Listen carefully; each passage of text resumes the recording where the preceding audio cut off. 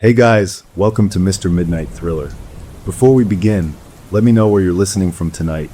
I read every comment. If these stories help you relax or fall asleep, feel free to like, share, or subscribe, only if you feel this channel deserves it. Now get comfortable, let the rain play, and listen. My name is Bruce, and my brother brought a ghost to our family camping trip. He was in love with her. The river, I think, was in love with her too. He showed up at my cabin door on that Friday evening, grinning like a fool with this woman beside him, her hand tucked into the crook of his arm like it grew there. She was pale, the kind of pale that made you think of mushrooms under a rotten log, and thin as a sapling. She gave me a smile that didn't do anything to her eyes, which were the flat gray of a winter sky. Her handshake was cold and quick, like grabbing a bottle from the fridge, and she pulled away the second it was polite to do so. My brother bounced on his heels, so proud, so happy. "Isn't she amazing?" he kept saying, and I nodded and clapped him on the back because that's what you do, even when every instinct in your body is telling you to grab your kid and lock the door. My 4-year-old, who usually ran headlong into any new visitor's legs, stayed glued behind mine, peeking out with wide, uncertain eyes. We piled gear into my old truck and headed for the spot by the Silver Thread River, a place we'd gone since we were boys. The whole drive, she was quiet in the back seat. Not a peaceful quiet. A waiting quiet. My brother chattered about his job, about the drive up, about anything and everything, and she'd hum or offer a single word answer, her gaze always fixed on the passing trees, like she was counting them. We got to the campsite as the sun was starting to dip, painting the sky in oranges and purples. The air had that crisp, leafy smell of autumn, and the river was a constant, rushing sound in the background, louder here than I remembered. We set up the tents. My brother and his girlfriend had their own little two-person thing, a sleek dark green dome, and I got the bigger one for me and my kid. She helped him, but her movements were careful, deliberate, like she was learning how to mimic human actions. She didn't shiver once, even though I was zipping up my jacket. She wore just a thin sweater, and it didn't seem to bother her at all. I got a fire going, the heart of any good campout, and the warm, woody smell of burning pine began to push back the evening chill. We roasted hot dogs, then marshmallows. My brother was in his element, telling silly stories, making my kid laugh. But she sat just outside the full ring of the firelight, on a log my brother had dragged over for her. The flames danced, casting long, jumping shadows, but her face stayed strangely still, like a mask. She'd smile when my brother looked at her, but the moment his eyes turned away, the smile would vanish, replaced by that empty, watching expression. And she kept looking past the fire, past us, toward the sound of the river. It wasn't a casual glance. It was a magnet pull. Her head would turn slowly, and she'd stare into the dark toward the water, like she was listening for a secret song in the rush and gurgle. My kid, usually begging for one more marshmallow, got quiet and crawled into my lap, a little lump of warmth against my chest. "You okay, buddy?" I asked. He just nodded and buried his face in my flannel shirt, his small fingers clutching the fabric. When I tried to shift him, he whimpered and held on tighter. "He's just tired," my brother said, but it felt like more than that. Later, when the fire was down to glowing embers and we were all turning in, my brother walked her to their tent. He kissed her forehead, and she stood there, receiving it like a statue receiving rain. I got my kid settled into his sleeping bag, his breath eventually evening out into sleep. I lay there for a long time myself, listening to the night sounds, the owls, the wind in the pines, the never-ending river. Something just fell off. The comfort of the place was gone, replaced by a low, steady buzz of wrongness in my nerves. I must have finally drifted off, but a full bladder woke me a few hours later. The moon was high and bright, washing the world in a blue-white light. I unzipped the tent as quietly as I could and stepped out into the cold air. That's when I saw her. She was sitting on a big, flat rock right at the river's edge, maybe 20 yards from the tents. The rock was usually half submerged, but the water was low this time of year. She sat cross-legged, her back perfectly straight, still wearing that thin sweater. The moonlight made her look carved from ice. She was utterly still. Not a fidget, not a shift. Just a white shape against the black, churning water. And she was staring. Not at the moon, not at the stars, but directly down into the river where it swirled around the base of the rock. The force of her focus was a physical thing. I stood there by my tent, frozen, my breath making little puffs in the air. I watched for a full minute, 2 minutes. She didn't blink. She didn't move a muscle. It was like watching a rabbit caught in a predator's gaze. except she was the predator, and the river was her prey, or maybe her god. A cloud passed over the moon, plunging everything into deeper shadow for a moment, and when the light returned, she hadn't changed at all. A deep, primal chill, one that had nothing to do with the cold air, settled into my bones. I crept back into the tent, my need to be forgotten, and zipped the door shut. I lay there in the dark, my heart thumping against my ribs, listening to the river's voice.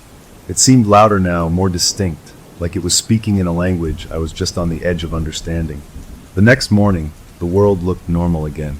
Sunlight filtered through the pine needles, birds were chirping, and the smell of coffee my brother was brewing was a beautiful, normal thing. She emerged from their tent looking just as she had the day before, pale, quiet, offering me that same small, cool smile. My kid, however, was different. He was clingy and fussy, which wasn't like him on a camping trip. He usually charged around exploring. I made pancakes on the camp stove, and while we ate, I tried to broach the subject. "So, your girlfriend," I said to my brother, keeping my voice light. "She's an early riser, huh? Saw her out by the river last night." He just chuckled. "She's a city girl, loves the nature sounds. Says the water helps her think." I pressed a little. She wasn't just listening, man. She was like a statue, and her hands are always freezing. His smile tightened, just a fraction. "She's got poor circulation, and she's an introvert. You're not used to that. You're being weird, Bruce. Just be happy for me." The defensiveness in his voice was a wall. I backed off, but I watched my child, who was now sitting in the dirt, drawing circles with a stick, refusing to even look in her direction when she walked past to throw a paper plate away. A child's fear is a pure, instinctual thing. They don't have logic to talk them out of it, and my kid was afraid. That day we went for a short hike, but the joy was gone from me. I watched her. I saw how she trailed her fingers over wet rocks we passed, how she'd pause whenever the trail got close to a streamlet feeding the main river. My brother held her hand, pointing out birds and trees, and she'd nod, but her attention was always being pulled back to the sound and sight of water. We got back to camp in the afternoon. My brother decided to fish downstream a bit, leaving me, my kid, and her at the site. She settled on that same log, looking at a book she never turned a page of. I tried to engage, asking where she was from, what she did for work. Her answers were vague, placid. "Back east," she said. "I'm between things right now." The whole conversation felt like skimming a hand over the surface of a pond, never going deep. My kid played with his toy trucks in the dirt, building a careful road, but every so often he'd look up at her, and his little brow would furrow. When my brother returned, empty-handed but cheerful, I felt a surge of relief I was ashamed of. We made dinner, another campfire. The pattern repeated. She sat just outside the warmth. My brother basked in her presence. My kid stayed pressed to my side. That night, I couldn't sleep at all. I listened to the river. It didn't sound peaceful anymore. It sounded like whispering, like a crowd of people just far enough away that you can't make out the words. Sometime after midnight, I saw the glow of her flashlight as she left their tent again. I moved to the tent flap, unzipped it a bare inch, and watched. She went straight to her rock. She sat, and then, in the uneven light of the moon, I saw her lips start to move. It wasn't singing. It wasn't regular talking. It was a low, rhythmic murmur, a guttural whisper that seemed to rise and fall exactly with the rush and gurgle of the water over the stones. It was a conversation. She was whispering to the river, and the river was answering with its own voice. My blood went cold. I held my breath, straining to hear, but all I could make out was that awful, syncopated rhythm. Then, as I watched, she slowly leaned forward and extended her hand toward the rushing current. She dipped her fingers into the black water, and the water, it reacted. It didn't just flow around her fingers. It seemed to coil up and around them, like vines growing, clinging to her pale skin in a liquid glove. She held it there for a 5 count, then pulled her hand back.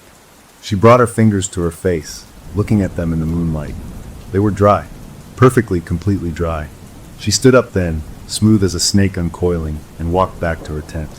I stayed at the flap, my knees weak, long after she was gone, listening to the hungry, whispering river. The camping trip was supposed to last 2 more days, but as the first gray light of dawn began to bleed into the sky, I knew with a certainty that tightened my scalp we couldn't stay. The question wasn't about leaving anymore. It was about how I could make my brother see what was right beside him, and what it wanted. And as I finally zipped the tent flap closed, my sleeping child murmured and turned over, his small voice clear in the quiet before dawn. Make the lady stop listening to the water, Daddy. The hook was set, deep and terrible, and we were all on the line. They say a close call with drowning changes a person. For my child, it didn't bring fear. It brought a vacant calm, and the first words he spoke that morning were, "The river is hungry." I'd spent the rest of that night awake, every sense stretched tight, watching their tent until the sun came up. My plan was simple and urgent: pack up and get out. I'd make an excuse, any excuse. A work emergency, a sick feeling, anything. But when I crawled out of my tent, the world felt tilted. My brother was already by the fire, poking at the ashes. His girlfriend was down by the water's edge, just standing there, facing the current. And my kid was walking, not toward me for breakfast, but with a slow, steady purpose toward the riverbank. His steps were sure, his little shoulders relaxed in a way that made my heart stutter. This was the boy who, just yesterday, needed to hold my hand tight near the water, who'd whimper at the cold spray. Now he moved like he was in a dream. "Hey buddy, no, come back." I called, my voice too high. He didn't turn. He reached the bank where the water swirled deep and fast around the big rocks. He stopped at the very edge, his sneakers touching the wet line of silt. He just stared into the churning brown water, his head cocked like he was hearing a favorite song. I was already moving, my coffee mug falling from my hand, but I was too far away. "Grab him!" I screamed at my brother, who turned, confusion on his face. His girlfriend was closer. She stood a few feet to the left, watching my child with that same empty expression. Then my kid took a step. Not back, forward, into the water. The current grabbed his little leg instantly, pulling him off balance. A second step, and he was in up to his waist, the force starting to drag him. My scream tore my throat raw. I was running, slipping on wet leaves, but it was like moving through glue. Then she moved. 1 second she was standing still, the next she was there. She didn't run. She just was there, as if the space between didn't exist. She stepped into the current, the water rushing past her knees as if she were a stone pillar, and plucked my child up by the back of his shirt. In one smooth motion, she turned and set him down on the dry bank, several feet back from the edge. It was over in a blink. I crashed to my knees in front of my boy, pulling his soaking, cold body into my arms. He was coughing, sputtering, scared and crying now, the weird calm shattered. "It's okay, I've got you, I've got you," I chanted, my own body shaking. My brother skidded to a stop beside us. Oh my God, are you okay?" He was looking at his girlfriend, who was walking calmly out of the river. "You were amazing. You saved him." He went to hug her, but I looked up, my vision sharp with panic. "She's dry," I choked out. The words were stupid, but they were all I had. My brother paused. We both looked. She stood there, her jeans and sweater untouched by the river. Not damp, not a little wet. Dry as if she'd never stepped in. A single drop of water hung from a strand of her hair. But that was it. My brother's face went through a change, shock, then a flicker of something like fear, then a forced, tight smile. "So she's quick and got lucky. The current must have missed her. Are you jealous or just paranoid, Bruce? She just saved your son's life." His voice was too loud, too angry. He was defending her against a fact, a simple, impossible fact. I didn't argue. I just held my kid, feeling his small trembles. She looked down at us, her gray eyes passing over my child's tears and settling on me. That not smile played on her lips. "He just slipped," she said, her voice like a breeze over a grave. "The river is playful here." Later, after I'd gotten my child into dry clothes and wrapped him in a blanket by the rekindled fire, I knelt before him. His eyes were red-rimmed but clearer. "Buddy," I whispered, my brother and his girlfriend out of earshot packing their tent. "Why did you go in the water? You know it's dangerous." He looked at me puzzled, as if I'd asked why he'd breathe. "The river lady said it was time to play. She was nice." She smiled in the water. A block of ice formed in my stomach. "The river lady? You mean her?" I nodded toward his uncle's girlfriend. He shook his head, his brow furrowed. "No, the other lady. The one in the water. She has a pretty dress." I couldn't breathe. I stood up, my legs weak. My brother was in love with a woman who whispered to rivers, who stepped into currents and came out dry. And now my kid was seeing women in the water. Rational explanations were gone, burned away by the cold, dry fact of her jeans. I needed to know what we were dealing with. While my brother fussed over her, making her tea, acting like she'd performed some heroic feat instead of an impossible one, I grabbed my phone. Service was a single, wavering bar at a specific rock near my truck. I stood there, my back to the camp, and I searched. I typed in things like local legends, Silver Thread River, and water spirits and ghosts by the river. The pages loaded in fragments. Tourist sites about fishing spots. History of logging. Then I found a dusty-looking digital archive of county folklore. The words were scanned from an old book. I read about drownings, about lights over the water, about lost travelers. Then I found a paragraph, just one, that made my skin prickle. It talked about river brides or silt wives. Spirits of women who drowned, bound to their drowning spot, it said. They were always cold, longing for the warmth of the living. They could sometimes pull themselves onto land, the stories said, looking for a family, a place to belong. But their time was short. To stay, they needed to anchor themselves to the warmth of a living family. And the only way to do that was to trade, to give the river new lives, new souls to hold under the water, so they could be free. The spirit gained strength not from the death, the text said, but from the grief that followed. A family's sorrow was its feast.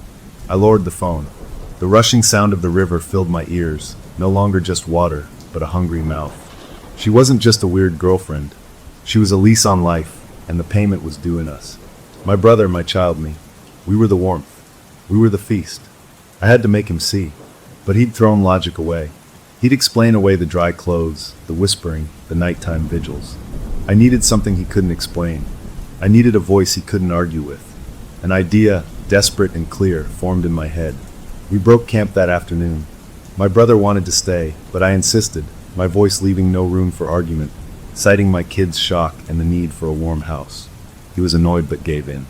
His girlfriend just nodded, her belongings packed with neat, efficient motions.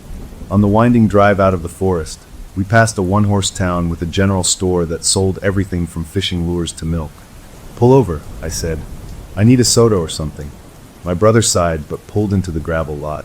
I went inside, the bell jingling.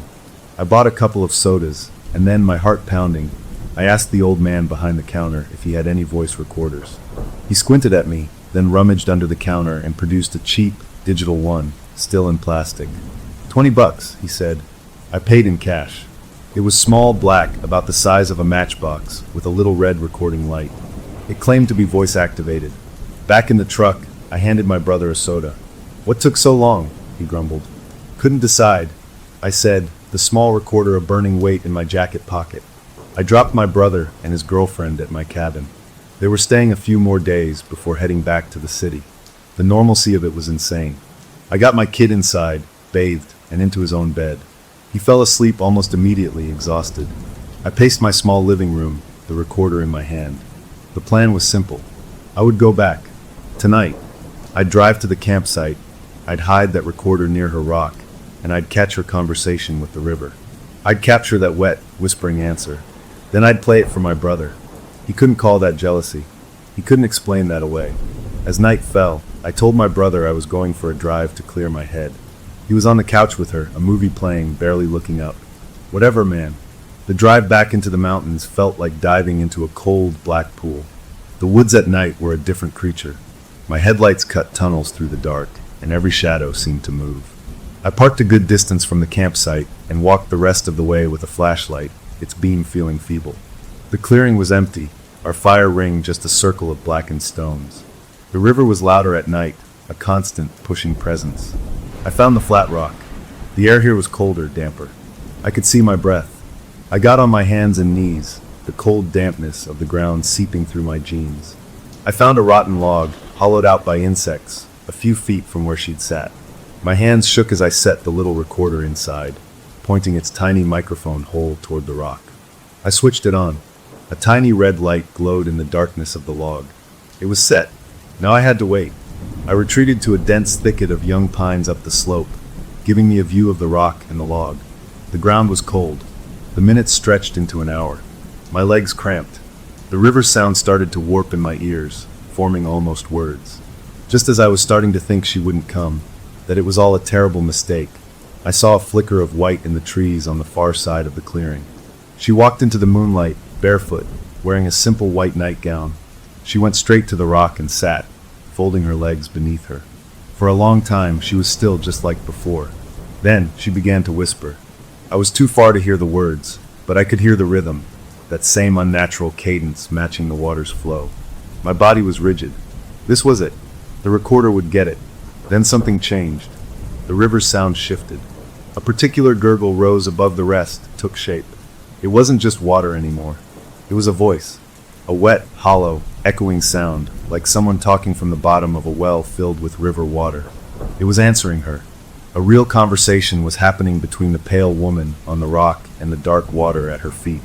The voice from the water was clearer now, and I heard a word, a hungry, drawn-out word. Soon. She leaned forward, her whisper becoming eager, pleading.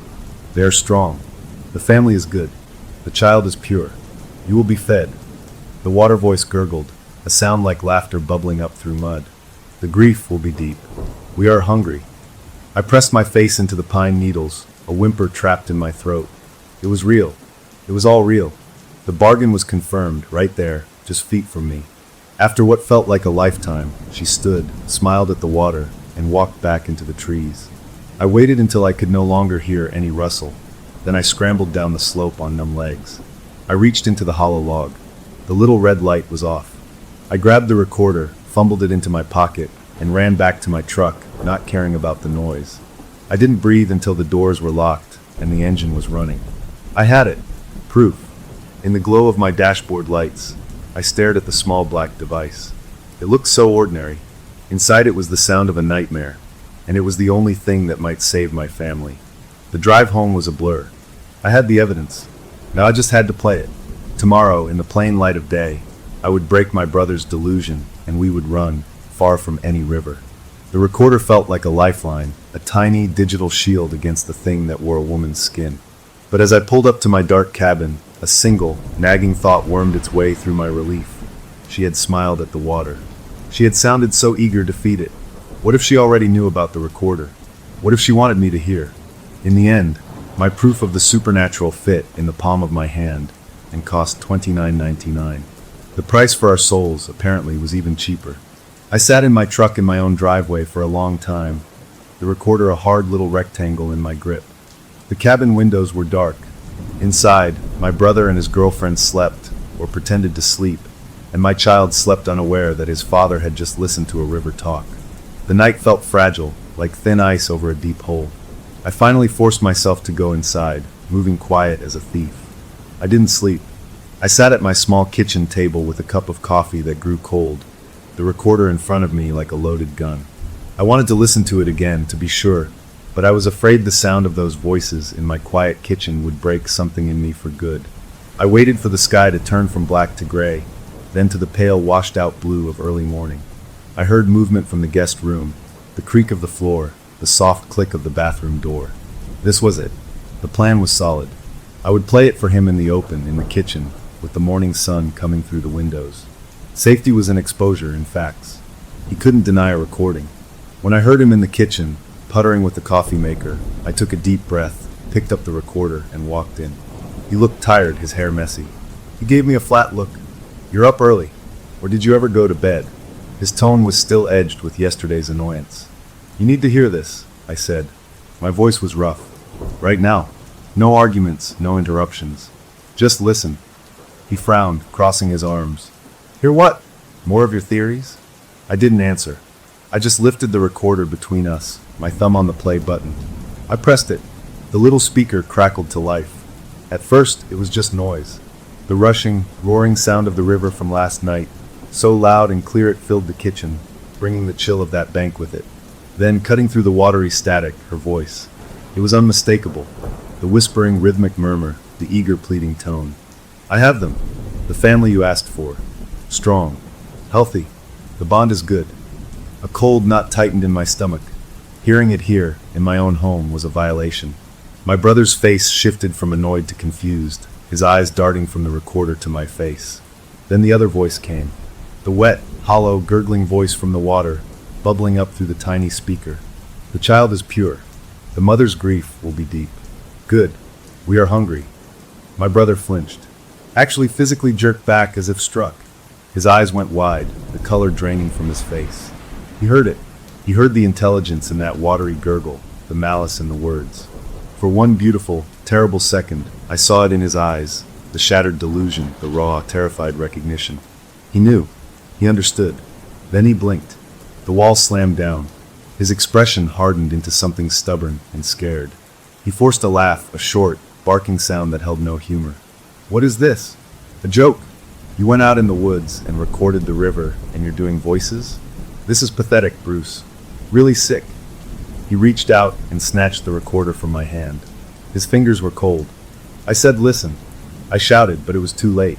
He turned, and in one swift motion, he threw the small black device. It sailed across the kitchen, clattered against the stone surround of the fireplace, and fell directly into the cold ashes of last night's fire. Before I could move, he grabbed the box of matches from the mantel, struck one, and tossed it onto the kindling still laid there. The drywood caught with a whoosh. "What are you doing?"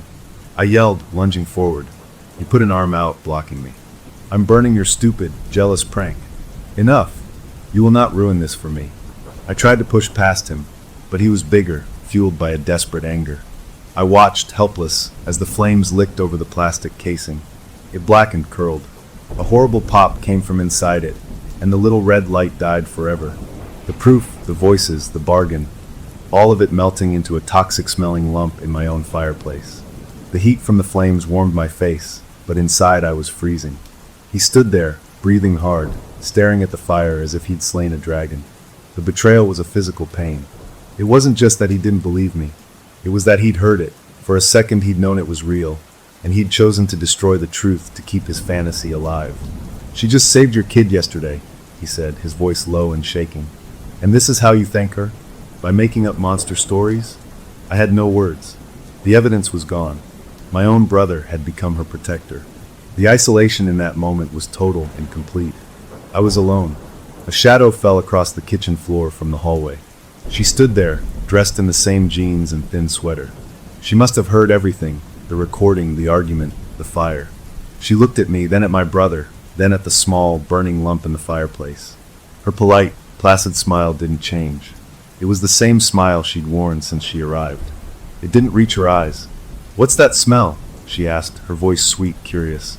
She walked into the kitchen, her bare feet making no sound on the wooden floor. She peered at the fire. "Oh, you're burning trash so early?" My brother moved to her side, putting a possessive arm around her shoulders. He was pale, but his jaw was set. "Just some old junk," he muttered, not meeting my eyes. She looked directly at me. Her gray eyes were like polished stones. "It sounded like you two were having quite the discussion. Everything okay?" She knew. Of course she knew. The smile was a taunt. I had nothing left. No proof, no ally. Just the crawling certainty and the memory of those recorded words. The mother's grief will be deep. My child's mother wasn't in the picture. The grief would be mine. I was the main course. I forced myself to look away from her, to address my brother. The words came out flat, dead. "We're leaving today. You should too. This isn't safe." He scoffed. "You're not my dad, Bruce. We'll leave when we're ready. Maybe today, maybe tomorrow. She loves the mountains." He was trying to sound casual, but his grip on her shoulder was white-knuckled. The rest of the morning passed in a terrible, polite limbo. I packed my things and my kids' things with a frantic energy. My brother and his girlfriend sat on the porch, drinking coffee. I could hear the low murmur of his voice, soothing, apologizing probably for my behavior. I couldn't see them, but I could feel her presence, a constant, cold pressure at the edge of my awareness. My kid was quiet, holding his stuffed bear, watching me with big eyes. "Are we going away from the river, lady?" he asked softly. "Yes, buddy," I said, my voice thick. "Far away." Just before noon, I had the car loaded. I went to the porch. They were still there, sitting in the rocking chairs. "I'm going," I said. My brother looked up. The anger was gone, replaced by a tired, stubborn sadness. "Have a safe drive, Bruce." He couldn't even look at me. She could. She smiled that smile. "It was so nice to meet you both," she said, her gaze sliding from me to my child clinging to my leg. "Such a lovely family." The words were normal, but in her mouth, they were a curse. I turned, got in the car with my kid, and drove. I watched the cabin shrink in the rearview mirror, the two figures on the porch getting smaller and smaller until a bend in the road took them away. The relief of putting miles between us and that place was immense, a weight lifting from my chest with every rotation of the tires. We were out. We were free. I drove for hours, until the mountains were just a dark line on the horizon. I found a chain hotel in a busy, brightly lit town full of normal people and normal sounds. I got a room on the third floor, as far from any decorative pond or swimming pool as I could. I ordered pizza, let my kid watch cartoons, and tried to make everything normal. The panic began to recede, replaced by a numb exhaustion. Maybe it was over. Maybe by leaving, I had broken whatever weird spell was being woven. The river was far away. She was with my brother. Maybe they'd go back to the city. Maybe it would be okay. I almost convinced myself. As I tucked my child into the strange hotel bed, he looked up at me. "Daddy, is Uncle coming?" The question was a small dart. "I don't know, buddy," I said, smoothing his hair. "Go to sleep." I sat in the dark room, the glow of the parking lot lights leaking around the curtains. My phone was on the nightstand. It buzzed, a text notification lighting up the screen. I picked it up. It was from my brother. The message was short. "You were right. I'm sorry." Her teeth. I saw her teeth. My blood turned to ice water. I stared at the words. Then a second text came through. It was a photo. Dark, blurry, taken in low light. It was a close-up of her face, but she was sleeping or pretending to sleep. Her lips were parted slightly, and there, in the dim light, I could see them. Her teeth were wrong. They weren't the slightly uneven, normal teeth of a person. They were perfectly uniform, each one a little too pointed, like a row of tiny needle-sharp pearls. They looked like the teeth of a deep-water fish. The photo was taken from beside her in bed. My brother had finally looked, and what he saw had broken through everything. The third text came. "She's waking up. She knows I know. She's looking at me. Bruce, what do I do?" The messages stopped. I called his number immediately. It rang once, then went to a robotic voice telling me the subscriber could not be reached. I called again. Same thing. I texted back. "Get out of the house. Run. Now." No response. The ticks on the screen showed the message was delivered, but not read. I sat there in the hotel room, the hum of the air conditioner the only sound, the photo of those sharp, perfect teeth glowing on my phone screen. We had driven away, but the nightmare hadn't stayed behind. It was still with him, in my cabin, and it knew its secret was out. The game had changed, and my brother was now a prisoner in his own delusion, facing the thing he'd refused to see. I was safe in a bland hotel room hundreds of miles away, but the hook was set deep in my heart. He'd finally believed me, and it might have just gotten him killed. There are two types of betrayal, the hot kind from anger, and the cold kind from fear. My brother's was the worst kind, the cold kind, because it meant he knew, on some level, that I was right, and he chose her anyway. But now, staring at his panicked text and that horrible photo in the sterile hotel room, his fear had finally overgrown his denial. The thought of him trapped in my cabin with that thing made my own panic surge, a metallic taste filling my mouth. I called his phone over and over, each unanswered ring a nail in a coffin. I called the landline at the cabin. It rang and rang. No answering machine picked up. I sat on the edge of the bed, my mind racing in useless circles. I was hours away. The police? What would I say? My brother's girlfriend has sharp teeth and whispers to Rivers, "Please do a wellness check?" They'd laugh, or worse, think I was a danger. I had to go back. The decision was terrible and immediate. I couldn't leave him there. I looked at my sleeping child in the other bed, his face peaceful in the glow of the exit sign. I couldn't take him back into that. I made another call, my fingers clumsy. My old neighbor, Mrs. Gable, a retired nurse who sometimes babysat. I spun a wild story about a family emergency, my brother sick, me needing to get to him fast. I must have sounded convincing, because the desperation in my voice was real. She agreed, God bless her, to come to the hotel and stay with my kid for the night. I packed a go bag for him, wrote down instructions, and waited in an agony of impatience until her kind, wrinkled face appeared at the door. I hugged my sleepy, confused boy too tight, promised I'd be back by morning, and ran. The night drive back to the mountains was a nightmare of its own. Every shadow on the road looked like a standing figure. Every bridge over a creek made my hands clench the wheel. The replay of those recorded voices mingled with the memory of her dry clothes and my child's vacant walk into the current. This time, I wasn't going for proof. I was going for war. I parked a mile down the road from my cabin and approached on foot through the woods, a heavy maglite flashlight in my hand like a club. The cabin was dark, no porch light, no glow from the windows. My truck was still gone from the driveway. They hadn't left. The whole place had a waiting quality, like a held breath. I crept onto the porch, avoiding the squeaky board by the steps. The front door was unlocked. I pushed it open slowly. The living room was a mess of shadows. The smell hit me first, a damp, muddy smell, like the bank of the river after a rain. mixed with the sour scent of old ashes from the fireplace where my proof had burned. "Hello," I whispered, my voice swallowed by the dark. No answer. I moved through the main room, the beam of my flashlight cutting a shaky path. Nothing was out of place, but everything felt wrong. A damp spot on the rug near the kitchen, a scattering of pine needles on the floor, as if someone had walked them in. I checked the guest room. The bed was neatly made, empty. Their bags were gone. My heart hammered. Had they left? But his texts, he was scared. He wouldn't have just packed up and gone with her. I went to my room, and pushed the door open. The scene inside stopped me cold. My brother was on the floor, curled on his side near the window. He wasn't moving. For a second, I thought the worst. Then I saw the slow rise and fall of his chest.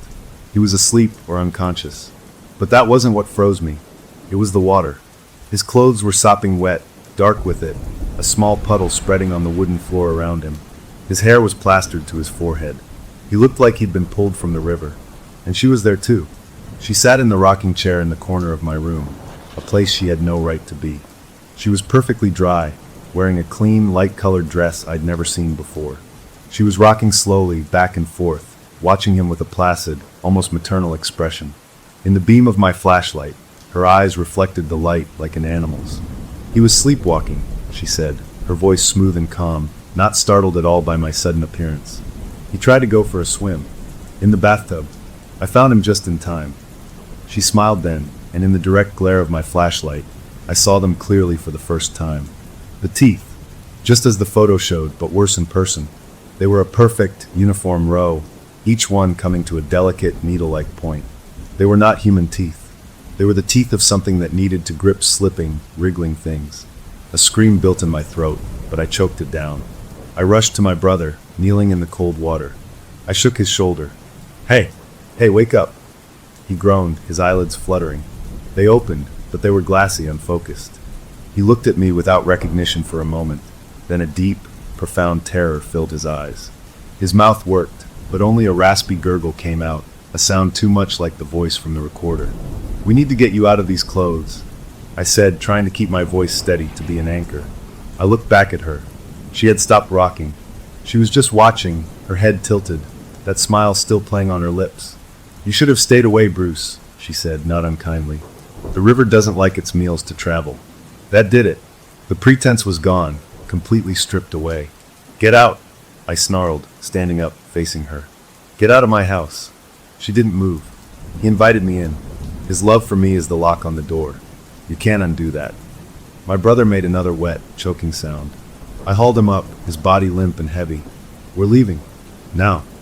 I dragged him toward the door, his feet leaving wet tracks on the floor. She didn't try to stop us. She just watched us go, that terrible smile in place. I got him outside into the cool night air. It seemed to revive him a little. He coughed, a racking, deep cough, and water spilled from his lips. "They're the car," he stammered, his voice raw. "The tires." I half carried him to where his car was parked beside the house. In the moonlight, I saw it immediately. All 4 tires were slashed, cut open with something sharp and precise. The rubber gaped like dead mouths. A trail of wet footprints, small and barefoot, led from the car down the path toward the river. We were stranded. No, he was stranded. My truck was miles down the road. I could make a run for it, but I couldn't carry him. A low, gurgling laugh floated from the porch. She stood in the doorway, leaning against the frame. "You see, the river provides everything, even reasons to stay." My brother gripped my arm, his fingers like icy clamps. His eyes were clearer now, filled with a horror I'd never seen in another person. She isn't Sarah," he whispered, water still trickling from the corner of his mouth. "Sarah Marshall drowned in the Silva Thread 60 years ago. I looked it up after the texts. She's wearing her face." The confirmation was a final, settling weight. I believed him instantly. It explained the pale skin, the cold, the connection to the water. She was a worn skin, and something old and hungry was inside it. We were prey in a territory it had marked. Our only chance was to hold out until daylight. Maybe then I could get to my truck, get help. We retreated not into the cabin, but into the old woodshed out back. It was sturdy, with a solid lock on the outside. If we were inside, we could brace the door. It smelled of cut pine and gasoline. I got my brother onto a stack of old tarp-covered lawn chairs. I found an old blanket and wrapped it around his shaking shoulders.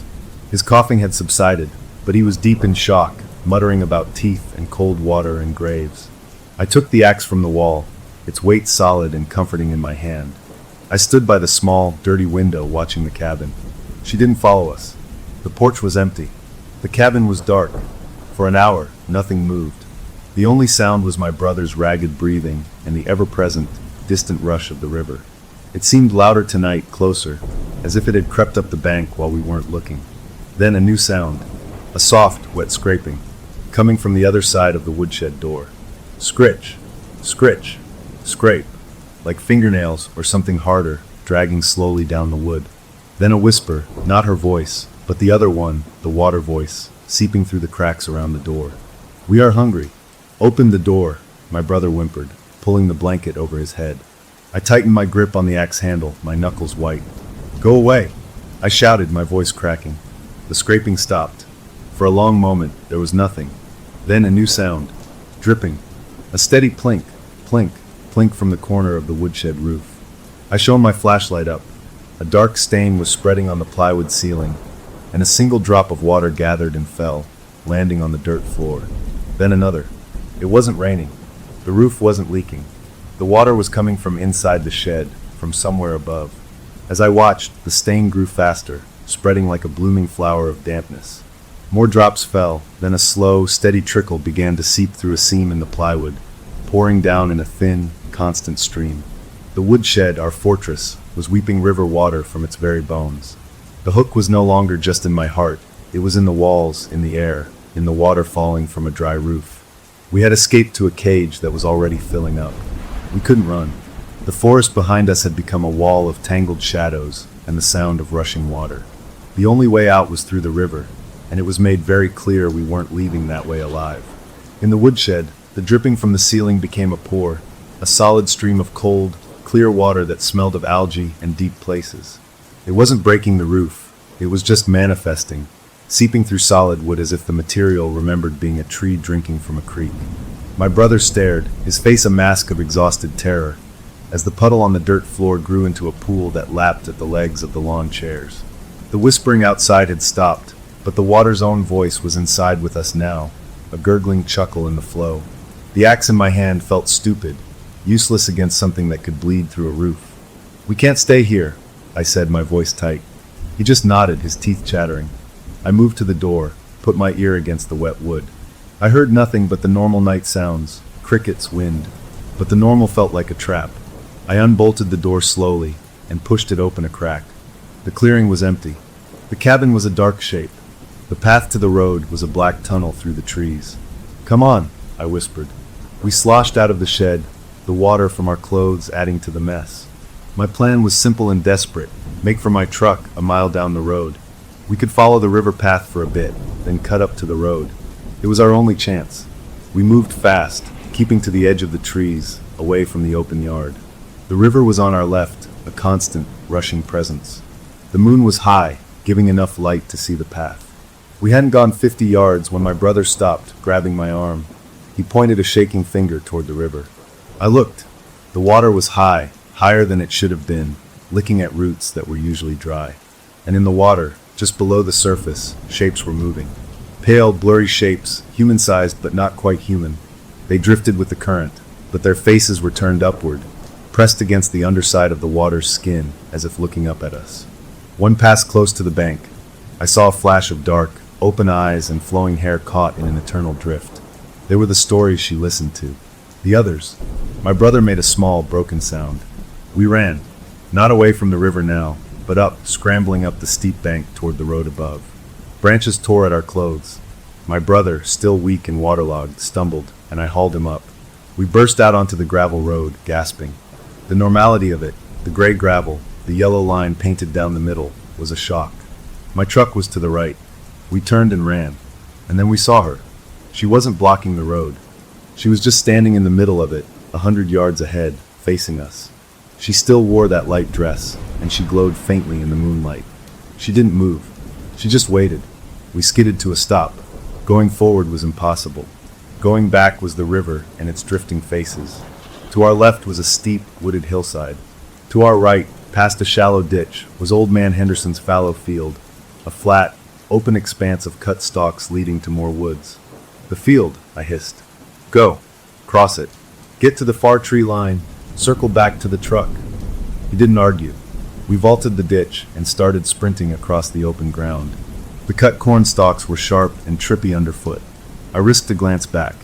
She was walking now, not running, a leisurely pace as if she knew exactly where we were headed. She stepped off the road and into the field after us. We ran harder, my lungs burning. The far tree line was a solid black wall maybe 300 yards away. We were halfway across when the ground changed. My foot, coming down, didn't hit solid dirt. It sank with a wet slurp up to my ankle. Cold, muddy water soaked my shoe.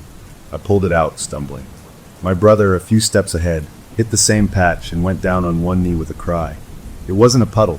The entire center of the field, an area that should have been dry dirt, was turning into a shallow, spreading lake. Water was welling up from the ground itself, bubbling up between the corn stalks, turning the soil into a sucking black bog. It wasn't river water. It was groundwater, summoned up. The field was becoming a marsh before our eyes, cutting us off from the trees. We changed direction, angling right, trying to skirt the edge of the spreading water. But wherever we turned, the water spread faster, as if it were hurting us. We were being pushed, channeled. I realized with a sickening lurch where we were being pushed, back toward the river. The tree line on the right, the one we were now lunging for, bordered the riverbank further downstream.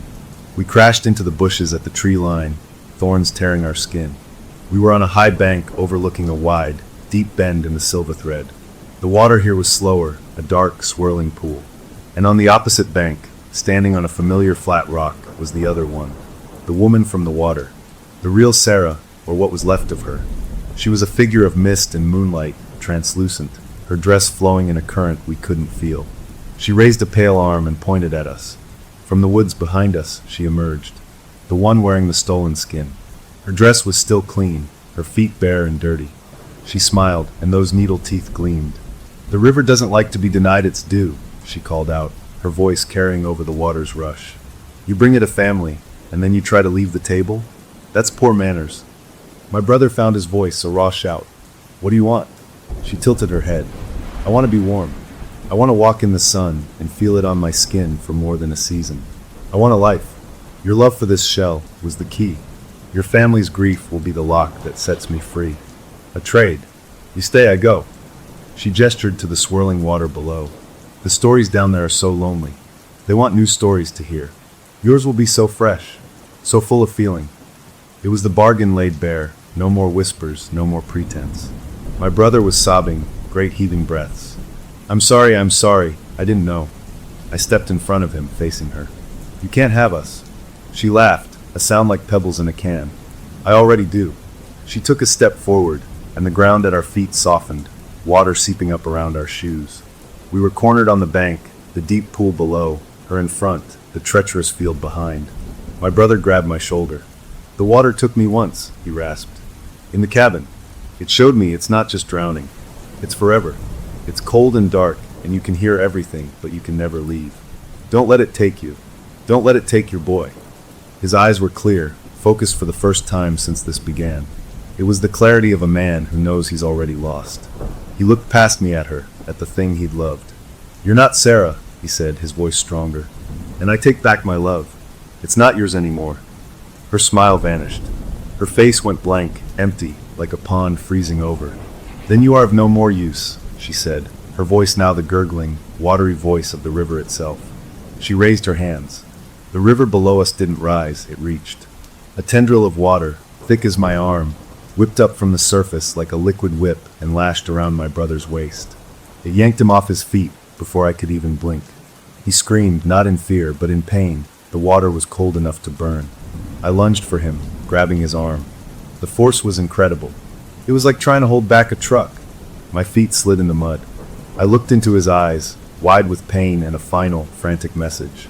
He shook his head once. A fierce, final command. "Let go." The water pulled harder. My grip broke. He was dragged over the edge of the bank and into the black pool. He didn't splash. He was swallowed. The surface closed over his head, and for a second, I saw pale hands, not the water tendril, but the hands of the drifting shapes, reach up from the depths and pull him down. Then the river smoothed over, swirling as if nothing had happened. I stood there on the bank, my arms still outstretched, the cold mud soaking my knees. The world was a roar of blood in my ears, and the chuckling river. She was still there, watching me. "One part of the payment," she said, her voice sweet again. "His grief is gone. Now we wait for yours.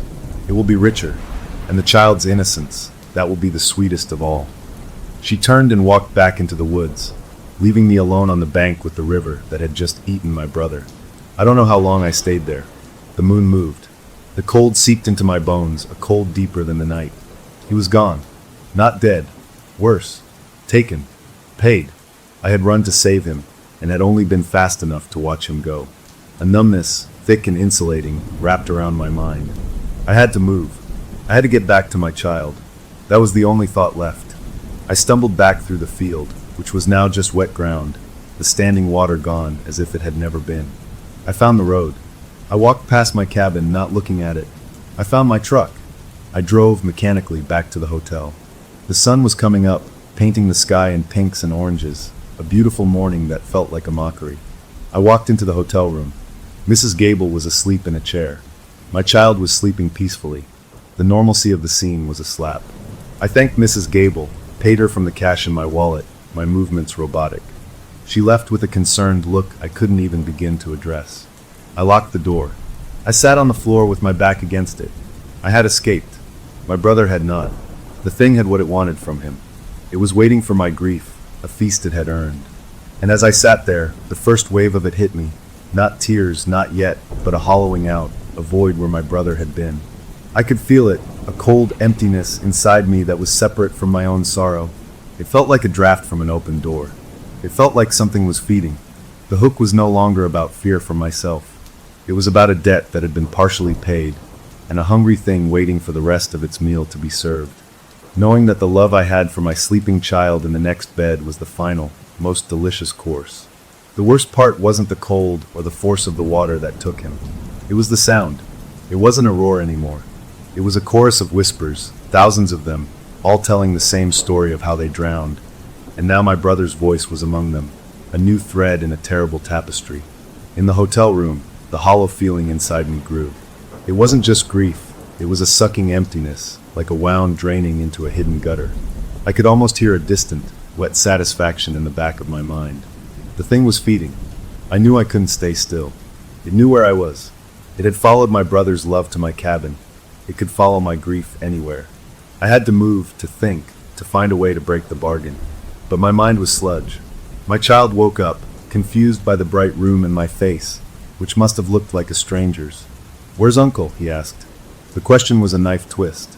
"He had to go away," I managed to say, the lye ash in my mouth. "We need to go on a trip, okay? A long drive." He was a good kid. He nodded, trusting me, which made the hollowness ache worse. I packed our few things.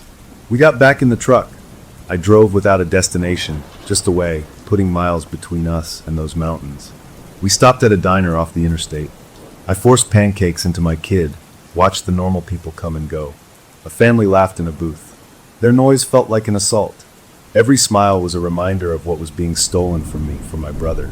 The grief wasn't just mine, it was being harvested, and that knowledge poisoned it, turned sorrow into fuel for the thing that caused it. I paid the bill and went to the restroom.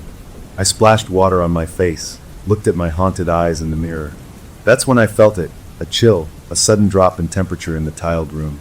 The fluorescent light flickered, and from the drip of the faucet I hadn't fully closed, the water changed. Instead of a clear trickle, it came out dark, full of fine silt, like river mud. It plinked into the white sink, staining it brown. I stumbled back. The drip continued, a steady plink, plink, plink of filthy water. Then it stopped. The water ran clear again. The room warmed up. It was a message. You can run, but the water is everywhere. It's in the pipes, in the ground, in the air you breathe.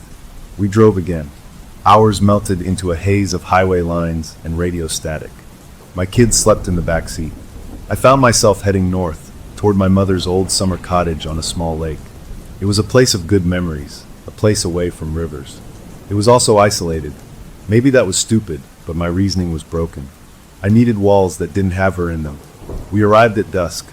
The cottage was musty but dry. The lake out front was still and placid, nothing like the churning silver thread. I got a fire going in the stone fireplace. the first bit of warmth I'd felt in days. I put my kid to bed in the loft, exhausted from the drive. I sat by the fire, staring at the flames, trying to plan, to think of anything but the empty feeling inside and the image of my brother being pulled under. I must have dozed off. I woke to a sound, a tapping, like fingers on glass. I was instantly alert. The fire had died to embers. The tapping came from the kitchen. I picked up the iron poker from the fireplace and walked slowly across the dark living room. The kitchen window over the sink looked out onto the porch and the lake beyond. The moon shone on the water, making a path of light. And there, on the other side of the glass, was a face. It was my brother. His skin was pale and bloated, his hair stringy and wet. His eyes were open, wide, and full of a terrible, pleading awareness. They were not dead eyes. They were trapped eyes. He opened his mouth, and black water poured out over his chin, running down the window glass. He raised a waterlogged hand and placed it against the pane. Tap, tap, tap. I couldn't move. This wasn't a ghost. This was a delivery, a reminder. He was in the current, but the current was showing me he was still there, still feeling. His mouth moved again, shaping a word I could read through the water and glass. Run. Then his face changed. The pleading was wiped away, replaced by the blank, empty expression of the thing that wore Sarah's skin. It was her, looking out through his eyes for a moment, a flash of cold amusement. Then the face at the window melted, dissolving into a cascade of lake water that splashed down the outside of the pane, leaving only streaks of silt. I ran to the window, wiped at the glass. Nothing, just the moon on the lake. I checked the locks on all the doors and windows. I went up to the loft. My child was sleeping. I sat on the floor next to his bed, the poker across my knees. Sleep was impossible. The hollow feeling inside was now a constant pull, a vortex centered on my chest. I could feel the grief being drawn out of me, siphoned away. I was feeding it with every remembered laugh, every pang of loss. The cottage felt less like a shelter and more like a waiting room. The next day was cloudy and still. I tried to act normal for my kid. We built a fort with sheets. We read books. But I was watching the lake, the still calm lake. Around noon, my child was coloring at the table. He looked up, his crayon hovering. "Daddy, the lake is singing," he said. I went cold. "What do you mean, buddy?" "It's a pretty song. It wants me to come see the shiny rocks." I ran to the window. The lake was flat gray. Nothing moved. "You stay inside, understand? No matter what." He looked at me, scared by my tone, and nodded. I went out onto the porch, closing the door behind me. I walked down to the little wooden dock. The water lapped gently against the posts. I knelt at the end of the dock, staring into the murky water. "What do you want?" I whispered, not expecting an answer. The water in front of me bubbled. A shape formed just below the surface. It was her, the River Sarah, the misty one. She smiled, a ripple of light on water. Her voice came not to my ears, but directly into my mind, a sound of weeds brushing against a hull. "We have his love. We have your grief growing. We are patient. The child's transition will complete the circuit. Then the one you met will walk, and we will have a new, bright story to listen to forever. Your story. I'll never give him to you," I said, the words gritty. "You don't have a choice," the water voice gurgled. "The bargain was struck with his love. It is a chain. You are all linked. You can run to the desert, and we will find a crack in the earth to whisper through. You are ours." A single, pale lily pad floated to the surface in front of me. Resting on it was a small, water-smoothed stone. On the stone, a mark had been scratched, a crude, childlike drawing of a stick figure next to a wavy line. It was the kind of thing my kid would draw. My blood turned to ice. I stood up so fast I almost fell off the dock. I ran back to the cottage. My child was not at the table. His coloring book was there, open to a page he'd been working on. It was a picture of a house by a lake. He'd drawn a smiling sun. And there, in the blue crayon scribble of the lake, he'd drawn a second, smaller stick figure, floating under the wavy lines. A cold certainty gripped me. I took the stairs to the loft 2 at a time. The bed was empty. The back window, the one that faced the woods away from the lake, was open. The screen was pushed out. I screamed his name, leaning out the window. I saw a flash of his red shirt between the trees. He was walking, not running, with that same steady, dreamlike pace he'd used by the river. I vaulted out the window, dropping to the soft ground, and took off after him. He was heading not toward the lake, but into the thick woods behind the cottage. I crashed through underbrush, calling for him. I caught up to him at the edge of a small, stagnant pond I'd forgotten was even there, choked with green scum and fallen logs. He stood at its edge, just like before. "Hey!" I shouted, skidding to a stop. "Look at me!" He turned. His eyes were open, but they were glazed, reflecting the green murk of the pond. He smiled a peaceful, empty smile. "The river lady is nice," he said. "She says I can play with the other kids now. They're right here." He pointed at the pond. In the scum, I saw them. Small, blurry shapes just under the surface, tiny faces looking up. Children. My scream tore through the woods. I lunged for him, grabbing him around the waist and pulling him back from the edge. He didn't fight. He went limp in my arms, his head lolling against my shoulder. He was cold, so cold. I carried him back to the cottage, my heart a frantic drum. I got him inside, wrapped him in blankets, held him. His eyes fluttered closed, and he fell into a deep, unnatural sleep. The hollow feeling inside me was now a howling wind. It wasn't just feeding on my grief anymore. It was trying to collect its final payment directly. It could reach him anywhere there was water, in any form. A pond, a puddle, a dripping faucet. We were not safe. We would never be safe. The hook was no longer a question of if, but when and how. The thing in the river had my brother. It was drinking my sorrow, and it was calling to my son through every drop of water on earth. The bargain was in motion, and I was trapped in the middle of it, watching the last piece of my family be slowly reeled in. I held my sleeping child, the cottage walls feeling as thin as paper, and knew that running was over.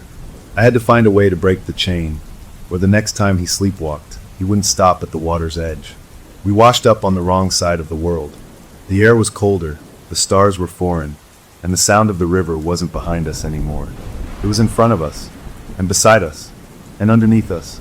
After the pond, I knew nowhere with water was safe. My mind, frayed as it was, landed on one desperate idea: the desert. Dry, barren, miles from any real river. I loaded my sleeping child back into the truck and pointed us south and west, toward the dust and rock. We drove for 2 days, stopping only for gas at Stark stations under a blazing sun, buying bottled water by the case. I avoided motels. We slept in the truck at rest stops, and I tied a soft cloth around my child's wrist at night, the other end to my own, a pathetic tether against the pull of his sleepwalking. The hollow feeling inside me, the siphon of my grief, became a constant companion, a cold spot in my gut. I could feel it, a connection stretching back across the miles like a taut, wet string. I was feeding it by just existing, by remembering. The desert, when we finally reached it, was a shock of heat and light and open space. I found a rental, a cinderblock box on a barren lot 10 miles from a dying town, with a rainwater tank that was empty and a view of cracked earth and scrub for miles. It felt like a fortress. For 3 days, nothing happened. The heat was immense, a dry oven that baked the wetness from my bones. My child seemed better, color returning to his cheeks, the glazed look fading from his eyes. He played in the dusty yard with toy trucks, making roads in the dirt. The constant roar of the river was replaced by the buzz of flies and the whisper of hot wind. I started to dare to hope. The connection felt stretched thin. Maybe the distance and the dryness were breaking it. On the 4th night, the wind picked up, howling around the corners of the little house. I lay awake on my cot, listening. The sound was lonely, but it was just wind. Then, around midnight, I heard a new sound. A pitter-patter on the tin roof. Rain. In the desert. I got up, my heart starting to hammer. I looked out the window. Black clouds had blotted out the stars. A hard, sudden desert downpour was lashing the earth, turning the dust to mud in seconds. It wasn't right. The air hadn't felt stormy. The rain fell in thick, silver sheets, and in the flashes of lightning, I saw the water wasn't just pooling. It was moving with purpose, gathering into rivulets that snaked toward the house. It was seeking. I ran to check on my child. He was sitting up in his cot, staring at the wall. A slow trickle of water was leaking from the corner of the ceiling, cutting a dark line down the painted cinder block. "Daddy," he said, his voice small. "The rain is telling a story. It's about Uncle. He says he's so cold." The leak in the ceiling bulged, and a gout of water burst through, splattering on the floor. It didn't spread like normal water. It gathered itself into a small, dark puddle that seemed to shimmer with an inner light. Then it began to flow, against the slope of the floor, toward my child's bed. That was it. There was no more running. It would use a flash flood in the desert, a leak in a roof, a drop of condensation. It was in the water cycle itself. I grabbed my child, yanked him from the bed, just as the creeping puddle reached his blanket. I pulled him into the main room. Water was now seeping under the front door, a steady invasion. The wind screamed. The downpour roared on the roof. We were trapped in a box that was filling up from the outside and the inside. I did the only thing I could think of. I dragged our cots and the small table into the center of the room. I piled every dry thing we had, blankets, clothes, pillows, onto them. I lifted my child onto this pathetic island. "Stay here. Don't move," I commanded. He nodded, his eyes huge. I grabbed the kerosene lantern we used for light. I uncapped the fuel reservoir. I didn't think, I just acted. I poured the sharp-smelling liquid in a wide circle on the concrete floor around our island of furniture, soaking the few rag rugs. I threw the empty lantern aside, struck a match, and dropped it. A wall of blue and yellow flame whooshed up, forming a flickering ring around us. The heat was intense, immediate. The water seeping under the door halted at the line of fire, bubbling and steaming. The puddle from the bedroom stopped its advance. For a moment, the hiss of steam and the crackle of fire were the only sounds. Then the front door blew open with a sound like a gunshot. She stood there in the opening, the lashing rain behind her not touching her. Her dress was dry. Her needle teeth were bared in something that wasn't a smile. The wind whipped her hair, but it didn't move like hair. It moved like kelp in a current. "Fire is clever," she said, her voice cutting through the storm. She didn't sound angry. She sounded impressed, like a chef admiring a tricky ingredient. But stone drowns fire, and water drowns stone. And she stepped across the threshold. We drown everything. She walked toward the circle of flame. She didn't hurry.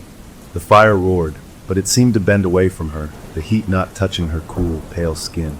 She stopped just outside the ring. She looked at me, then at my child huddled on the cot. Her gaze was a physical coldness.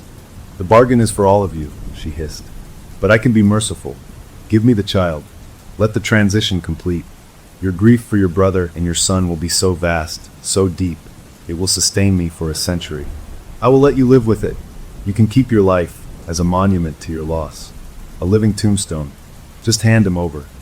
My child was crying, burying his face in a blanket. The offer was a new kind of horror.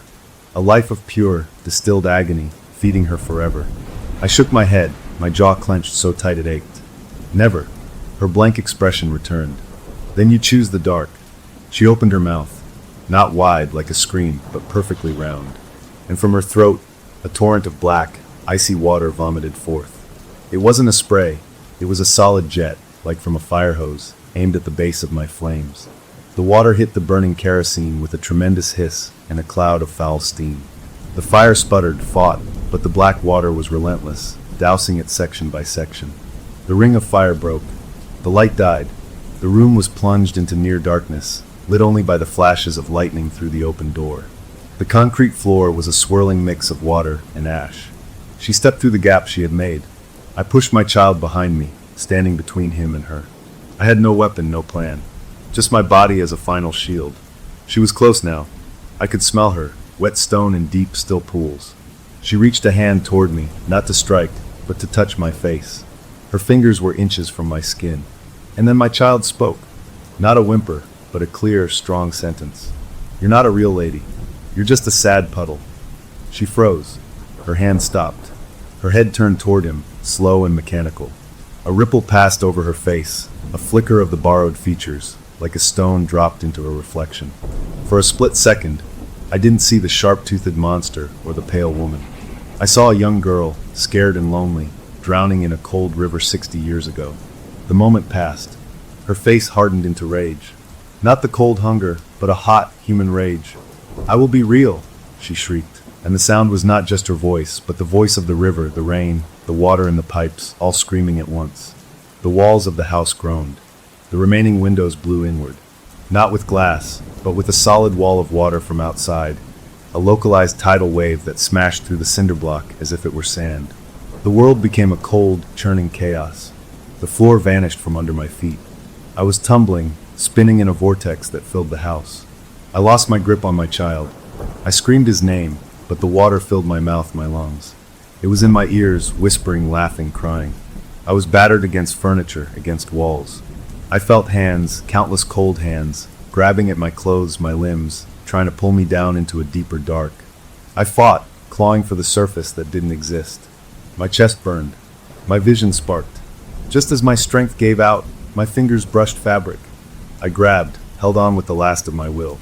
It was my child's shirt. I pulled him to me, wrapped my arms around him, and stopped fighting. I let the current take us. We tumbled through the broken wall of the house, out into the desert night, carried on a river that shouldn't exist, a flash flood of supernatural hate. The world was a roar of water and wind. Then suddenly it stopped. The force released us. I crashed onto a surface, hard and wet, my child still clutched to my chest. I rolled onto my back, gasping, vomiting up bitter water. I was on solid ground, muddy but solid. The roar of the flood was gone. The rain had stopped. I pushed myself up, choking. My child coughed beside me, alive, terrified, but alive. We were on a bank of some kind. The air was cold and still. I looked around. We were on a narrow strip of gravel and dark sand. To one side was a calm, glassy black expanse of water, so still it reflected the strange, bright stars above perfectly. To the other side was a wall of skeletal, blackened trees, their branches twisted like bones. I turned to look behind us.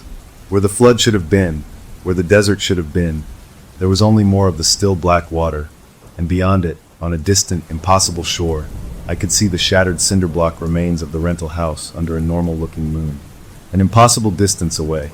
We hadn't been washed down a desert wash. We had been washed through. We were on a shore, but not our shore. The wrong side of the world. The hook was no longer in me. It had pulled me through the eye of the needle. We had escaped the flood, but we had arrived in the place the flood came from. I held my shaking child, staring at the perfect, terrible reflection of foreign stars in the hungry, placid water. The most terrifying question in the world isn't, "What are you?" It's "Which one?" And it was a question the river asked me, while wearing my brother's decaying face. On that wrong side shore, the air didn't move. It was cold, a damp cold that seeped through my wet clothes and into the marrow. The stars above were too many, too bright, arranged in shapes I'd never seen. My child shivered against me, his small fingers clutching my shirt. He pointed a trembling finger at the ground. "Daddy, the dirt is talking." I looked down. The wet, black silt we were sitting on was moving, bubbling, as if something underneath was breathing. A shape formed, pushing up against the surface, a face made of mud and pebbles, its mouth open in a soundless scream. It sank back down, leaving a depression that slowly filled with oily water. This was the waiting place. From the perfectly still, black water in front of us, she rose, not bursting forth, but simply standing up on the surface as if it were stone. It was the one who wore the skin, but she was changed. The pretense of humanity was almost gone. Her eyes were now the solid, flat color of a deep, stagnant pool. Her hair drifted around her shoulders as if in a slow current. She looked at us with a cold, assessing gaze. "You see," she said, her voice echoing slightly like sound over water, "you're already halfway home. This is where the stories settle. Your brother is here. He has so many to tell you." The silt in front of me parted with a wet sigh.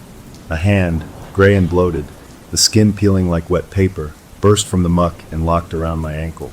The grip was iron-strong and freezing. I yelled, trying to pull away, but it held fast. More of the arm emerged, then a shoulder, then a head. It was my brother. His eyes were open, filled not with mud, but with a terrible, pleading awareness. His mouth worked, and a trickle of black water and a single, clear word came out. "Run." But there was nowhere to run. The water was in front. The twisted woods were a wall of thorns behind. She walked across the water to the shore, her feet leaving no ripple. She knelt beside my brother's emerging form with a mock tenderness, stroking his matted hair. "He is the anchor," she explained, her voice almost gentle. "His love for this shell I wear, his life, that was the first token. Your grief for him is the second. The child's innocence is the third. A three-part feast. Your grief nourishes me even now.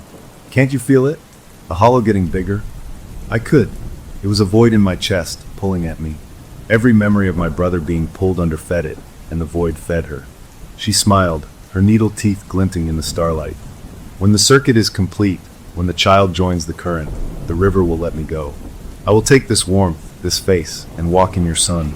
And you," she gestured to my brother, now half emerged from the hungry silt, "you will stay here, in the mud, feeling this pain forever. You will be a new story for the others to listen to. A story of a father's grief. A very rich story." My brother's hand tightened on my ankle, not in menace, but in desperate communication. His eyes screamed at me.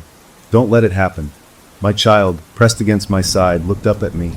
His face was pale, streaked with dirt and tears, but in his eyes, I saw a frightening clarity. "Don't be sad for me," he whispered. "It's okay." That pure, selfless love, that willingness, was like a scent in the air. The river around us groaned with pleasure. The water, so still a moment before, began to lap hungrily at the edges of our little island of silt. She stood, backing up onto the water again. She waved a hand. The black water parted, not dramatically, but like a curtain being drawn aside. A path of flat, dry stones appeared, leading from our muddy shore across the surface of the water, all the way to the far, distant bank where I could see the broken rental house under its normal moon. It looked real. It felt real. The way home. "Go," she said. "Take the path. Walk back to your world. Dry land all the way." "But—" She paused, her stagnant eyes fixed on mine.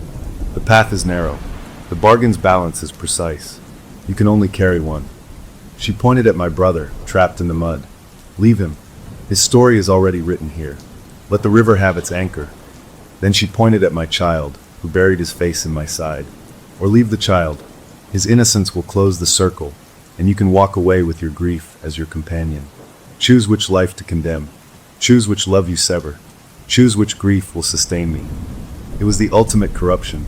She wanted me to pick, to become an agent of the bargain, to willingly hand over a piece of my own soul to power hers. It wasn't just about feeding on grief. It was about making me create it, willingly, knowingly. The horror of the choice paralyzed me. My brother, trapped in suffering, but alive in some terrible way. My son, warm and trusting in my arms. I looked at the stone path. It was a trick. To step onto it was to accept the terms of the choice. There was no winning move in her game.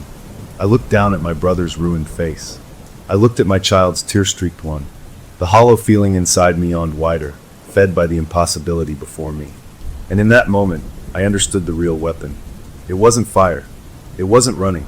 It was the very thing she was feasting on, my love, my grief. They were the engine of her power. To break the game, I had to break the fuel line. I had to become something she couldn't digest. I had to feel nothing. Or, I had to feel something she couldn't understand. I stopped fighting the hollow feeling. I leaned into it. I thought of my brother, not with love or grief, but with a cold, focused memory of the man he was before her, stubborn, funny, loyal. I acknowledged his fate not as a tragedy, but as a fact. A terrible, irreversible fact. I didn't push the grief away. I let it drain out into the void, and I pictured the void not feeding her, but collapsing in on itself, a neutral emptiness. I looked at my child, and I didn't think of losing him. I thought of protecting him, not as a desperate father, but as a force of function. Love as a shield, not as a vulnerability. The hollow feeling shuddered. The river's groaning softened, confused. She tilted her head, her watery eyes narrowing. "Choose," she commanded, but her voice had lost its echoing certainty. I stood up, pulling my child into my arms. I looked not at her, but past her, at the chorus of pale, drifting shapes I could now see just beneath the water's surface around the stone path. The other stories, the other feeders. I spoke not to her, but to them, to the river itself, to the concept of hunger that lived in this place. My voice was raw, but it didn't shake. "You want a story? I'll give you a new one." I took a step, not onto the stone path. I turned my back on the false way home. I took a step toward the deepest, blackest part of the waiting place water, away from the path, where the silt bank dropped off into nothingness and the pale shapes writhed closest to the surface. "This isn't a story about grief," I said, walking slowly to the edge. "This is a story about a door that shouldn't have been opened, and about the man who walked through it to close it from the other side." Her confidence broke. "What are you doing?" "The path is there," she shrieked, pointing. I ignored her. I looked down at my brother in the mud. His pleading eyes held a new question. I gave him the smallest nod. Then I looked at my child. "Close your eyes, buddy. Hold on tight. We're going for a swim to find Uncle." He wrapped his arms around my neck and buried his face, trusting me absolutely. I took the last step off the silt bank into the deep, cold, black water. We sank fast. The cold was a shock, a pain that stole my breath. The pale hands were on us immediately, pulling, grasping. But I didn't fight them. I let them pull us down. I focused everything I had not on fear, not on love, not on grief, but on a single white-hot point of defiance. A new story. A story of invasion. A story of a father who didn't choose. but brought the fight into the heart of the hunger. We sank into the dark. The pressure grew. The whispering of the thousand stories became a roar in my ears. And then, in the deepest dark, I felt it, a connection, a current that wasn't water but something else. The link of the bargain, the chain that bound my brother, my grief, and my child's potential fate. I could feel it like a braided rope made of cold water. And with the last of my air, with my child clinging to me, I didn't pray. I didn't wish. I issued a command into the drowning dark, a new thread for the tapestry. This story is mine, and it ends with us going home. All of us. I felt a jolt, like a cable snapping. The hands pulling us stopped. The roaring whispers hesitated. And deep below, in the mud where my brother was anchored, something let go. The current around us shifted. It was no longer pulling us down. It was turning. The river on this wrong side didn't flow like a normal river. But now it moved. It began to spiral, a slow, vast whirlpool centered on the deep spot where we sank. The pale shapes scattered, confused. A scream, her scream, echoed from far above, full of rage and sudden, sharp fear. The water started to brighten, not with light, but with a pale, greenish luminescence. I saw the silt bottom below, a forest of grasping, half-buried forms. And I saw my brother, free of the mud, floating, his eyes closed, a peaceful look on his ruined face. The spinning current gathered us, me, my child, my brother, and began to carry us up, not toward the false shore, but along a new, rising channel that glowed with that eerie green light. We were moving fast, a rushing elevator of water. I held my breath, my lungs burning. My child's grip was fierce. The light grew brighter, turning from green to white. There was a sound like a great inhalation, and then we were expelled. We shot out of the water onto a familiar bank, gasping and coughing. Not the waiting place shore, the real shore. The flat rock by the Silver Thread River, under the normal moon, next to our old, flooded campsite. I rolled onto my back, heaving. My child sputtered beside me. I turned my head. My brother lay a few feet away, still and pale, but he was breathing shallow, ragged breaths. He was here. He was real. He was back. The river in front of us churned angrily, white-capped and loud.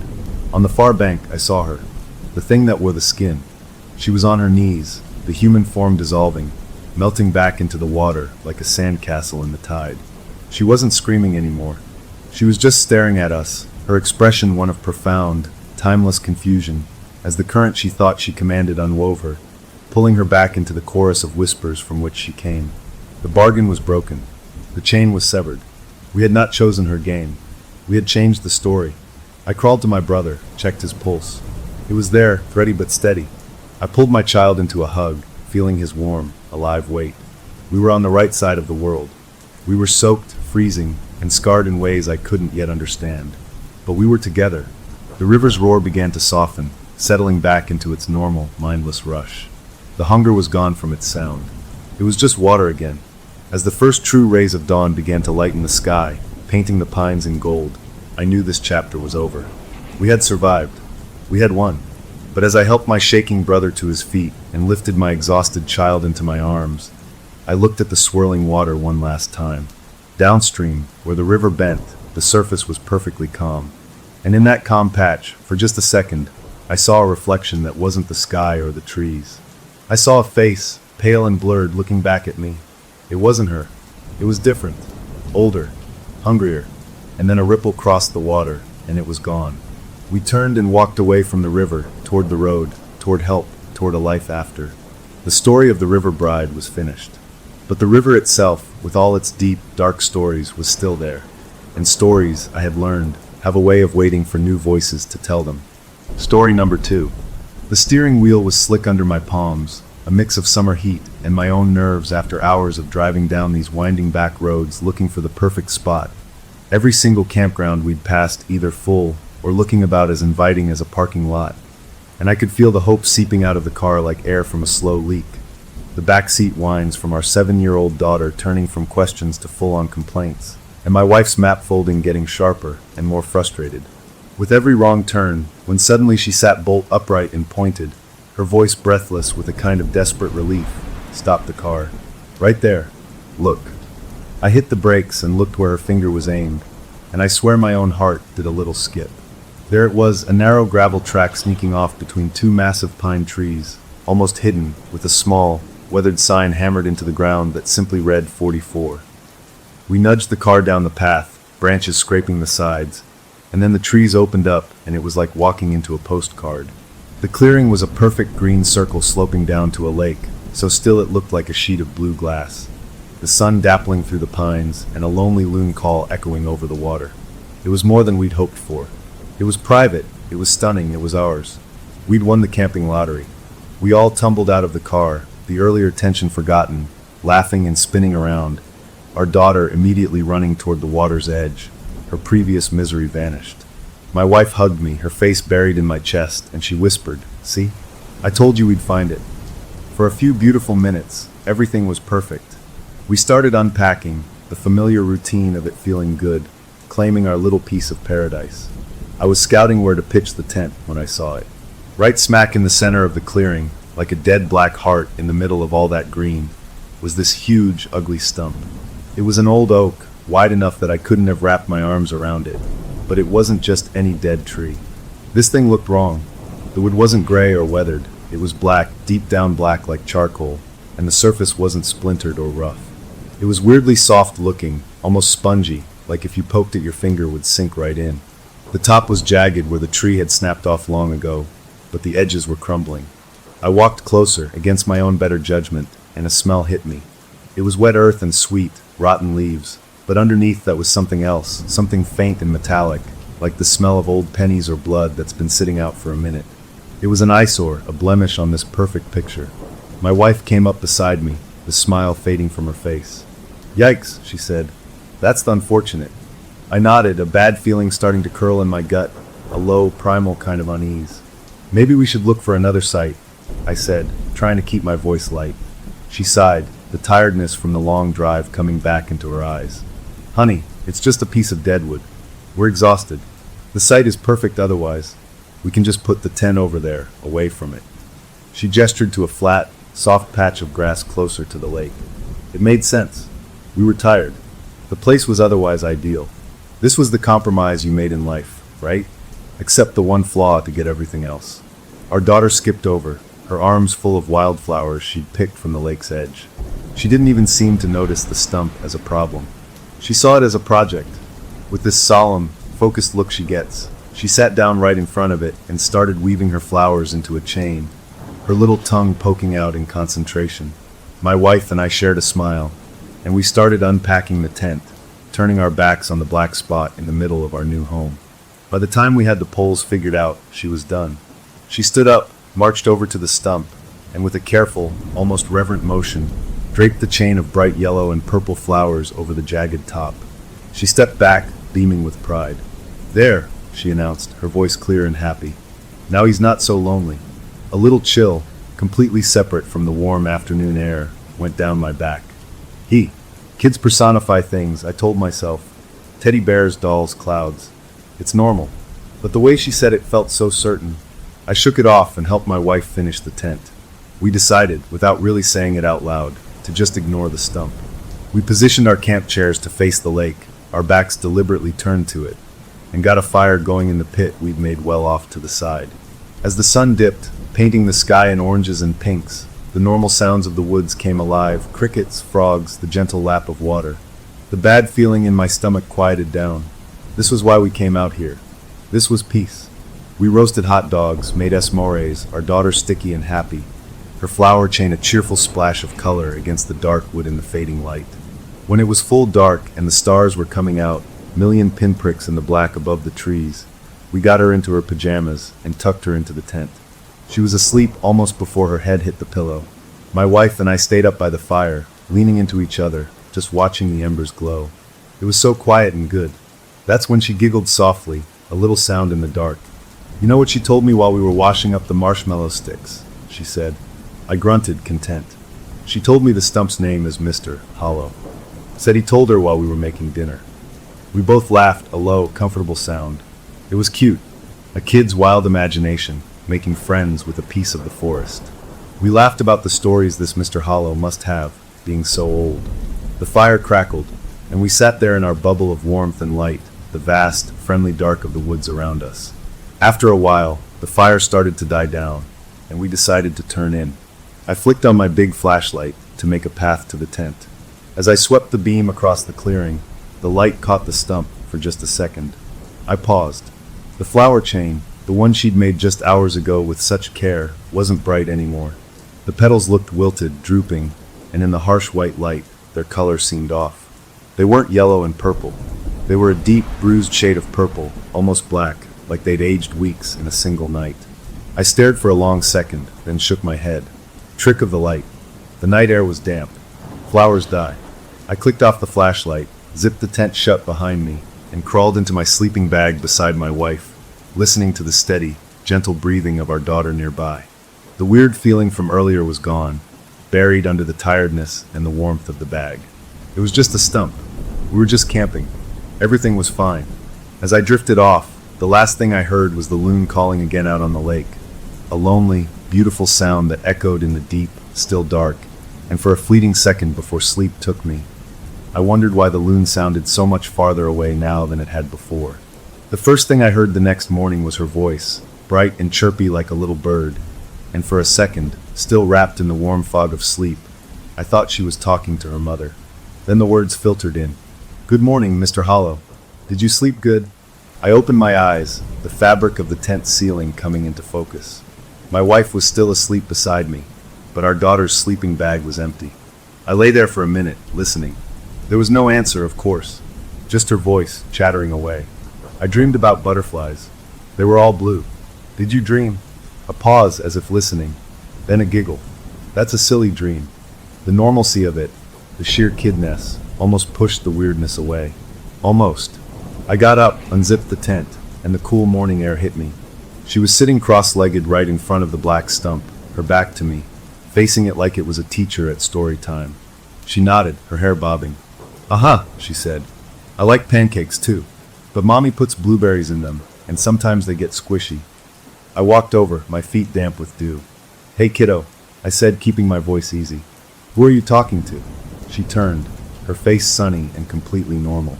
"Mr. Hollow," she said, as if it were the most obvious thing in the world. "He's telling me about the squirrels that used to live in him." I forced a smile. "That's nice. Come on, help me get the stove going. Let's make some of those blueberry pancakes." She scrambled up, gave the stump a little pat, and skipped toward our cooking area. I glanced at the stump. The flower chain from yesterday was gone. Not fallen off, just gone. No wilted petals on the ground. Nothing.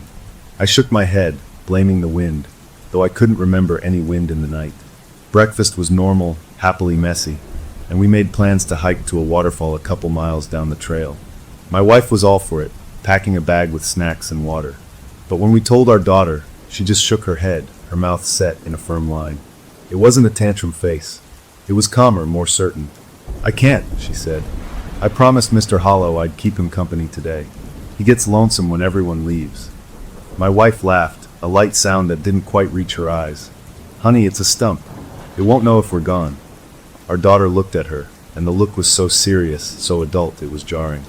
"He knows," she said simply. We tried coaxing, bribing with extra marshmallows later, but she wouldn't budge. Finally, my wife sighed. "You stay with her. I could use some quiet time by the water anyway. I'll just take my book down to the shore." She grabbed her novel and a towel, shooting me a look that said, "Handle this." So, it was just me and my daughter in the clearing. I tried to engage her in a card game, but her attention kept drifting back to the stump. After a while, I gave up and just watched her. She'd go over, sit, and talk. She'd listen, her head cocked. She wasn't just playing. Her eyes were focused, intent, like she was really hearing something. It was the listening that started to get to me. Kids pretending talk all the time, but they don't usually stop to listen so carefully to nothing. Around lunchtime, my wife came back, her skin smelling like sunscreen and lake water. She started pulling out bread and lunch meat. Our daughter, who had been quiet for a little while, came over and sat at the picnic table. She took a bite of her sandwich, chewed thoughtfully, and then said, "Mr. Hollow says Grandma was scared of water too. That's why she never learned to swim." The world didn't stop, but it stuttered. My wife's hand, holding a jar of mustard, froze in midair. My own breath caught. My mother, her grandmother, had died before she was born. She had a deep, almost phobic fear of lakes and oceans. She never learned to swim. We'd maybe mentioned it once or twice in passing years ago. There was no way, no possible way, our 7-year-old could know that detail. not in that specific way. The air under the pines felt suddenly cooler. My wife's eyes found mine, wide and searching. "What did you say, sweetie?" she asked, her voice tight. Our daughter just shrugged, taking another bite. "Mr. Hollow told me. He knows lots of things. He's very old." We spent the next hour doing the mental gymnastics people do when faced with something impossible. Maybe my wife talked in her sleep. Maybe we told the story to her when she was a toddler and she'd remembered it subconsciously. Maybe it was a crazy 1,000,000-to-1 guess. We clung to those maybes, stacking them up like a shaky wall between us and the rising tide of dread in my gut. My wife's fear was different from mine. Mine was a logical, buzzing alarm. Hers was quieter, deeper, a mother's instinct. She watched our daughter not with confusion, but with a growing, visceral unease. She saw what I saw now, the focused eyes, the calm certainty, and it chilled her in a way no logical explanation could warm. Later that afternoon, trying to break the mood, to prove to myself that this was all just a weird coincidence and a piece of rotten wood, I did something stupid. I picked up a small, smooth pebble from the lake shore. I walked over to the stump, my daughter watching from where she was drawing in the dirt. "Okay, Mr. Hollow," I said, trying to sound jokey. "Let's see how tough you are." I underhanded the pebble at the center of the blackened wood. I expected a dry thud. What happened was worse. The pebble didn't bounce. It didn't thump. It hit the surface and sank in with a soft, wet, sucking sound, like a stone dropped into thick mud. It was gone, swallowed up in that spongy blackness. And then a second later, from the tiny hole it had made, a single, fat bead of something welled up. It wasn't sap like from a pine tree. It was dark, amber-colored, and opaque. It clung to the side of the stump for a moment, then slowly, lazily, began to drip down toward the ground. The smell from yesterday, that metallic rot smell, got a little stronger. I took a step back. My daughter looked up from her drawing. "He doesn't like that," she said, not mad, just stating a fact. I didn't know what to say. I just walked back to the fire pit, my heart doing a slow, hard drum against my ribs. My wife had seen it. She didn't say anything. She just started cleaning up lunch with a kind of frantic energy. That's when she saw it. She was gathering some napkins that had blown near the base of the stump, and she stopped dead. "Hey," she called, her voice low. "Come look at this." I went over. There, in a perfect circle around the bottom of the stump, was a ring of mushrooms. They weren't there yesterday. They were small, with smooth white caps, and they looked like they'd sprung up overnight, neat as a fence. A fairy ring, my brain supplied, the old folk name for it. They looked pretty and completely unnatural. We didn't talk about it. We just looked at each other, and in that look was an agreement that something was very off, but also a mutual, unspoken decision not to panic, not in front of her. We got through the rest of the day by pretending everything was normal. We made a big dinner, we told stories, we kept the fire big and bright. Our daughter was her usual self, except for the occasional quiet comment to her friend. We put her to bed earlier than usual, both of us feeling drained. She went to sleep without a fuss. My wife and I sat by the fire again, but the comfort was gone. We talked in low voices about maybe packing up a day early, about how the weather might turn, about any excuse to leave that wouldn't scare our daughter. We were just about to agree to leave first thing in the morning when we heard a sound from the tent. A whimper, then a sharp, frightened cry. My wife was up in a flash, diving into the tent. I was right behind her, my flashlight on. Our daughter was sitting up in her sleeping bag, her eyes wide with terror, gasping for breath. A nightmare. Just a nightmare. My wife gathered her up, rocking her, soothing her. "What's wrong, baby? What happened?" Our daughter sobbed, her small body trembling. "The roots," she choked out. "I dreamed about the roots. They were under the tent. They were tickling my feet. They wanted to say hello." She buried her face in her mother's shoulder. My wife held her close, shooting me a look of sheer horror over her head. I stood there in the tent doorway, the beam of my flashlight cutting across the floor, illuminating the simple green ground sheet. It lay flat and innocent on the earth. But as I stared, the memory of that pebble sinking into the soft, hungry wood played over and over in my mind.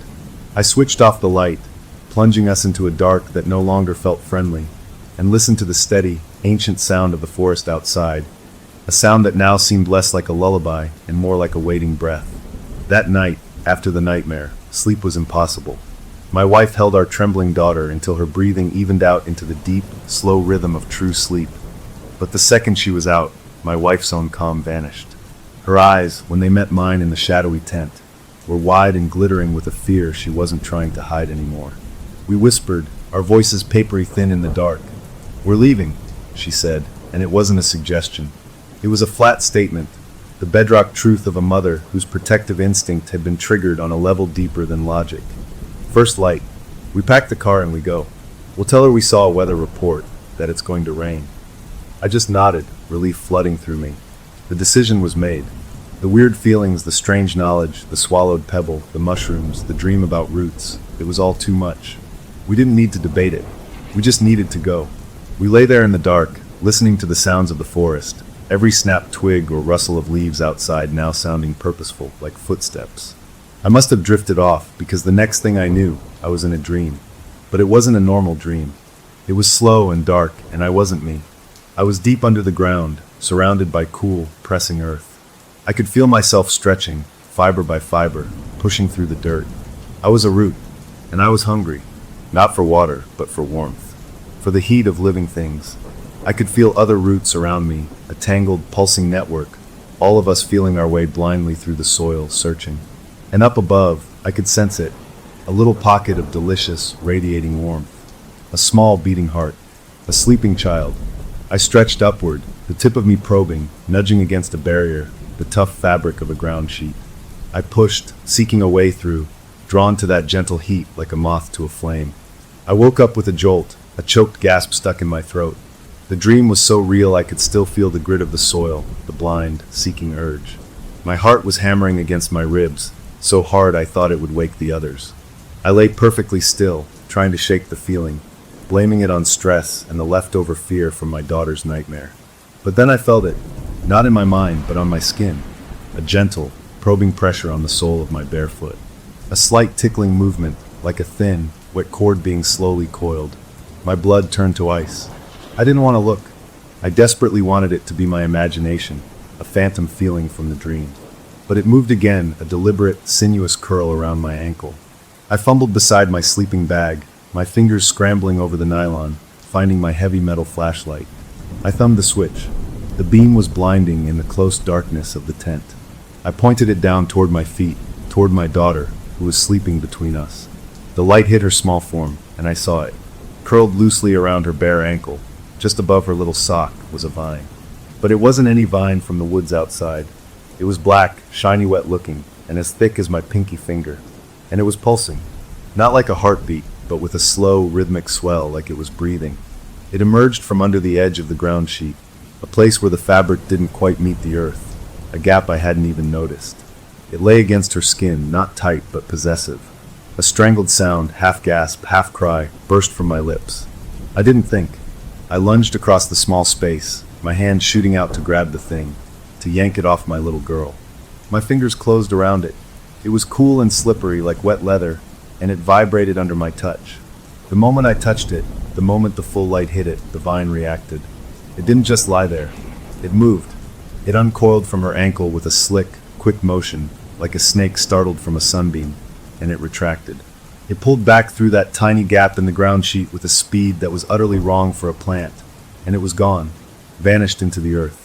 I was left clutching at empty air, my hand hovering over my daughter's ankle. My wife was awake now, sitting up, her face pale in the flashlight's backwash. "What? What is it?" she whispered, her voice sharp. I couldn't speak. I just shone the light on our daughter's ankle. The skin was smooth, unmarked. Not a scratch, not a red line, nothing. It was as if the vine had never been there. But I had felt it. I had seen its oily pulse. A root.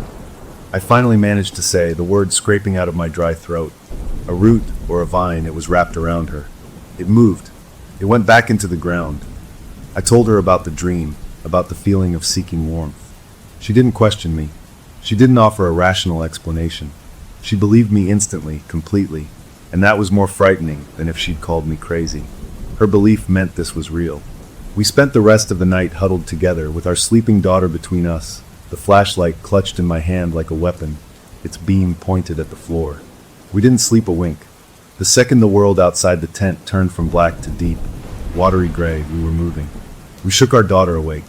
"We're going on a little adventure, sweetie," my wife said, her voice a masterpiece of fake cheer. "We're going to pack up and find a new campsite, maybe one with a little playground." Our daughter, still groggy, just rubbed her eyes and nodded. She was quiet, too quiet. While my wife began quickly, efficiently stuffing sleeping bags and pads, I got on my hands and knees at the spot where the vine had disappeared. In the cool morning light, the ground looked ordinary, just dirt and pine needles. I pressed my palm flat against it. The earth around it was cool, but right where the gap in the ground sheet had been, the soil was noticeably warmer, and it had a strange, springy give to it, like pressing on a sponge. It wasn't hard-packed. It was loose, almost fluffy. I dug my fingers in a little. They sank in easier than they should have. I pulled them back, brushed them off, a cold certainty settling in my bones. We worked fast, a quiet, efficient team driven by pure adrenaline. We took down the tent, folded it with rushed, clumsy hands. We loaded the car, tossing things in the back without our usual care. Our daughter didn't help. She just sat on the big black stump, swinging her legs, watching us work. She hadn't gone near it this morning, not until we started packing. Now she sat there as if it were her throne, her expression unreadable. We didn't stop her. We just needed to be gone. Finally, the car was packed. The campsite was just a scar of flattened grass and a stone fire ring. All that was left was the stump and our daughter sitting on it. "Okay, kiddo, time to go," I said, walking over, forcing a big smile. New place, new adventures. She looked at me, then past me, at her mother, who was already getting into the passenger seat. "Mr. Hollow says you're being rude," she said. Her voice was clear, calm, and it cut through the morning air like a knife. I stopped in my tracks. "He made this place for us. He likes having a family here." The fake smile melted off my face. "We're leaving now," I said, my voice firmer than I'd ever used with her. "Get in the car." She didn't move. She tilted her head, as if listening to something only she could hear. Then she looked back at me, and her eyes were too old for her face. "He says if you leave," she said, each word dropping like a stone, "you'll be sorry." A bolt of pure, undiluted anger shot through me, burning away the fear for a second. This thing, whatever it was using my daughter's voice to threaten me. "Get in the car." I said it slowly, with a finality that brooked no argument. For a second, her lower lip trembled, and I saw my little girl again, scared and confused. Then the look was gone, replaced by that blank calm. She slid off the stump and walked silently past me, climbing into the back seat without another word. I let out a breath I didn't know I'd been holding. We'd done it. We were getting out. I got behind the wheel, my hands gripping it tight. I turned the key. The engine roared to life, a wonderfully normal mechanical sound. I put the car in reverse, looking over my shoulder, and backed down the narrow gravel track, the trees passing on either side. I didn't look back at the clearing. In the rearview mirror, I saw my wife reach back to hold our daughter's hand. Our daughter was staring out her window, her face pale. The gravel track seemed longer on the way out, the trees closer. But then I saw it ahead, the break in the trees, the main dirt forest road. Relief, sweet and heady, washed over me. We were seconds away. I backed the last few feet, the tires crunching, and turned the wheel to point us down the road toward home. I shifted into drive and pressed the gas. The car didn't move forward onto the dirt road. It lurched, the tires spinning. I frowned, pressing harder. More spinning. Mud? I hadn't seen any mud. "What's wrong?" my wife asked, her voice tense. "I don't know," I muttered. I put it in reverse, tried to go back, then drive again. Nothing but the sound of tires chewing gravel. I got out of the car to look. The back tires were dug in, sure, but that wasn't the main problem. The problem was in front of the car. The narrow opening onto the forest road was gone. It wasn't blocked by a fallen tree. It was gone. In its place was a solid, snarled wall of vegetation. Thorny brambles, thick as my wrist, with cruel-looking black spikes, had grown in a dense, tangled mat across the entire exit. They weren't there when we drove in 2 days ago. They couldn't have grown that fast. They looked ancient, gnarled, and impenetrable. They stretched from one tree trunk to another, sealing us in. I stood there, staring at the wall of thorns, the earlier relief curdling in my stomach into something much, much worse. The engine of the car idled behind me, a pointless hum. We weren't leaving. The woods, or something in it, had other plans. I stood there in front of that wall of thorns, the car's engine idling behind me like a confused animal, and my brain just couldn't make it make sense. It was a solid, snarled curtain of black vines and spikes that hadn't been there 10 minutes ago when we'd first pulled in. It was impossible. I heard my wife's door open and close, her footsteps on the gravel. "What is it? Why are we stopped?" she asked, and then she saw it. She didn't say anything else. She just came up beside me and stared. I reached out a hand, not to touch the thorns, but just to point, to confirm it was real. A nearby vine, one of the thinner ones dangling from the main mass, twitched. It wasn't the wind. There was no wind. It moved on its own, a quick, jerking motion like the tail of an irritated cat. It lashed out, and a long black thorn scratched a thin, burning line across the back of my knuckles. I yanked my hand back with a hiss. The cut stung, but worse than the sting was the feeling that followed, a cold, deep ache that seeped under my skin, like I'd been injected with something icy. It wasn't a normal scratch. "Get back in the car," I said to my wife, my voice low. We both retreated, getting back inside, locking the doors as if that would do any good. The cheerful morning was gone. The light filtering through the pines looked different now, dull and greenish, like we were sitting at the bottom of a murky pond. The sounds of the forest had changed, too. The birds, the bugs, all the little life noises that make up the background of the woods, they just weren't there anymore. It wasn't quiet, exactly, but the space where those sounds should have been felt empty and waiting. Our daughter spoke from the back seat, her voice small. "I told you." I turned to look at her. She was hugging her knees, her face pale. "He doesn't want you to go. He's not done with us yet." My wife spun around in her seat. "Who is he, baby? What does he want?" Our daughter just shrugged and looked out the window toward the clearing, toward the stump. "He's lonely," she said, as if that explained everything. We sat in the car for what felt like an hour, trying to think. We could try to drive through the thorns, but they looked tougher than the car's metal. We could try to cut them, but we only had a small pocket knife. We could go on foot, try to hike out through the woods, but with no path and a 7-year-old, it was a bad plan, but it was the only one we had. "We'll walk," I said finally, the words tasting like defeat. "We'll follow the lake shore. There has to be another campsite, another road." My wife nodded, her jaw set. We got out again, unpacking our small day packs, filling them with water bottles, a little food, a first aid kit, a flashlight. We'd travel light and fast. We told our daughter we were going on a big hike, a surprise exploration. She didn't argue. She just took her mother's hand. We left the car, the locked doors feeling stupid now, and started walking away from the clearing, keeping the lake on our right. We'd only gone maybe 50 yards when the trees began to press in closer. The undergrowth, which had been ferns and soft moss near our sight, became thicker, tangled with more of those thorny vines. They weren't blocking the way completely, but they were everywhere, catching on our clothes, forcing us to slow down and pick a path. The ground underfoot, which had been firm, became soft and spongy. Our shoes started to sink in a little with each step. It was hard, slow going. After another 20 minutes of struggling, my wife stopped. She was looking at a big pine tree ahead of us. That's the tree with the broken branch," she said, her voice shaky. "The one that looks like a Y. We passed it 5 minutes ago." I looked. She was right. We'd been walking in a wide circle, brought right back toward the clearing without realizing it. The woods themselves were turning us around. A deep, low vibration started then, coming up through the soles of our sinking feet. It wasn't a sound you could hear with your ears. It was a feeling, a hum that traveled up your bones and settled in your teeth, a steady, angry pulse from the earth itself. It was the feeling of the forest waking up and noticing us trying to leave. Panic, real and sharp, began to claw at my throat. We turned and tried a different direction, away from the lake, pushing deeper into the woods, hoping to hit a trail or a fire road. The thorn vines were worse here, snagging our pants, scratching our arms. The hum in the ground got stronger. Our daughter began to cry, not a tantrum cry, but a scared, tired whimper. My wife picked her up, carrying her despite the extra weight.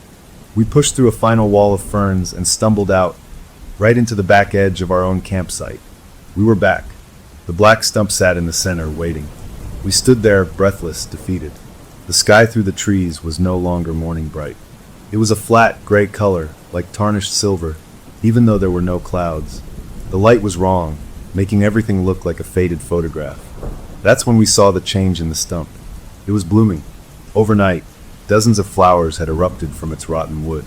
They were fleshy and large, a sickly pink color veined with inky black. They weren't pretty. They looked like internal organs turned inside out, and they were moving. They pulsed slowly, their petals opening and closing with a soft, wet sound, like lazy mouths breathing. A smell drifted from them, cutting through the clean pine air. It was sweet, too sweet, like cheap candy and rotting honey mixed together. My wife, still holding our crying daughter, took a step forward, her head tilting. "Do you smell that?" she asked, her voice sounding distant, slurred. It's actually kind of nice." Her eyes, which had been wide with fear, started to lose their focus. She took another step toward the stump, a dreamy expression softening her face. "No!" I grabbed her arm, pulling her back. She stumbled, blinking, and the fear rushed back into her eyes for a second. She looked down at our daughter in her arms, then at the pulsating flowers, confusion and terror warring on her face. The hum in the ground rose in pitch, becoming a painful vibration that made my fillings ache. The flowers seemed to pulse faster. I knew, with a certainty that was cold and absolute, that we couldn't walk out. The woods wouldn't let us. We were trapped. We had to try the car again. Maybe if we gunned it, we could break through the thorns. It was our only remaining option. "Back to the car," I said, my voice rough. Now, we half ran, half stumbled back down the gravel path to where we'd left it. The wall of thorns was still there, even thicker now if that was possible. I got into the driver's seat, my hands shaking as I started the engine. My wife buckled our daughter into her car seat, then got in beside me, her face a mask of grim hope. "Just go," she whispered. I put the car in drive, pressed the gas pedal all the way to the floor, and aimed right for the center of the greenish-gray light between the trees where the road should be.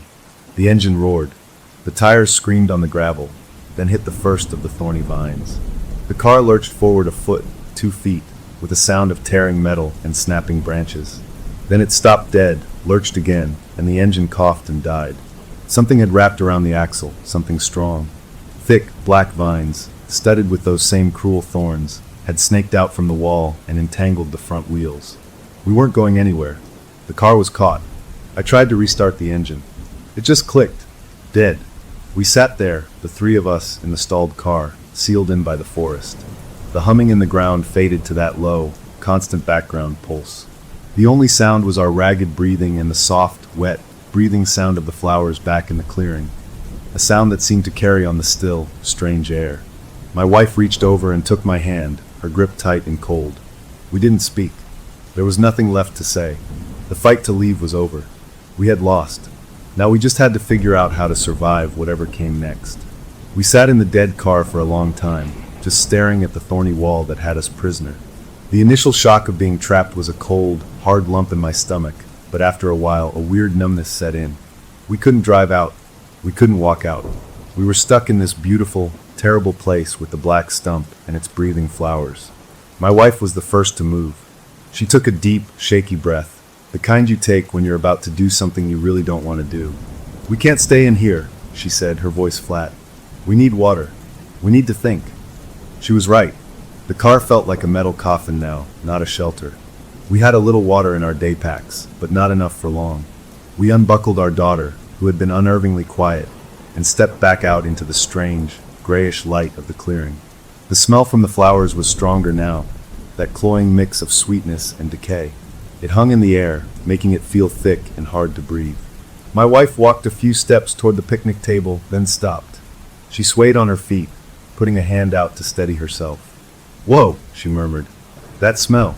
It's actually kind of nice." She said it again, just like before, but this time there was no fear behind it. It was a statement of fact. She took another step, not toward the table, but toward the stump. I grabbed her arm. "Hey, don't." She turned to look at me, and her eyes were glassy, unfocused, like she'd just woken up from a deep sleep. A small, peaceful smile played on her lips. "It's okay," she said, her words slightly slurred. "He just wants a family. Can't you feel it? It's warm." She pulled her arm gently from my grip and took another step toward the pulsing pink flowers. Then her knees buckled. She didn't collapse. She just sank down gracefully into a sitting position in the dirt, right in front of the stump. She crossed her legs, rested her hands in her lap, and stared up at the rotten wood with the expression of someone watching the most fascinating movie. Our daughter, who had been clinging to my leg, let go. All the fear and confusion melted from her little face, replaced by that serene, alien calm. She walked past her entranced mother and climbed right onto the stump, sitting on its jagged top as if it were her favorite chair. She reached out and patted the black bark, a gesture that was almost affectionate. The transformation was complete. My wife was lost in a drugged dream. My daughter was the thing's willing companion, and I was alone. The hum in the ground seemed to soften, becoming a contented purr. From the cracks and puckered holes in the stump, a new horror emerged. A fine, golden dust began to puff into the air. It looked like pollen, but it didn't drift away on a breeze. There was no breeze. It moved with a mind of its own, forming a slow, swirling cloud that hung in the clearing. The sweet, rotten smell intensified, now mixed with the dry scent of this golden powder. The cloud began to drift, purposeful as a hunting animal, toward me. I stumbled back, holding my breath. My mind was screaming. I ran to my wife, dropping to my knees in front of her. I shook her shoulders. "Look at me. Snap out of it." Her head lolled. She blinked slowly, those glassy eyes meeting mine, but they didn't see me. They saw something else, something beautiful and terrible inside her own head. "Can't you feel it?" she whispered again, a trickle of drool at the corner of her mouth. "The love. It's so warm." I slapped her cheek, not hard, but enough to sting. She didn't even flinch. She just kept smiling. I saw movement in the dirt beside her leg. The soil bulged, then broke. A thin, black root, just like the one from the tent, broke the surface. It didn't lash out.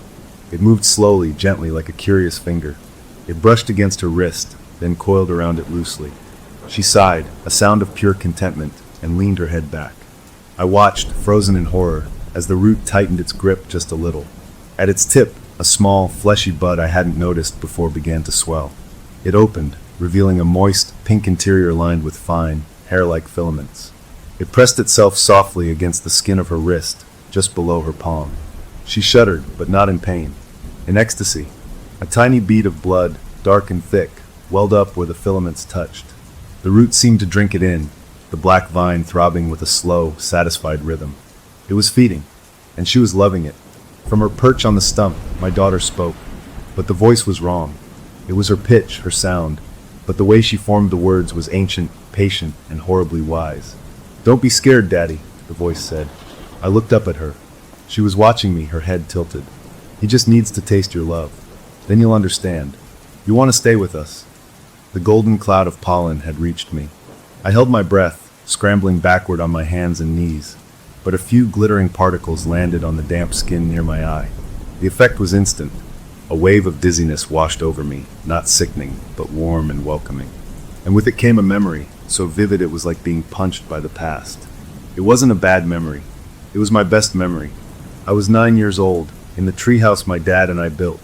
It was a summer evening, the wood warm under my hands, the world small and safe and perfect below me. The feeling of peace, of being enclosed and protected, washed through me. It was the best feeling in the world. A deep, aching part of me wanted to go back there. That's what the pollen was doing. It was mining my own happiest memories and using them as a weapon against me. The stump, Mr. Hollow, wasn't offering nightmares. It was offering the thing every adult secretly craves, the perfect, safe piece of childhood. All I had to do was breathe in. I clenched my teeth, fighting the dizziness, fighting the pull of that perfect memory. I focused on the horror in front of me. My wife, sitting in the dirt with a root drinking from her wrist, a blissful smile on her pale face. My daughter, a puppet on a throne of rotten wood. I used that horror like an anchor, dragging myself back from the warm, golden pull. I couldn't get my wife. She was connected now, literally tethered to the thing by its root. My eyes darted to the lake. It was a stupid plan, born of pure desperation. The thorns blocked the land, but what about the water? Could we swim? Could we follow the shoreline until we found another access point? It was a long shot. The water would be cold. My wife could barely walk. My daughter wouldn't come willingly. But it was the only idea I had left. I had to get them to the water. I lunged for my wife, grabbing her under her arms. I planted my feet and pulled with all my strength, trying to yank her free from the root's embrace. The root pulled taut, thin and corded, but it didn't break or detach. It held fast, and as I pulled, a jolt of sensation, not my own, ripped through me. It was a double vision. I felt my own muscles straining, my own panic, but layered over it was a wave of warm, fuzzy contentment, her feeling, and beneath that a vast, cold, possessive hunger that wanted to keep its new toy. It was the organism's feeling. For a second, I was connected to it, and I felt how deeply it wanted us, how it saw us as missing pieces of itself. The shock of it made me gasp and let go, staggering back. From the stump, my daughter screamed. It wasn't her earlier calm voice. It was a shriek of pure, childish outrage. "Daddy, you know." She pointed a tiny finger at me, her face contorted with a wrath that belonged to something much older. "You're hurting the family." The humming in the ground, which had been a purr, spiked into a painful, teeth-rattling vibration. The surface of the lake, which had been placid and still, began to churn. Bubbles broke the surface, and the water near the shore started to swirl. My escape route was closing. I stood there, caught between the possessed child, the entranced wife, the poisoned air, and the now agitated lake, realizing with a sickening finality that there was no easy way out. The fight was changing. It wasn't about escape anymore. It was about survival, and I was the only one left fighting. The lake's churning killed my water escape plan before it even fully formed. This Mr. Hollow, wasn't just in the stump and the trees. It was in everything. The land, the air, and now clearly the water. The whole campsite was its body, and we were trapped inside it. I stood there, the golden pollen still hanging in the air, my wife drifting in her dream while a root drank from her, my daughter glaring at me from her perch. The hum in the ground had settled back into that low, watchful pulse. They were waiting for me to make my next move, or more likely, waiting for me to give up. I looked at my wife's face, so peaceful, and a terrible understanding clicked into place. This wasn't about killing us. The root at her wrist wasn't a vampire straw. It was a connection. It was sipping, tasting. When I'd pulled on her and felt that rush of foreign sensation, I'd felt it too, a cold intelligence sifting through her warmth, her memories. It was learning her. It was collecting her. She wasn't just food. She was a library, and the organism was reading every book. My daughter was something else. She was the translator, the loudspeaker. She was the part of it that could still talk in a human voice, to coax and convince and threaten. They were being assimilated, turned into parts of this family tree. The thought was so big and horrible, it made my legs feel weak. I looked around at the clearing. It was no longer just a campsite with a weird stump. The change was subtle but deep. The pine trees seemed to have leaned in closer overnight, their branches lower, more twisted, like bony fingers curling around us. Bright green moss was visibly creeping over our forgotten camp chairs and cooler, swallowing the red and blue fabric in a slow, relentless wave. Down by the lake's edge, thick, purple reeds I'd never seen before had shot up, choking the shoreline, their stalks weirdly fleshy. The environment was adapting, turning this place into something else, something that suited the organism better. It was remaking the world in its own image, and it was using my family as the blueprint. My daughter moved on the stump. She reached out and, with a careful pinch, plucked one of the large, pulsating pink flowers. It came away from the rotten wood with a soft, wet tearing sound, like pulling meat from a bone. A drop of that same dark amber sap oozed from the wound. She held the flower out toward her mother. "Here, Mommy," she said, her voice back to its sweet, normal tone, which was somehow worse than the ancient one. "Eat it. It's full of his thoughts. You'll see better." My wife, her eyes still glazed, turned her head slowly. She smiled at the offered flower like it was a piece of birthday cake. She opened her mouth. I took a step forward, a protest dying in my throat. I was too far away. I watched as my wife took the fleshy petal between her teeth and bit down. She chewed slowly, thoughtfully. Then her eyes, which had been empty and dreamy, flew open wide. But not in terror. In awe. A shudder racked her whole body. "Oh," she gasped, her voice clear and full of wonder. "I see them. I see the family." She looked past me at the trees, seeing something I couldn't. The old man, the one who had a heart attack by his fire pit right here years ago. He's here. And the lost hiker, the young woman from a decade back, they're all here. They're part of him. They're happy. She said it with such conviction, such joy, that it broke my heart. The organism was sharing its memories with her, showing her its other children, making her feel like she was coming home to a waiting community. It was the perfect trap for a social creature like a human. The promise that you are not alone, that you belong. The golden pollen cloud was still drifting near me. I had to keep moving, keep my head clear. I stumbled away from it, toward the remains of our campfire, rubbing at my eyes where the particles had landed. The warm nostalgia for my childhood treehouse tugged at me, a siren song whispering that giving in would feel so good, so right. I fought it by focusing on the concrete, horrible details. The root around my wife's wrist, now joined by a second, thinner one snaking around her ankle. The way my daughter's skin looked almost waxy in the strange light. The smell of sweet rot that was now baked into my clothes. My pocket knife. The thought surfaced from the chaos in my mind. My small, red Swiss Army knife. I'd had it in my pocket yesterday when we tried to hike out. I patted my pants pocket now. Empty. I must have dropped it. I scanned the ground near where I'd been struggling, near the fire pit. Nothing. It was probably lost in the pine needles and dirt. A stupid, tiny thing to care about, but it felt like the last piece of my real world. The world of zippers and metal and human invention was gone. I had to do something. The lake was a no-go. The land was a wall of thorns. My wife was physically connected. My daughter was mentally gone. But I couldn't just stand there and watch. A raw, desperate anger began to burn through the fear and the dizziness. This thing had my family. It was turning them into decorations for its nightmare garden. I wasn't going to let it have them without a fight. If I couldn't free my wife from the roots, maybe I could disrupt the source. I looked at the black stump, at my daughter sitting on it like a queen. My plan, what little there was of one, crystallized. I would charge the stump. I would knock my daughter off of it, grab her, and run. Not to escape, that was impossible now, but to break the connection, to force the organism to deal with me directly. Maybe in the confusion, I could find a weakness. It was a terrible plan. It was probably suicide, but it was the only move left on the board. I took a deep breath, filling my lungs with the cleanest air I could find away from the pollen cloud. I focused on my daughter's face, trying to see my little girl behind the alien calm. Then I ran. I didn't shout. I just pumped my legs, charging across the clearing, my eyes locked on the stump. My daughter's head snapped toward me. Her calm expression vanished, replaced by that furious, ancient wrath. She pointed. "He's trying to break the family," she screamed. The ground shivered, then shook. The hum became a violent, rattling vibration that made my vision blur. I was 3 steps away when the earth beneath my feet betrayed me. It didn't crack open. It just softened.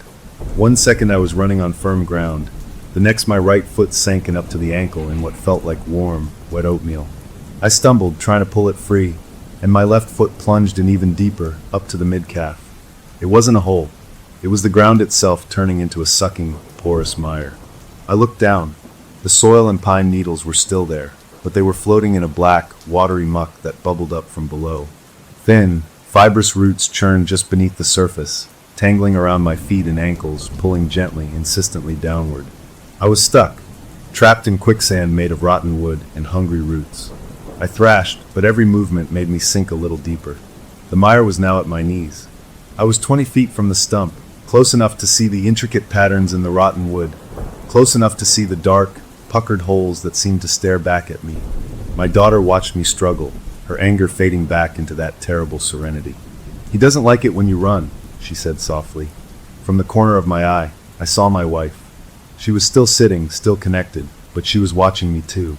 A single, clear tear rolled down her blissful smile, cutting a track through the dirt on her cheek. It was the most heartbreaking thing I'd ever seen. She was still in there somewhere, seeing this, and she couldn't do anything. I stopped struggling, panting, the cold muck creeping up my thighs. The fight was leaching out of me, replaced by a crushing fatigue. The golden pollen found me again, settling on my skin, my hair. I breathed in because I had to. The memory of the treehouse washed over me, stronger this time, wrapped in a feeling of absolute, unconditional love. The love I felt the first time I held my newborn daughter. The organism was clever. It wasn't using fear anymore. It was using my own love as the bait. The warmth of that memory spread through my chest, a physical comfort against the cold of the bog. It would be so easy to just accept, to let go, to be with them forever in this peaceful, warm place. My sinking hand brushed against something hard in the muck, something solid and angular. My fingers, numb with cold, closed around it instinctively. I pulled it up through the black ooze. It was my pocket knife. The red paint was smeared with mud, but it was real. The cold, solid weight of it in my palm was a shock. A piece of my world. A tool. A weapon. I clutched it, the metal pressing into my skin, a tiny anchor to reality. I looked from the knife to the hollow, waiting stump, to my daughter's placid face, to my wife's tear-streaked smile. The organism offered peace through assimilation. The knife offered a different, uglier path. I didn't know if I had the strength to cut roots, to fight, to possibly hurt the things I was trying to save. The warm, loving pull of the pollen promised an end to all pain, all struggle. My fingers tightened around the knife handle. I had to choose, and as I hesitated, a new, wet, cracking sound came from the stump. The blackened wood at the back, opposite where my daughter sat, was splitting open. It peeled apart slowly, like a rotting flower blooming in reverse, revealing a deep, dark hollow inside. Something moved in the shadows within. The heart of the hollow was waiting. The cracking sound from the stump snapped me out of the pollen's warm, welcoming haze. I looked from the pocket knife in my muddy hand to the dark hollow opening up in the rotten wood. What was inside? More roots? Some kind of core? The movement in the shadows was slow, rhythmic, like something breathing. The mire was at my waist now, the roots within it gently pulling, not with violence, but with a patient, inevitable pressure, like the tide drawing sand from a beach. I couldn't reach the stump. I was stuck, but my wife wasn't. Not completely. The idea was madness, born of pure desperation. I couldn't get to her to free her, but maybe, just maybe, I could get her to come to me. If I could break the organism's hold on her mind for even a second, maybe her own instincts would take over. I had nothing left to lose. I locked eyes with my wife. Her gaze was still distant, focused on some happy vision of the family. But the tear on her cheek was real. "Look at me," I shouted, my voice raw and cracking in the strange air. "Honey, please, look at me." Her eyes drifted toward my voice, swimming slowly into focus on my face. There was a flicker there, a tiny spark of recognition behind the blissful fog. "The lake," I yelled, pointing with my free hand toward the churning water. "Remember our honeymoon? In Maine. The water was so cold, and you jumped in anyway, and you screamed and laughed. I was grabbing at any memory that was ours, that was strong and human, and not part of this rotten place. You said it woke you up better than coffee. We need to wake up now." I saw her brow furrow just a tiny bit. The root around her wrist pulsed, and she flinched, the blissful smile wavering. The organism was reinforcing its control, feeding her more of its sweet, false comfort.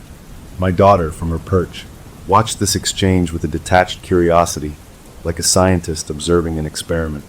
I changed tactics, speaking lower, forcing a calm I didn't feel. "Our daughter," I said, my voice breaking. "Her first steps.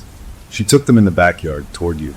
You were sitting on the grass, and you held your arms out, and your face was the most beautiful thing I've ever seen. She's right here. We need to take her home." I saw it, a second, clearer flicker in her eyes. Pain. Real, human pain cutting through the drugged happiness. Her lips moved, forming a word without sound. "Home." The root around her wrist tightened. The fleshy bud at its tip pressed harder, and she gasped, but this time it wasn't with pleasure. It was a sharp intake of shock. The organism didn't want her remembering. It wanted her content and consuming.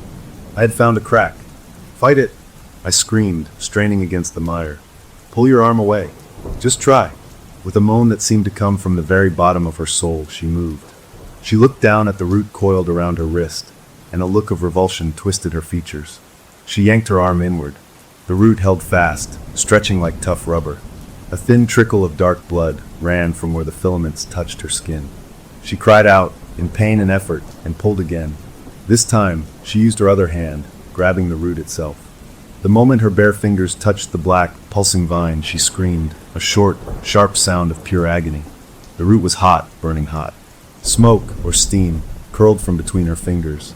But she didn't let go. She pulled with everything she had. The root tore. It didn't snap cleanly.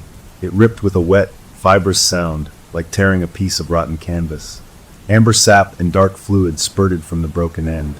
The severed piece in her hand writhed for a moment like a dying worm, then went still. She flung it away, staring at her bleeding wrist, her breath coming in ragged, shocked sobs. The connection was broken. The other root around her ankle loosened its grip, slithering back into the soil. She was free. For now. The reaction from the clearing was instant and violent. The hum in the ground became a high-pitched shriek that felt like needles in my ears.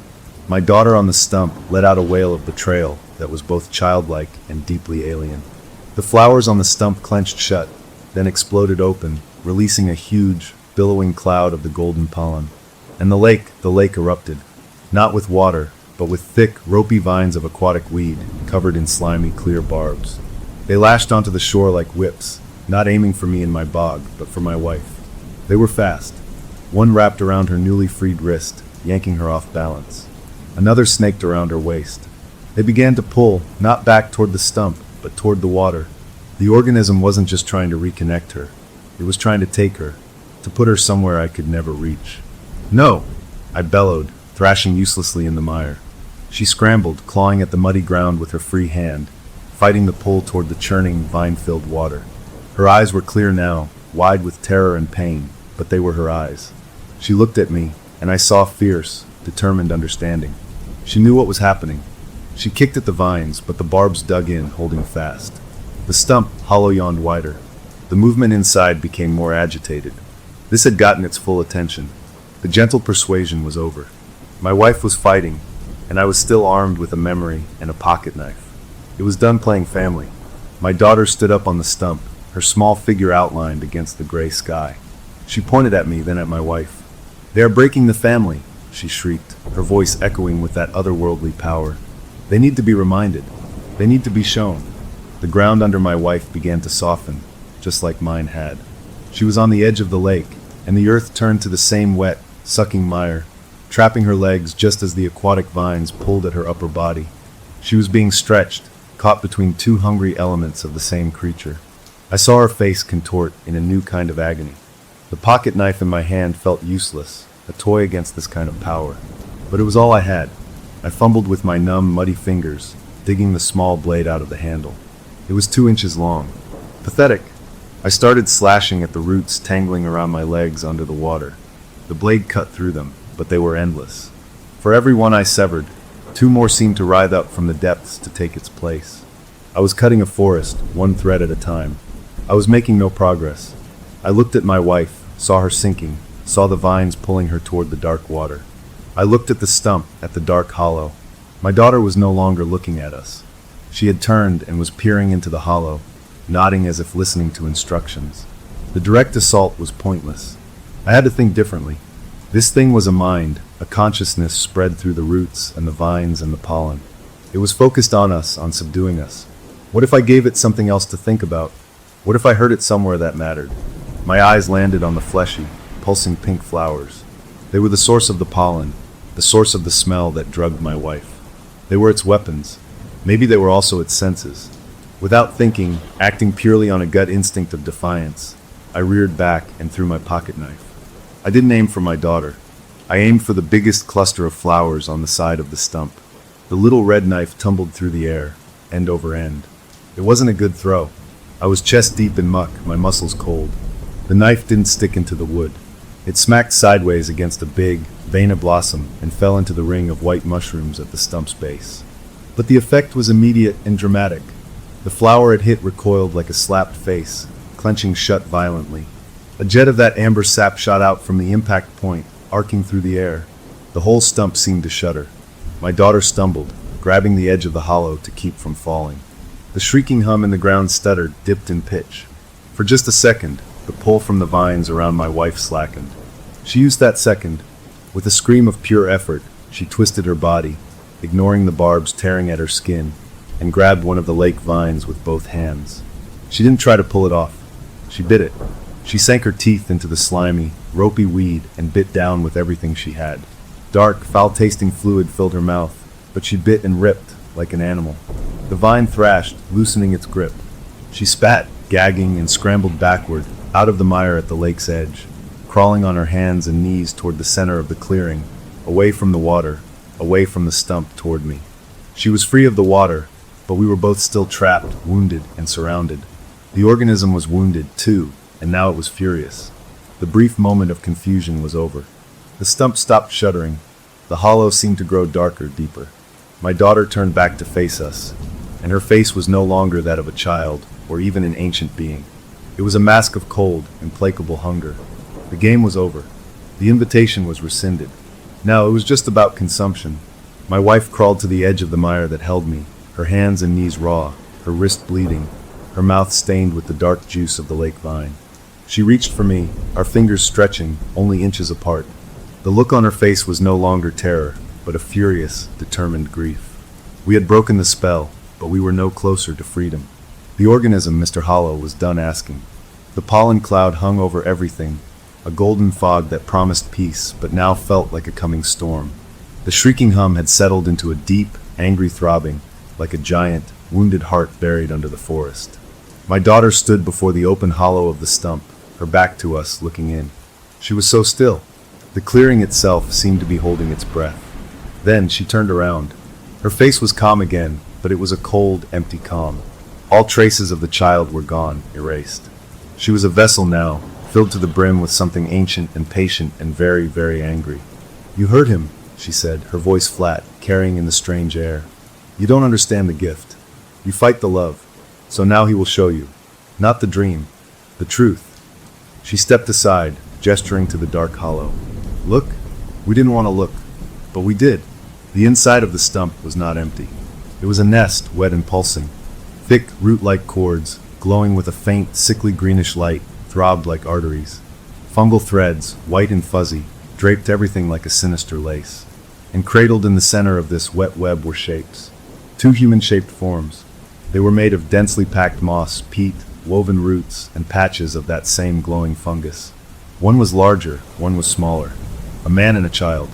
Their faces were smooth indentations, blank and featureless, but their positions, curled together, the larger one around the smaller, spoke of a horrible, eternal embrace. These were the previous family. The old man who had a heart attack. The lost hiker. Not buried. Not gone. Incorporated. Preserved in a mockery of life. Fed on by the roots, their memories and warmth slowly siphoned away over years to feed the consciousness of the clearing. This was the forever body it had promised. This was the end of the road.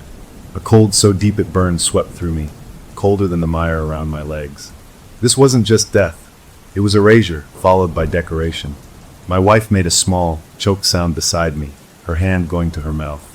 The organism had shown us its work, and it was worse than any monster we could have imagined. My daughter, the thing wearing my daughter, spoke again, its voice softening into a horrible imitation of tenderness. See? There's room.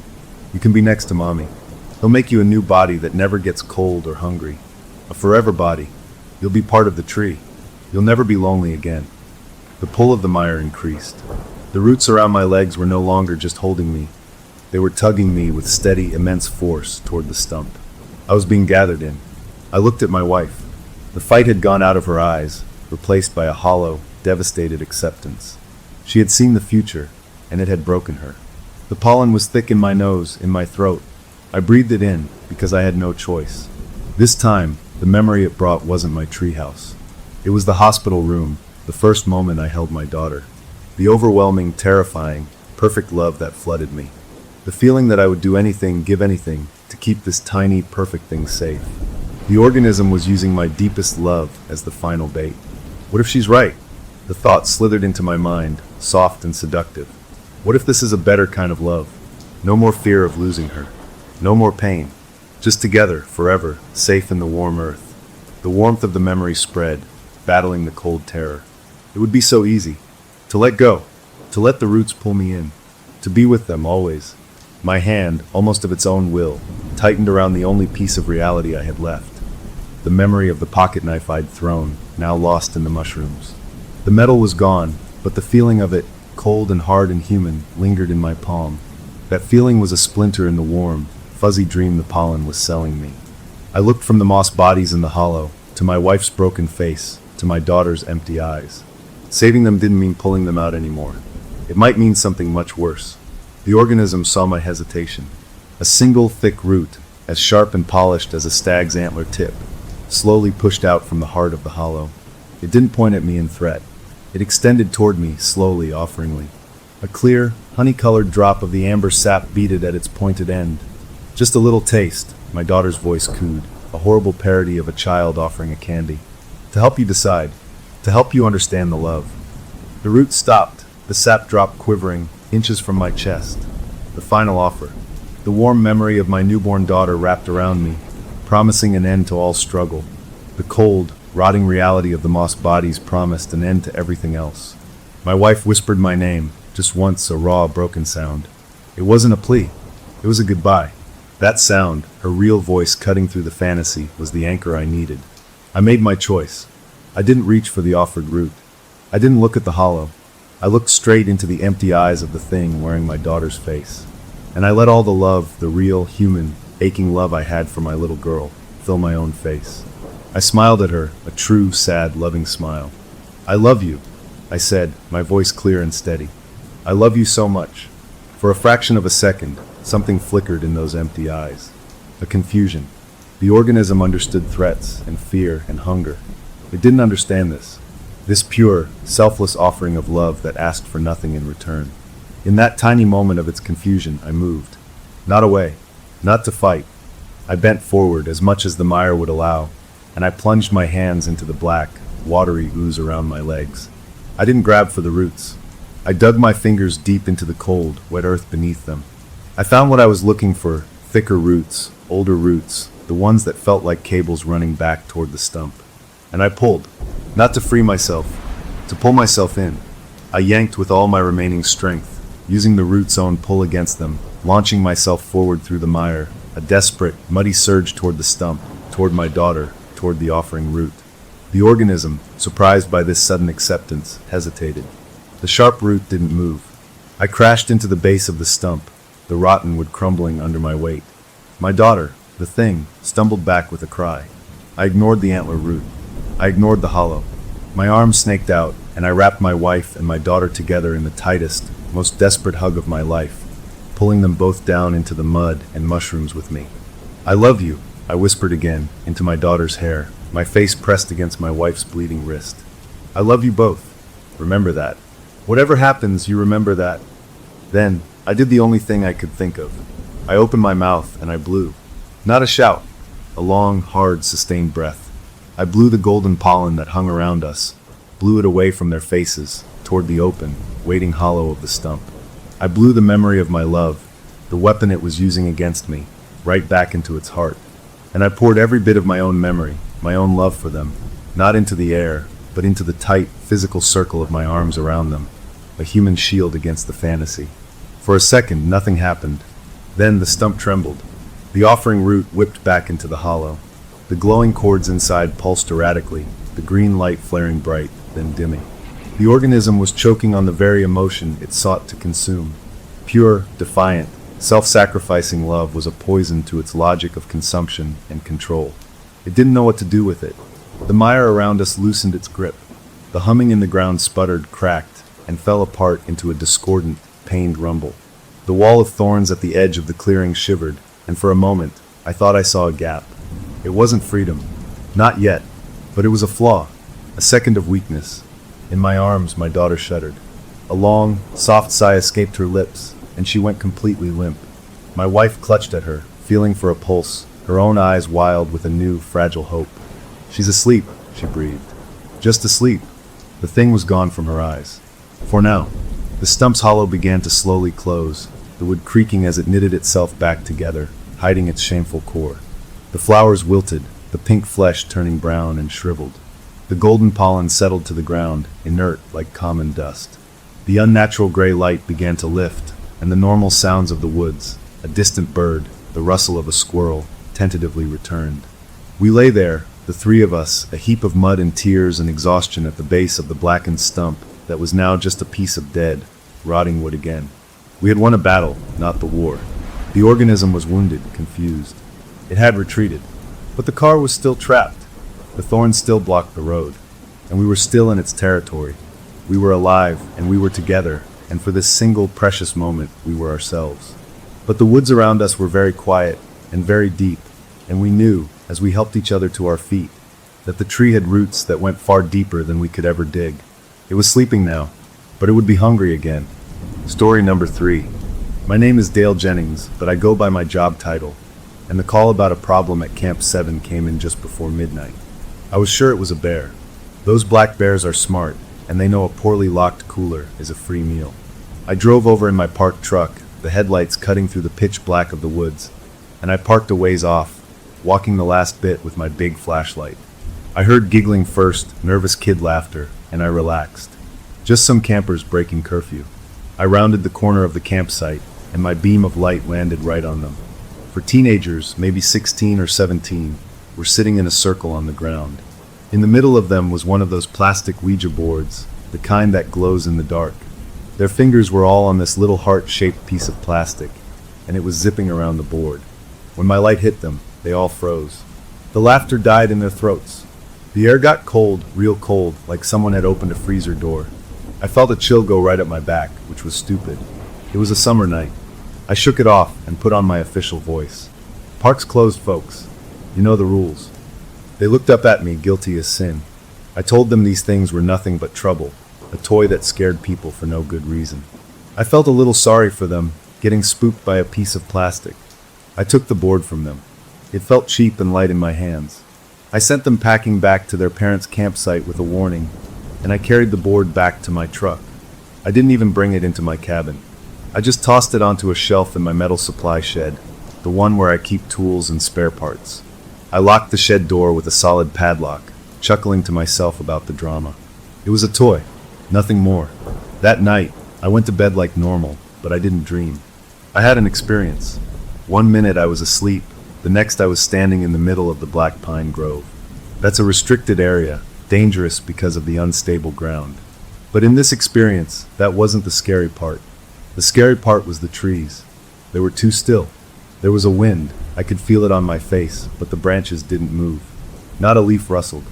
And the wind didn't sound like wind. It sounded like something big and rough being pulled slowly over a dry bone. A deep, grating scrape. And beneath that, a kind of pulse, a thumping from the ground itself, like a giant heart beating under the dirt. I woke up in my bed gasping for air, my sheets tangled around me. My heart was hammering against my ribs.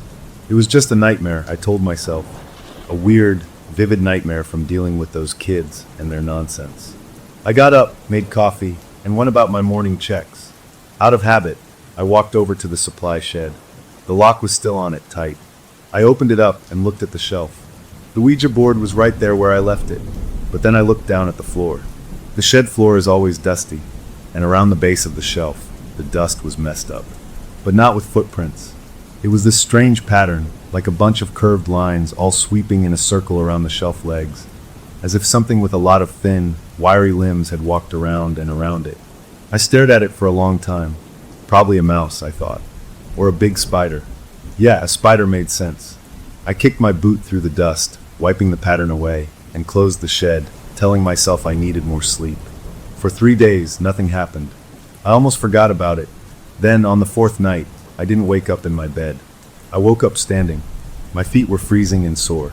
I was ankle deep in the icy water of Grizzly Creek, 2 miles from my cabin. I was only in my boxers and a t-shirt. My feet were cut up from walking over rocks and sticks, and they were caked in cold mud. The panic that hit me was pure and simple. How did I get here? I must have been sleepwalking. I'd never done that before in my life. The forest around me was quiet, the pale light of a half moon making the world look blue and black. I stumbled out of the water, shivering, and that's when I saw it. In the middle of the creek, on a flat, gray rock, was a pile of bones. They were clean and white, picked spotless. It was a fox, or what was left of one. But the bones weren't just scattered. They were arranged. Neatly. Too neatly. They were laid out in a complex, looping spiral pattern. A kind of twisting circle that made my head hurt to look at for too long. It was beautiful in a terrible, creepy way. Someone had done this. It had to be a person. Some kid with too much time and a morbid interest. That had to be it. The sleepwalking was stress, and this was a gross coincidence. A ranger who starts talking about spooky bones and sleepwalking gets a fast ticket to a desk job. So I didn't tell anyone, but a habit from my job kicked in. Evidence.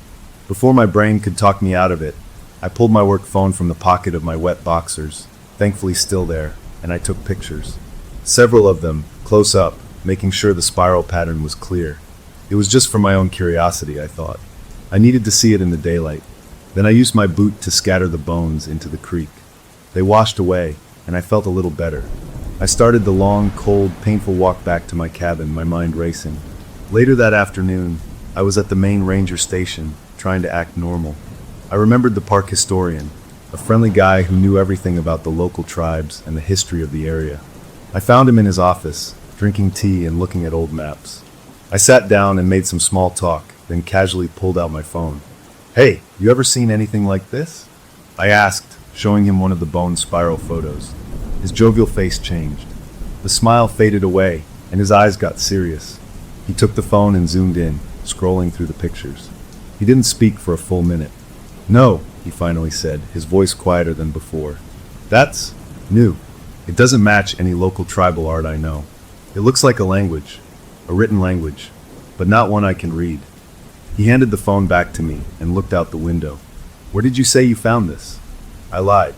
I said a hiker reported it, and I went to check it out. He just nodded slowly, not looking at me.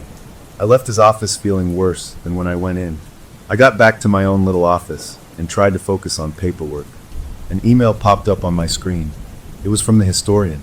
The subject line just said, "Where did you take these?"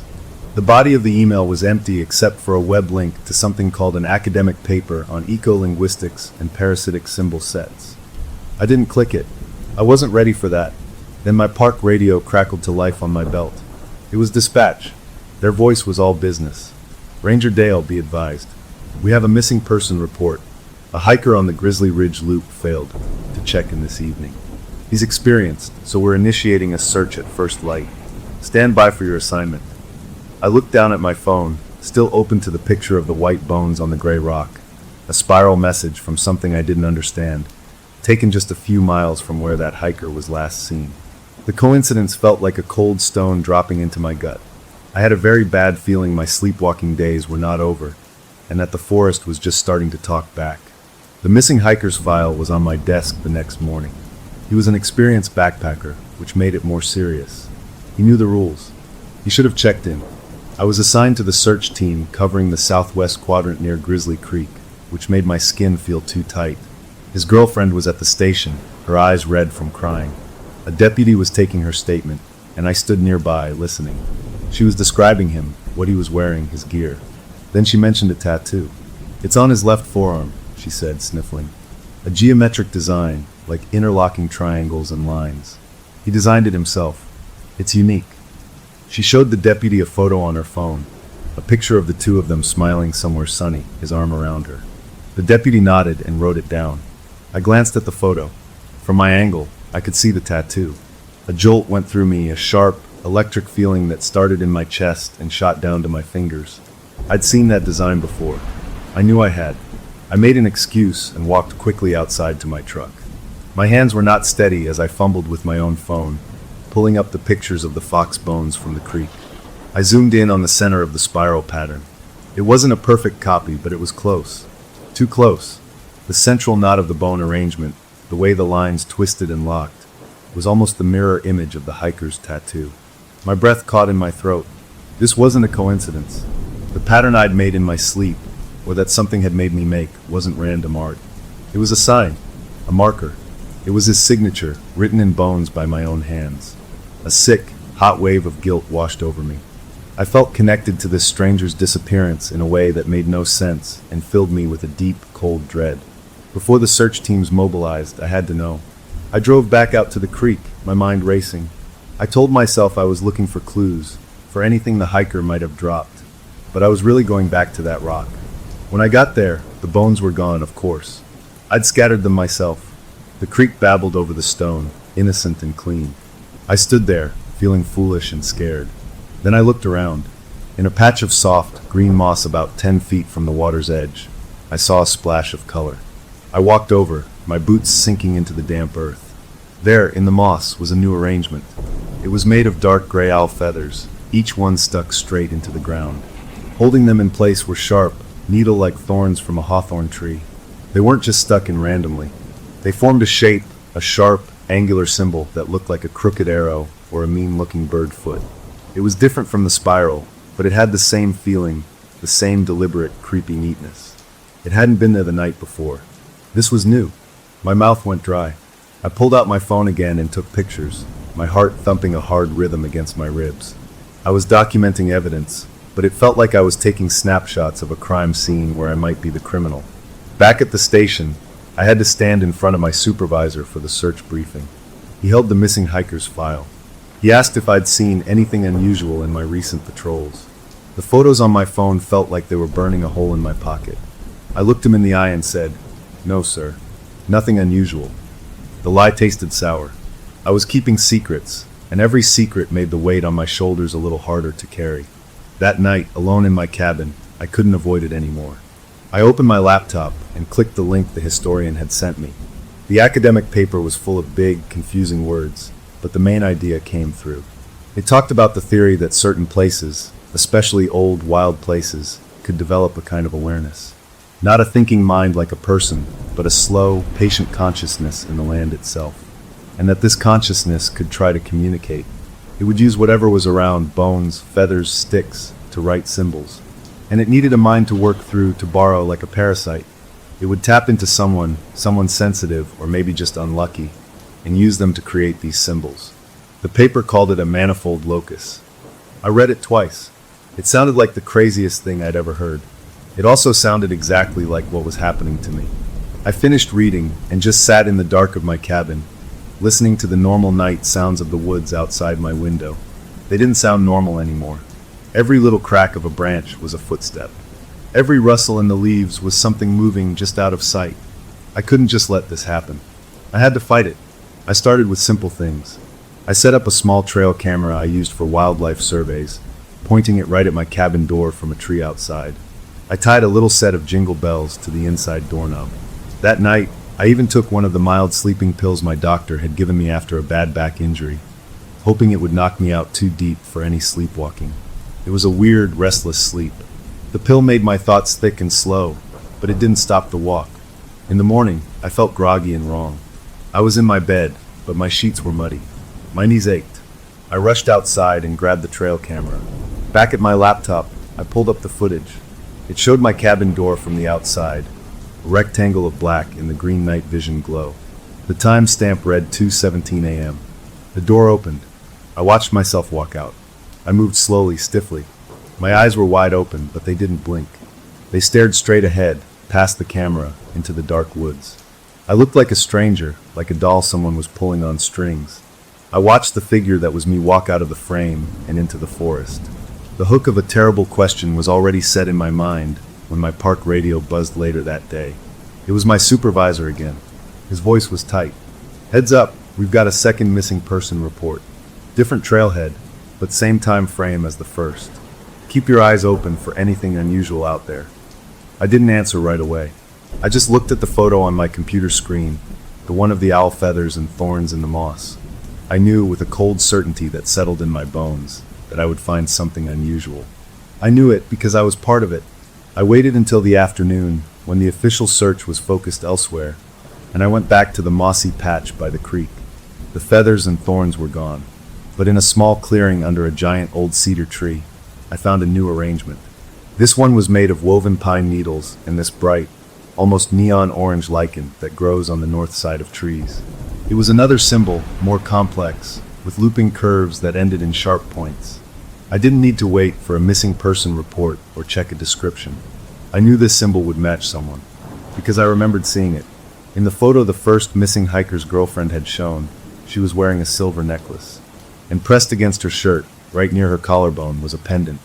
A pendant shaped exactly like the symbol now woven on the ground in front of me from forest things.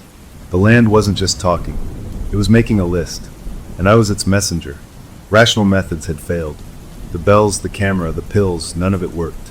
I was still walking, still making those horrible symbols for something in the woods. I felt like I was drowning, and I needed an anchor, something physical and real to hold me down. So I drove to a hardware store in the next town over, a place where nobody knew me. I paid in cash. I bought a 6-foot length of thick logging chain, the kind used to pull stumps, and a hardened steel padlock that looked like it could survive a bomb. That night in my cabin, I felt a mix of shame and desperation. This was crazy. This was what crazy people did. But I was out of options. I wrapped one end of the chain around the solid oak post of my bed frame, a post as thick as my leg. I wrapped the other end tight around my right ankle, just above the boot. The metal was cold against my skin. I clicked the padlock shut, testing it. It held firm. The chain was short enough that I could roll out of bed, but I couldn't stand up. I couldn't walk. I lay back down, the chain a cold, hard lump under the blanket. The last thought I had before closing my eyes was that this was the bottom, the final proof of my own madness. But at least I wouldn't wake up somewhere else. I was wrong. I didn't wake up to the chain holding me. I woke up to the sound of jays screaming, a harsh, scolding sound that means dawn is close. I was standing up. My feet were on cold, gritty rock. A fierce wind was whipping my hair and my t-shirt, pulling at me.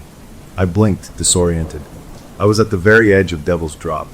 It's a 300-foot sheer cliff on the eastern ridge, a place with warning signs and a safety fence that tourists sometimes ignore. I was outside the fence. My toes were right on the lip of the cliff. One small stumble, and I would fall into empty space. A dizzying wave of terror washed over me, and I stumbled backwards, falling hard on my backside on the rocky ground, scrambling away from the edge. My heart was a frantic drum in my ears. That's when I felt the pain in my ankle. It was raw and burning. I looked down. My ankle was wrapped in a torn piece of my own sheet, stained with blood and dirt. The chain was gone, but between me and the cliff edge, placed carefully on a flat stone, was a new arrangement. It wasn't made of bones or feathers. It was made of broken sticks, little snapped ends of pine and fir, arranged in a harsh, jagged symbol. And placed right in the center of it, catching the first gray light of morning, was my own park ranger badge. My stomach turned to ice. They'd given me that badge 10 years ago. It was a symbol of my authority, of my duty to protect this place. Seeing it there, in the middle of that ugly stick symbol, felt like the worst kind of violation. It was a message. It was mocking me. My hands shook as I crawled forward and picked up my badge. The metal was cold. As I pulled it from the sticks, I saw my hands were a mess. They were caked in dirt, sure, but also in something dark and flaky. I brought my palms close to my face. It was a rusty brown color, dried and cracking. There was a smell, a coppery, metallic smell I knew from helping hunters field dressed deer, from a bad car accident I'd responded to years ago. It was blood, dried blood, and it wasn't mine. I stared at my hands, my mind refusing to understand. I had no cuts, no wounds. This blood was from somewhere else, from someone else. The two missing hikers flashed in my mind. A low moan escaped my lips, there on the cliff edge, alone with the screaming wind. I got back to my cabin somehow, moving like a ghost. The first thing I did was check my ankle and the bedpost. The strip of torn sheet was still knotted around my ankle. The bedpost showed deep, fresh gouges in the old oak wood. But the chain wasn't broken. The lock wasn't picked. The steel links themselves weren't cut. They were worn through. In two places, the metal looked like it had been rubbed away, ground down to thin, shiny points until they snapped. It looked like years of constant rubbing had happened in a single night. That wasn't possible. Nothing I owned could do that. I threw the ruined chain into a corner like it was a poisonous snake.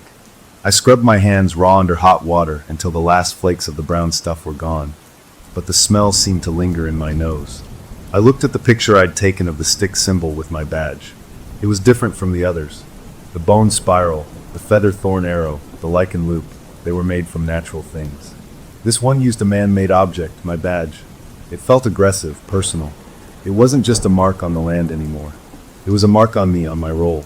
An idea started to form, a horrible, creeping idea. The symbols matched the tattoos and jewelry of the missing people. What if they matched someone else? What if the thing was pointing me toward the next person? Or maybe even someone who was already part of this? I had access to the park's internal employee database. It had photos, emergency contacts, and for safety reasons, a record of any identifying tattoos, so we could recognize each other in bad situations. My fingers were clumsy on the keyboard. I pulled up the photo of the stick and badge symbol I'd taken. I opened the tattoo registry. The software had a basic visual matching feature, meant to compare photos of scars or marks. I uploaded my symbol photo and ran a search against the tattoo database. I didn't expect anything. I was just chasing a ghost, trying to feel like I was doing something. The computer churned for a minute. Then it pinged. One match. The angular, aggressive lines of the stick symbol matched the recorded image of a staff tattoo. My mouth went dry. I clicked on the employee file. The picture loaded. It was the new junior ranger. He just transferred in a few weeks ago from a park out west. He was young, eager, always with a quick smile that seemed just a little too wide. I'd signed off on his orientation paperwork myself, and according to the schedule on my desk, he was assigned to join me tomorrow at dawn. We were supposed to do a remote boundary survey together, a 2-day hike checking fence lines and markers in the backcountry, miles from anyone, just him and me. I stared at the photo on the screen, at the friendly, unfamiliar face of the man with the symbol on his skin, the symbol that had appeared with my badge on the edge of a cliff. The question wasn't what the forest wanted anymore. The question was, who was this guy walking into my life, and was I being set up to find him, or to lose him forever out in the deep, listening woods where I now knew I was not in control? The junior ranger was all energy and bright-eyed enthusiasm as we geared up at the trailhead in the weak morning light. He talked about trail maintenance schedules and the latest wildlife tracking techniques, his voice loud in the cool air. I nodded and mumbled replies, feeling like a hollowed-out log. Every snap of a twig under our boots made my shoulders tense. Every call of a distant bird sounded like a warning. I watched him constantly, studying his movements. The tattoo was hidden under his uniform shirt, but I knew it was there on his shoulder, a hidden mark that connected him to the cliff edge and my badge. Was he a victim, already marked by the forest like the others? Or was he something else, a part of this whole nightmare? I couldn't tell, and the not knowing was a constant itch under my skin. We stopped for a late lunch by a fast-moving stream, the water bubbling over smooth stones. He rolled up his sleeves to wash his hands and face in the cold water. And there it was. The lower part of the geometric design curled over the muscle of his forearm, the black lines sharp against his skin. It was the symbol, the exact one from the cliff. My mouth went dry as dust. I forced my voice to sound casual, like we were just making conversation. "Interesting ink," I said, nodding toward his arm. "What's it mean?" He looked down at the tattoo, then back at me. His smile was still there, but it didn't reach his eyes this time. They got a little distant, a little cloudy. "Oh, that?" he said, drying his hands on his pants. "Just something from my old life. Out west. A reminder, you know?" He didn't elaborate. A reminder of what? I wanted to scream the question, but I just nodded and turned back to my sandwich, my appetite gone. His answer was too vague, a door politely closed in my face. We packed up and kept hiking, moving deeper into a section of old-growth forest where the trees grew close together and the light came down in dusty shafts. He was ahead of me on the trail when he stopped suddenly. "Whoa," he said, his voice low. I came up beside him.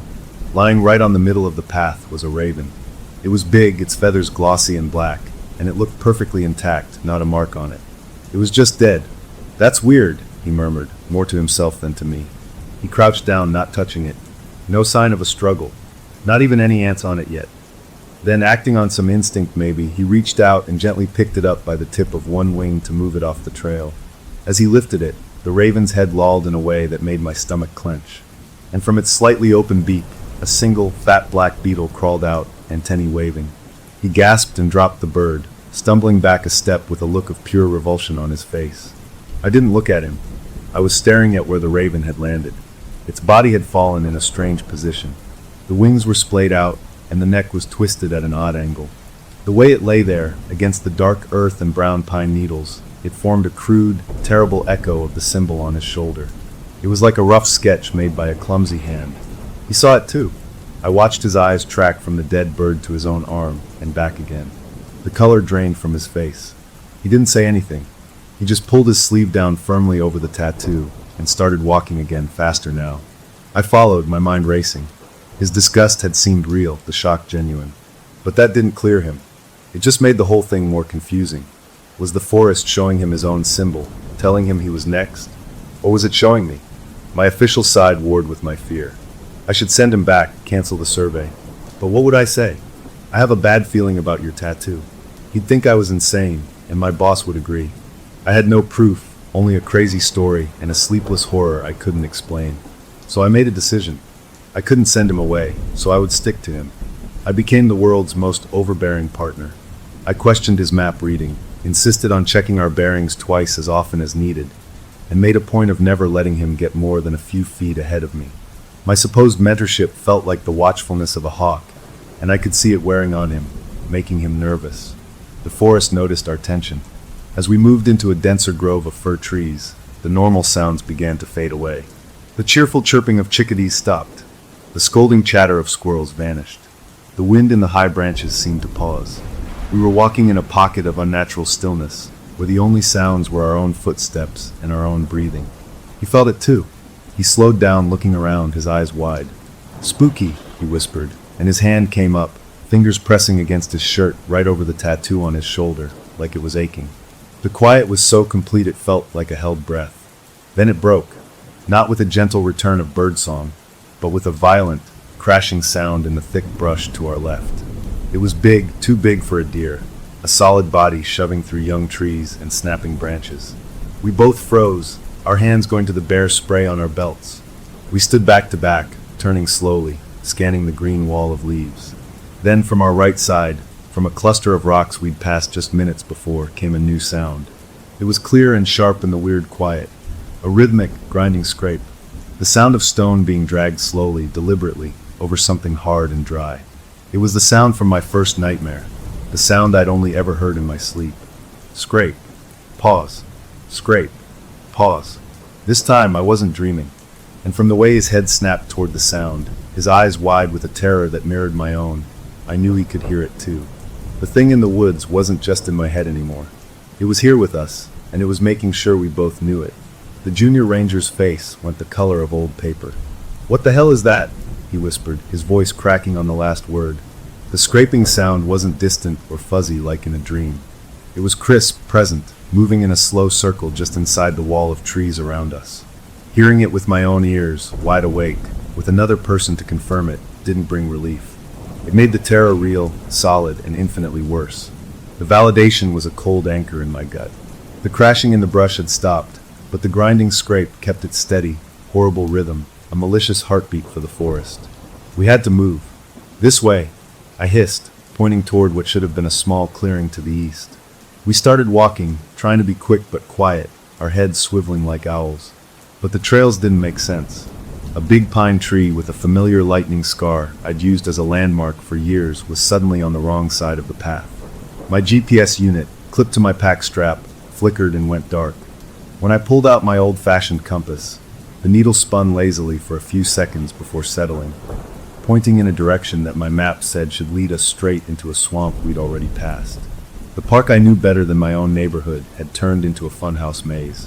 "Are we lost?" he asked, his voice tight. I didn't want to admit it. "Disoriented," I said, the official word feeling foolish. "We need high ground." We pushed through a tangle of young fir trees, branches whipping at our faces. Under the palpable, pressing dread, something in me broke. I couldn't carry the whole secret anymore. "This has happened before," I said, the words tasting strange. Not the sound, but this feeling of being turned around. The land gets confused. I was admitting failure, and it made me feel naked. But I saw a flicker of something in his eyes. Not judgment, but a desperate kind of recognition. He didn't question me. He just nodded, trusting the broken guide. Pushing through a final thicket of brush, he suddenly stopped and bent over, hands on his knees, breathing hard. When he looked up, his eyes were wild. "It's following me, isn't it?" he gasped. The words tumbled out of him in a rushed, panicked stream. He told me he got the tattoo after a terrible season fighting wildfires out west. Not after a fun trip, but after months in the smoke and ash. He said he saw things in the smoke, shapes that didn't belong. He heard voices that weren't from his crew, whispers that said the forest would remember him. He thought it was just stress, just his mind cracking a little from the heat and the fear. He came here to this green, wet, different forest to escape it, to forget. He looked at me, his face a mask of young, raw fear. "I let it here, didn't I? I brought it with me." In that moment, our roles completely flipped. He was the terrified victim, sure he'd summoned a monster. And I, despite my own bone-deep fear, became the protector. My own terror got shoved into a locked box. My job was to get him out. That simple, clear purpose cut through the confusion like a knife. "No," I said, my voice firmer than I felt. "You didn't lead anything anywhere. This place, it was already here. We're gonna be okay. We just need to get to the old fire lookout road. It's a straight shot out." It was a lie, a calculated one, but it worked. He straightened up, clinging to the hope in my words. We kept moving, no longer trying to be quiet, just trying to make distance. The scraping sound faded behind us, but the forest didn't return to normal.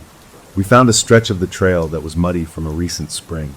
There were our own boot prints, clear and sharp, and beside them something else. Long, shallow grooves in the mud, like something with a lot of weight had been dragged. And in those grooves, every few feet, were deep, round punctures, holes punched down into the earth as if something walking on stilts made of sharpened sticks had stepped alongside us. We stared at the tracks, then at each other, and without a word started to jog. The trees began to thin. We saw a break in the green ahead, a strip of gray gravel. We burst out of the woods onto the old fire lookout road, a ragged cheer catching in my throat. The road meant vehicles. It meant a way out. And there, parked about 50 yards down the road, was a green Park Service truck. The relief was so powerful it felt like a physical warmth. We started running toward it, our packs bouncing. But as we got closer, my steps slowed. The truck looked familiar. Too familiar. The dent in the rear bumper from where I'd backed into a gate last year. The faded sticker on the window. It was my truck. The truck I had left parked back at the main ranger station that morning. A cold trickle of disbelief washed the relief away. How? The keys were in my pocket. I could feel them. We reached the driver's side. The door was open, just swinging slightly in the breeze. The radio inside was dead, not even a static hiss. I touched the hood. It was cold. and sitting on the hood, arranged in a neat, straight line like terrible cutlery, were 3 knives. They were my kitchen knives from the wooden block on my counter. Their sharp points were all aimed in the same direction, up the road, the way we needed to go to get back to civilization. It was a signpost, but not a welcoming one. It was a direction and a threat written in steel. The junior ranger looked from the knives to my face. "That's your truck," he stated, his voice flat. I nodded, my mind racing. The entity, the consciousness, the whatever it wasn't just messing with trails and making sounds. It was moving physical objects across miles. It was in my home. It had taken my truck and my knives and placed them here like pieces on a game board. "Get in," I said, my voice rough. We threw our packs in the back. I didn't have the keys, but I knew this old truck like an old friend.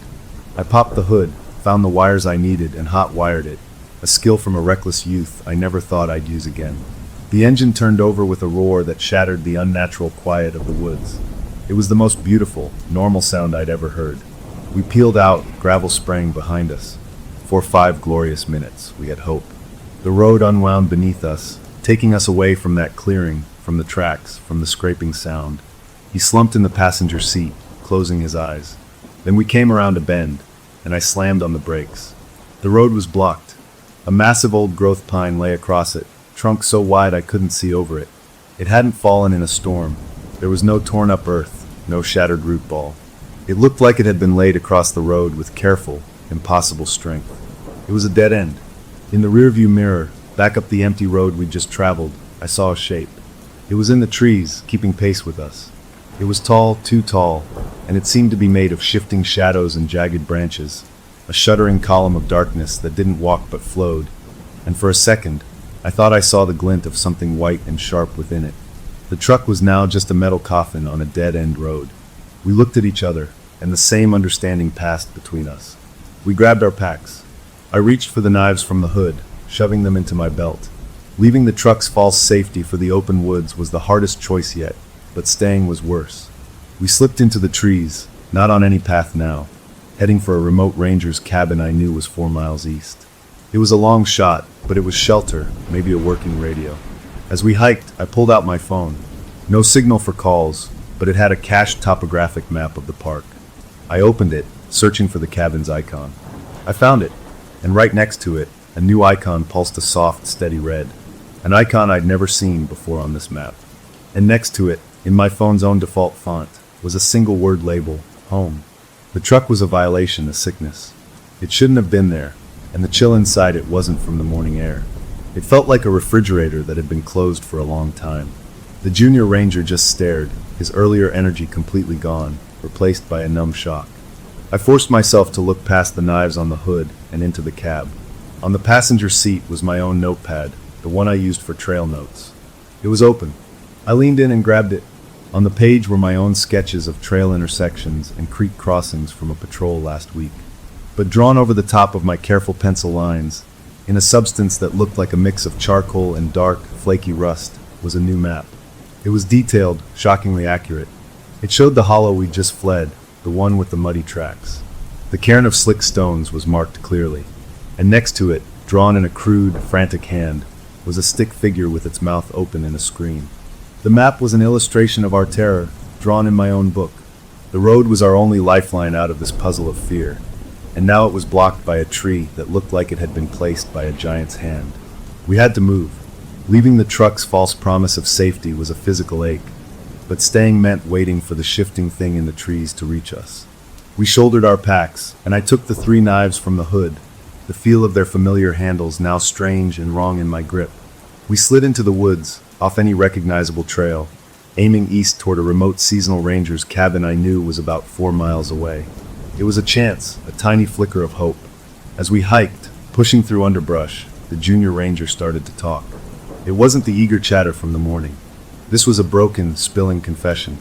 In the truck, seeing his own symbol on a map of horror had shattered his last bit of control. He talked about the wildfires again, but deeper this time. He described faces forming in the rolling black smoke, faces that were not human, made of ember and ash, with eyes that were just deep holes.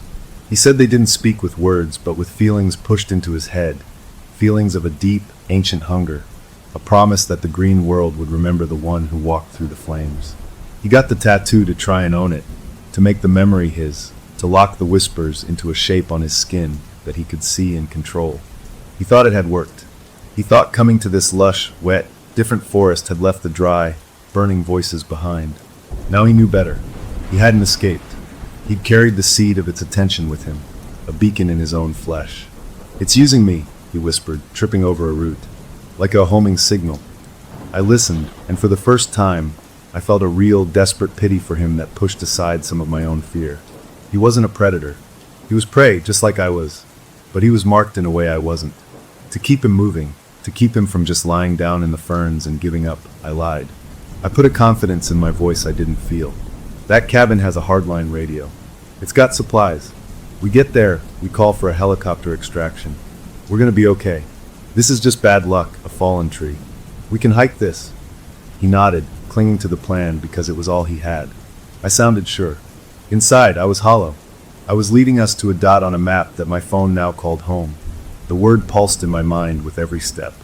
We hiked for what felt like hours, the day wearing on toward late afternoon. The light under the trees grew gold and long. We were both exhausted, scratched up, and jumping at every little sound. My phone's battery was low, but I checked the cached map again. The cabin icon was close. We pushed through a final stand of young hemlocks, and there it was. A small, sturdy log cabin with a stone chimney.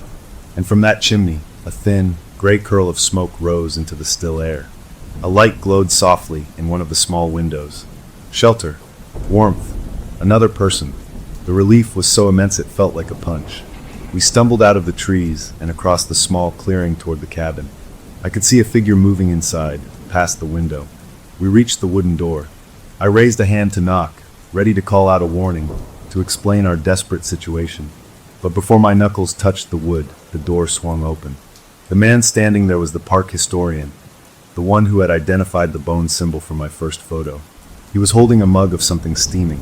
His face, lit from behind by the fire, broke into a warm, wide, welcoming smile.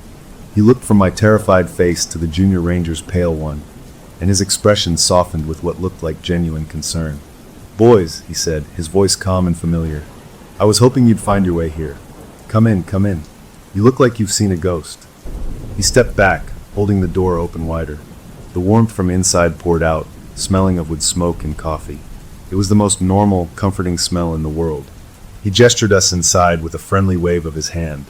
"This," he said, his smile unwavering, "is the only safe place tonight." The cabin was a pocket of impossible normalcy. A fire crackled in the stone hearth, casting dancing light on log walls covered in old maps and framed historical photos. The air was warm and carried the rich smell of coffee. The historian moved with a calm, practiced ease, pouring us mugs from a pot on the wood stove and gesturing for us to sit in worn leather chairs. He listened, his face a mask of scholarly concern, as we spilled out a fractured, jumbled story, the terrible sounds, the shifting trails, the truck, the deep fear of being hunted. We didn't mention the symbols or the sleepwalking. Those were still my secrets. He nodded along, sipping his coffee, as if we were describing a fascinating weather pattern. When we finished, he set his mug down with a soft click. "You're not being followed," he said, his voice gentle, like a teacher explaining a difficult concept. "You're being curated." The word hung in the air. He leaned forward, the firelight glinting in his glasses. He explained that his real work wasn't just about old legends. It was about tracking active phenomena, what he called manifold loci, places where the land itself had developed a kind of patient, hungry awareness. This forest, he believed, was one of the strongest in the country. It wasn't evil in a human way, he said. It was more like an artist or a composer. It sought specific kinds of stories, specific flavors of experience, tragedy, fear, resilience, despair. It used sensitive people as its instruments, as brushes and ink. People like me, the dedicated protector, bound by duty. People like the junior ranger, scarred by elemental fire, branded with a mark of that trauma. We weren't victims of random hauntings. We were ingredients. The missing hikers, he suggested with a sad shrug, were rough drafts, early attempts to get the flavors right. "It's composing a master work," he said, his eyes moving between us. "A confluence, a perfect moment of intertwined terror and sacrifice that will deepen its presence, its power. It wants you both together, here, now, to finish the piece." His explanation was horrifying, but it also made a terrible, logical sense. It fit every twisted piece of the puzzle. The bone spirals, the feather arrows, the stolen badge, they weren't random messages. They were sketches, practice runs for the final painting. And we were the central figures.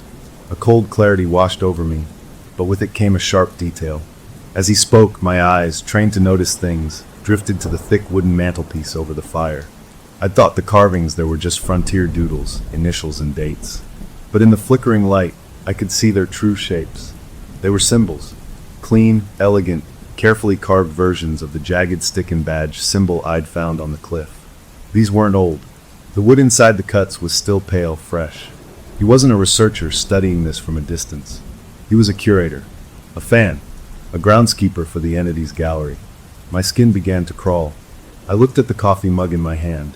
The warmth that had been so comforting now felt like a trap. I took a small sip, just to be polite, but the bitter taste seemed wrong. I felt a heaviness start in my limbs, a distant, fuzzy feeling, like I was listening to him from underwater.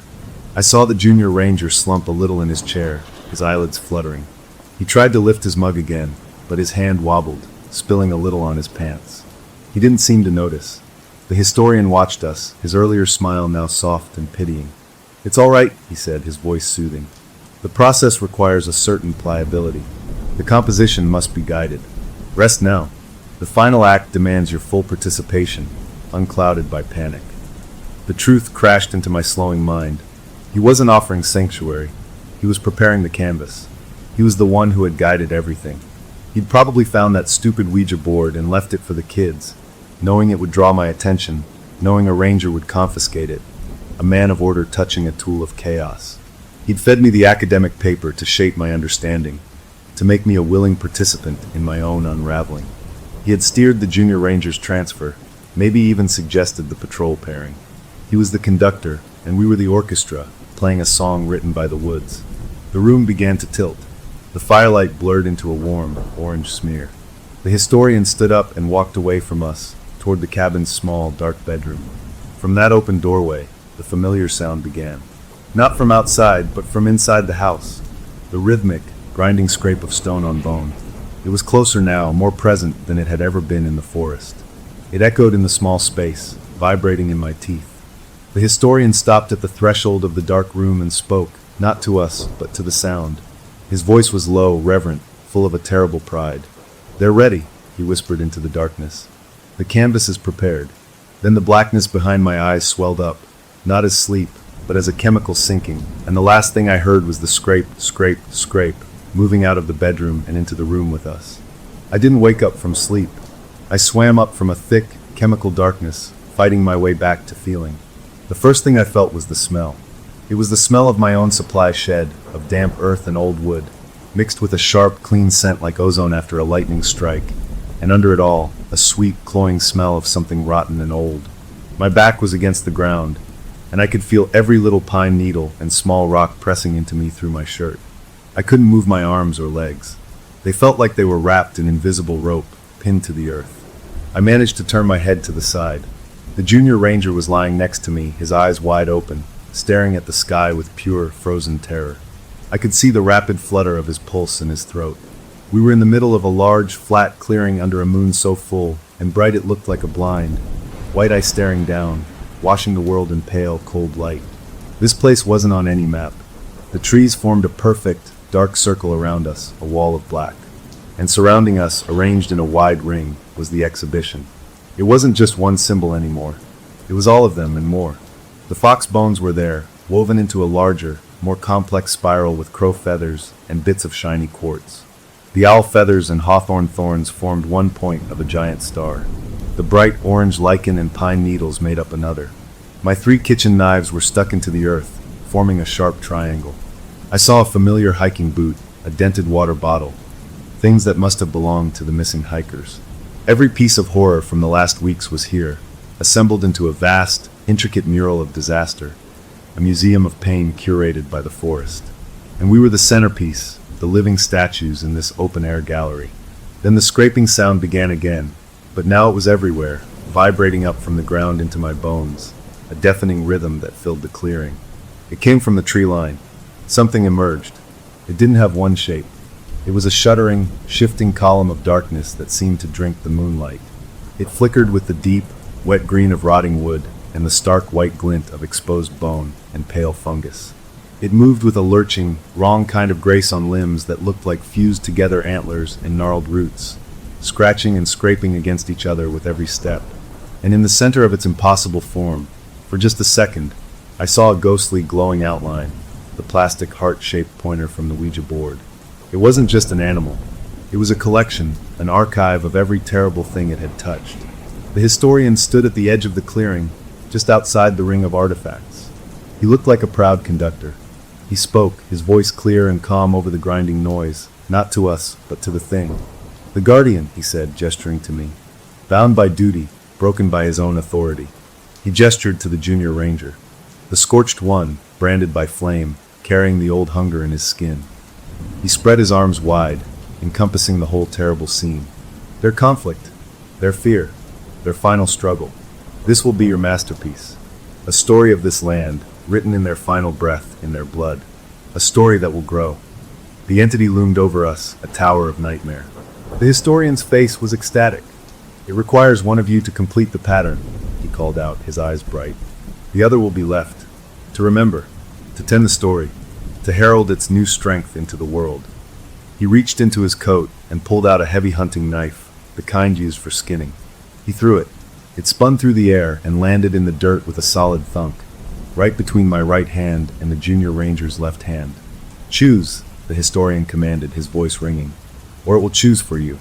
The drug was wearing off. Not enough to run, but I felt a tingling in my fingers, a little spark of feeling returning. I strained, and my index finger twitched. I turned my head, my neck muscles screaming, to look at the junior ranger. His eyes met mine, wide with terror, but then they flicked down to his own hand. I saw his pinky finger curl, just a little. He felt it too. The entity wanted us aware. It wanted our terror.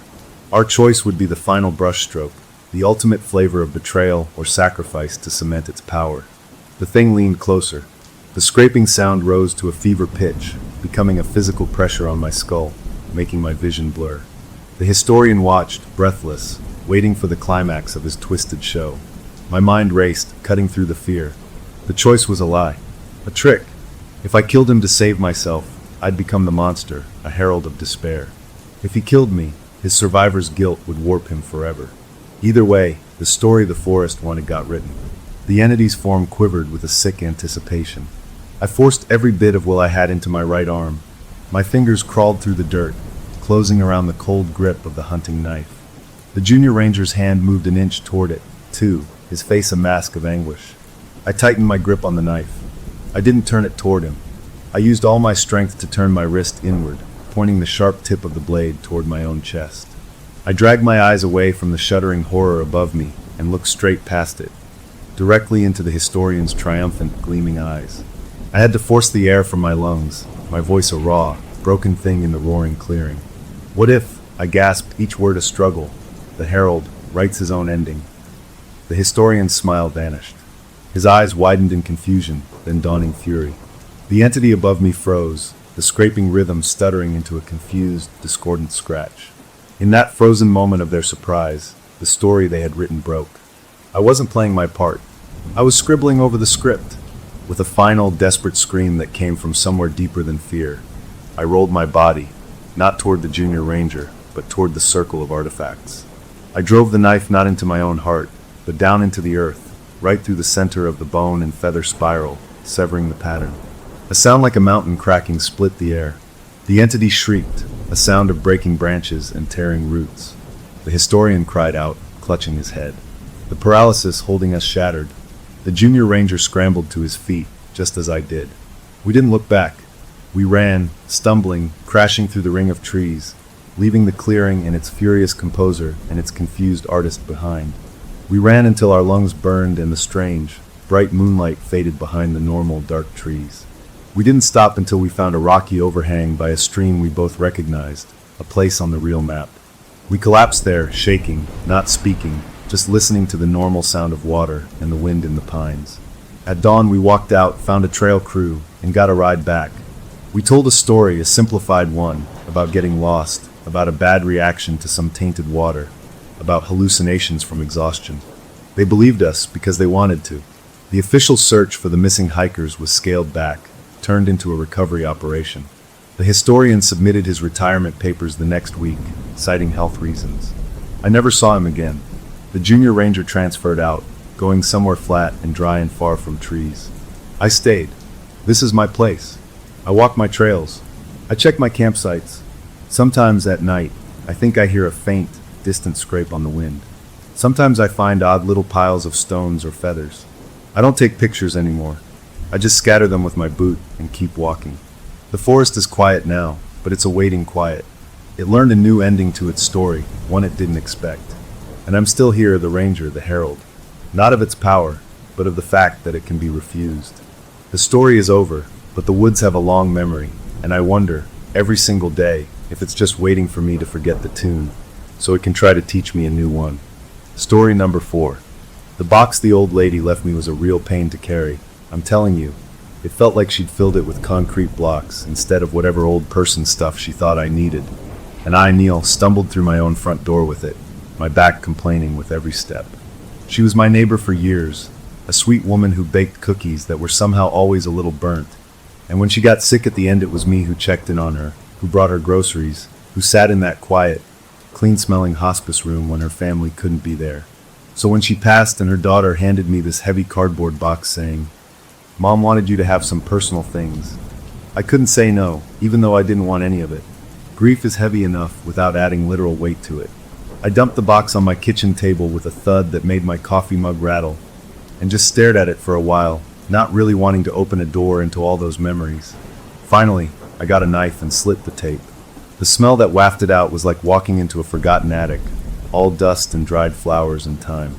I pulled out a couple of those crocheted blanket things, the kind with all the holes in them, in colors that haven't been popular since before I was born. Under that were a few photo albums, the plastic pages sticking together a little, filled with pictures of people smiling in clothes that looked funny now, at parties and barbecues I'd never been a part of.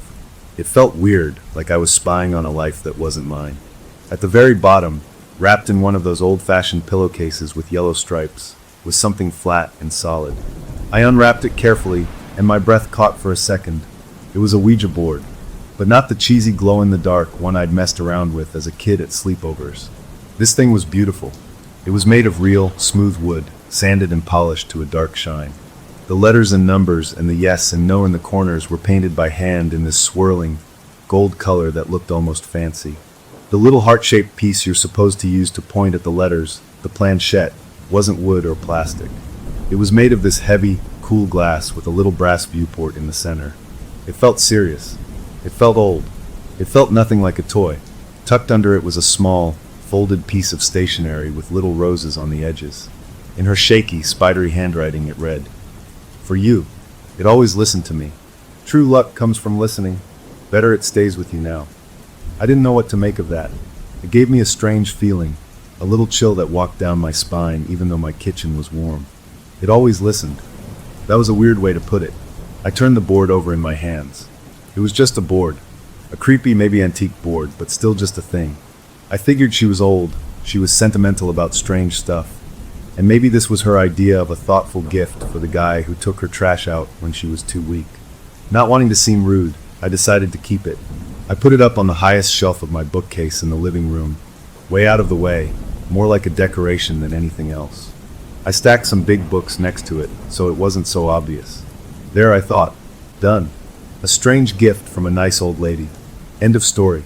A week went by, a normal week of work and TV, and not thinking about sad things. I was lying in bed one night, my phone glowing in the dark as I scrolled mindlessly through nothing, when a notification popped up at the top of my screen. It was a Facebook friend request. My brain, tired from the day, read the name without really processing it at first. Then it hit me like a bucket of ice water. The name was Eleanor Henderson. Her name. My dead neighbor's name.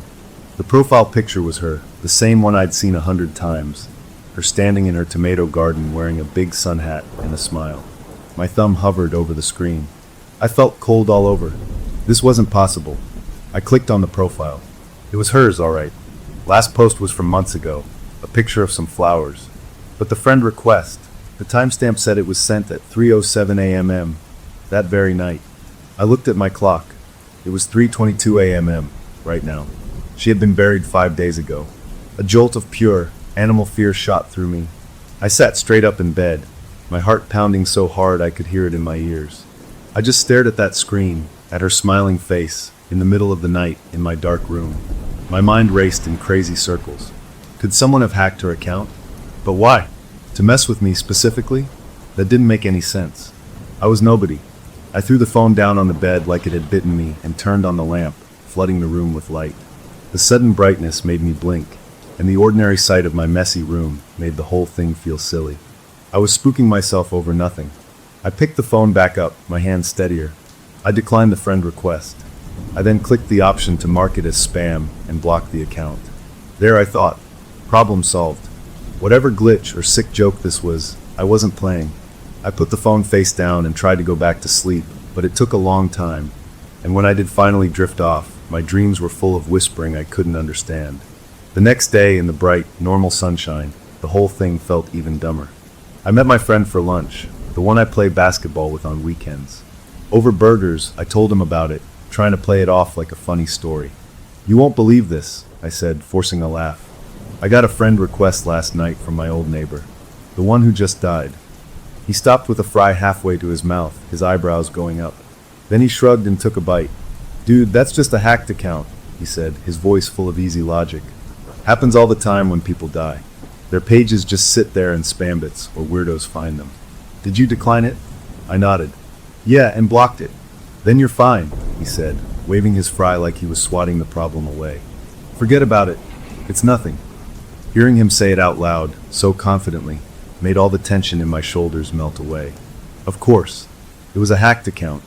A random, creepy coincidence. It made perfect sense. I felt a little embarrassed for getting so worked up. We finished lunch talking about the game, and I went home feeling normal again. I even looked at the board on the shelf, and just saw a board. A weird gift, but just an object.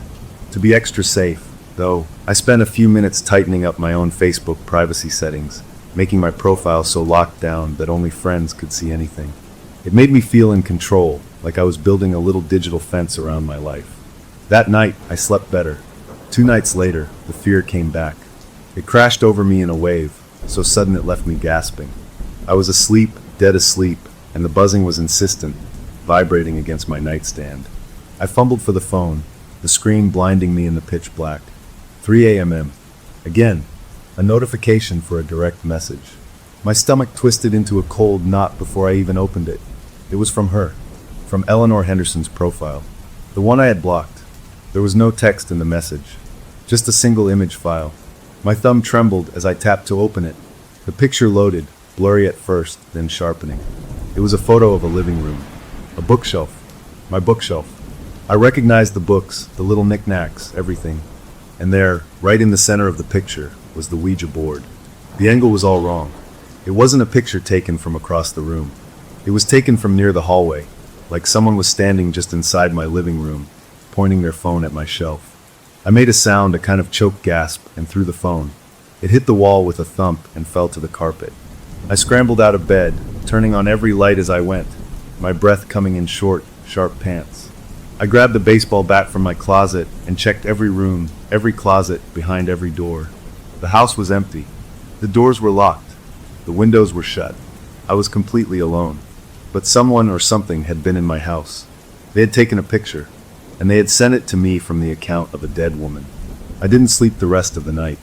I sat on my couch with all the lights on, the bat across my knees, staring at the board on the shelf. It didn't look beautiful anymore. It looked like a door, and something had just knocked. As the first gray light of morning finally crept through the windows, a terrible, sinking realization settled in my gut. This was not a hack. This was not a coincidence. This was a message. And the message was clear. I'm not out there. I'm in here. The board sat silent on the shelf, but the question it asked was louder than any scream. What did it want with me? I spent the whole next day in a fog, jumping at every little noise my house made. The photo on my phone was real. I checked it 100 times, zooming in on the details of my own bookshelf, the grain of the wood, the spine of a specific book I knew was there. It was my living room, no doubt about it. The angle proved someone had been standing inside my home. I changed all the locks myself, my hands clumsy and sweating, even though there were no signs of a break-in. I bought window alarms, little shrieking magnets you stick on, and put them on every single window.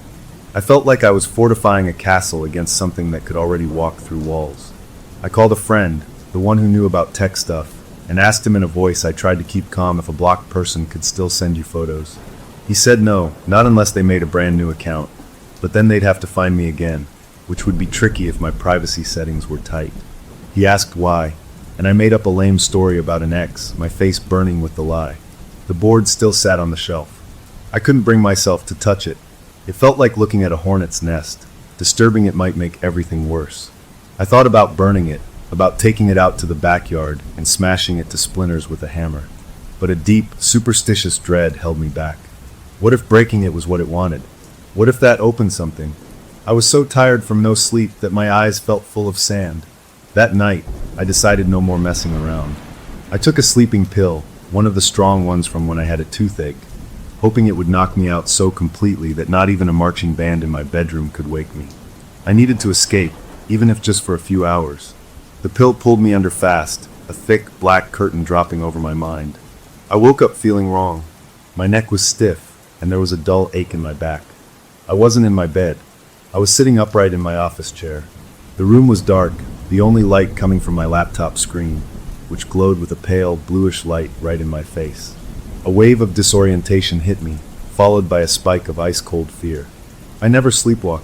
Never. I blinked, trying to understand. My laptop was open, and on the screen was her Facebook profile again. Not a notification, but the actual profile page, like I had pulled it up myself. And in the search bar at the top of the screen, clear as day, was a line of text I had not typed. It said, "How to remove a spiritual attachment from an object." My blood turned to slush in my veins. I just stared, my brain refusing to work. Did I do this? In my sleep? I must have. I had to have. There was no other explanation. But the words were so specific, so terrifyingly on point. I felt a sick curiosity mix with the dread. My hand, moving almost on its own, reached for the touchpad. The cursor moved to the message box on her profile. My fingers settled on the keys. I didn't want to do it, but I couldn't stop myself. It was like watching a movie of my own hands. I typed 3 words. "Are you there?" I hit send. The reaction was instant. The little icon showing the message had been seen popped up immediately. Then those 3 little dots appeared, bouncing, showing someone was typing a reply. I couldn't breathe. A reply came through. It said, "I'm here. The door is stuck. Help me." A whimper escaped my throat. I looked at the timestamp on the message. It said 4:04 a.m. I looked at the clock in the corner of my laptop screen. It said 4:07 a.m. The message was sent 3 minutes ago. 3 minutes before I even woke up and found myself here. Logic shattered. This wasn't sleepwalking. This was something else. Panic exploded in my chest. I slammed the laptop shut, so hard the sound cracked through the dark room. I stumbled to the light switch, flooding the office with light, my heart hammering against my ribs. I was alone. I was always alone. But I wasn't in control. Something was using me like a puppet when I was asleep. The sleeping pill was supposed to stop that, but it just made me an easier target, a deeper sleeper for whatever this was to take the wheel. I spent the rest of the night wide awake, drinking coffee I didn't need, my nerves jangling like loose wires. When the sun finally came up, it felt fake, like a painted backdrop. I dragged myself to the kitchen to make more coffee, my body aching with exhaustion. That's when I saw it. On my kitchen counter, near my laptop bag, was a faint sprinkling of dust. It wasn't normal dust. It was a grayish, fine powder. I leaned closer, my skin crawling. I knew that dust. I'd seen it before, in the bottom of that cardboard box from the old woman's house. It had a weird smell, like old dried roses and something else, something like damp earth from a deep hole. This was the same dust. It was on my counter, and when I looked, I saw little smudges of it on my laptop's touchpad and keys. Physical proof. Something from that box, from her world, was here, in my house, moving things, touching my stuff. I cleaned it up with a wet paper towel, my hands shaking, scrubbing until the counter shone. It didn't help. The feeling of violation was complete. Later that afternoon, driven by a desperate need for answers, I did something I knew was probably stupid. I went back to her Facebook profile, using a different browser. I scrolled back through years of her life. Pictures of grandkids, Recipes for apple pie, complaints about the weather, birthday wishes to friends. Normal, sweet, old lady stuff. But then I started looking closer at the comments she'd left on other people's posts, especially in the last year or so. They were strange. They were short, and they felt off. On a friend's picture of a sunset, she'd commented, "All is well." On a news article about a local fair, she wrote, "Listening helps." These comments showed up at all hours, sometimes at 2 or 3 in the morning. The phrasing was odd, robotic, like a recording. It didn't sound like the cheerful woman I knew. It sounded like someone or something practicing how to be her. A new, even worse idea began to form in my mind. What if she hadn't given me the board to be nice? What if she gave it to me to get rid of it? To pass this attention on to someone else? The phrase from her note, "Better it stays with you now," took on a horrible new meaning. Maybe it wasn't a blessing. Maybe it was a warning or a transaction. I felt a hot surge of anger mixed with the fear. I stomped into the living room and grabbed the board off the shelf. The wood was cold, much colder than the room. I was going to end this. I was going to take it out back, douse it in lighter fluid, and watch it burn. I had the lighter in my hand, but as I stood there holding it, a wave of dizziness hit me so hard I had to grab the wall. A rushing sound filled my ears, and my stomach turned over, an intense nausea making my mouth water. It wasn't just fear. It was a physical reaction, like my body was rejecting the very idea of destroying this object. A pressure built behind my eyes, a feeling of wrongness so profound it made my skin itch. It felt like I was about to break a rule, a very important, very dangerous rule. My courage evaporated. With a gasp, I put the board back on the shelf, my hands trembling. I hadn't just failed. I had been stopped. That night, defeated and utterly drained, I did the only thing I could think of. I took another sleeping pill. It was a terrible idea, I knew it, but I couldn't face another night of staring at the ceiling, jumping at shadows. I needed oblivion.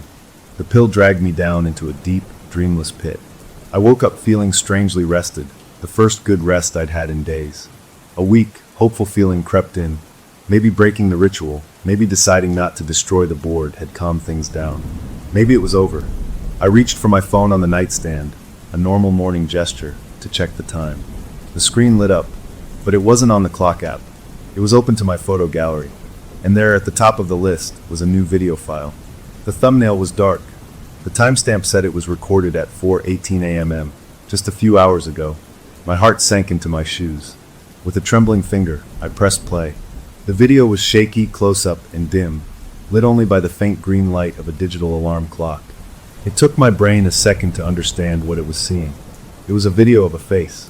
My face. I was asleep in my bed, my mouth slightly open, the pillows rumpled.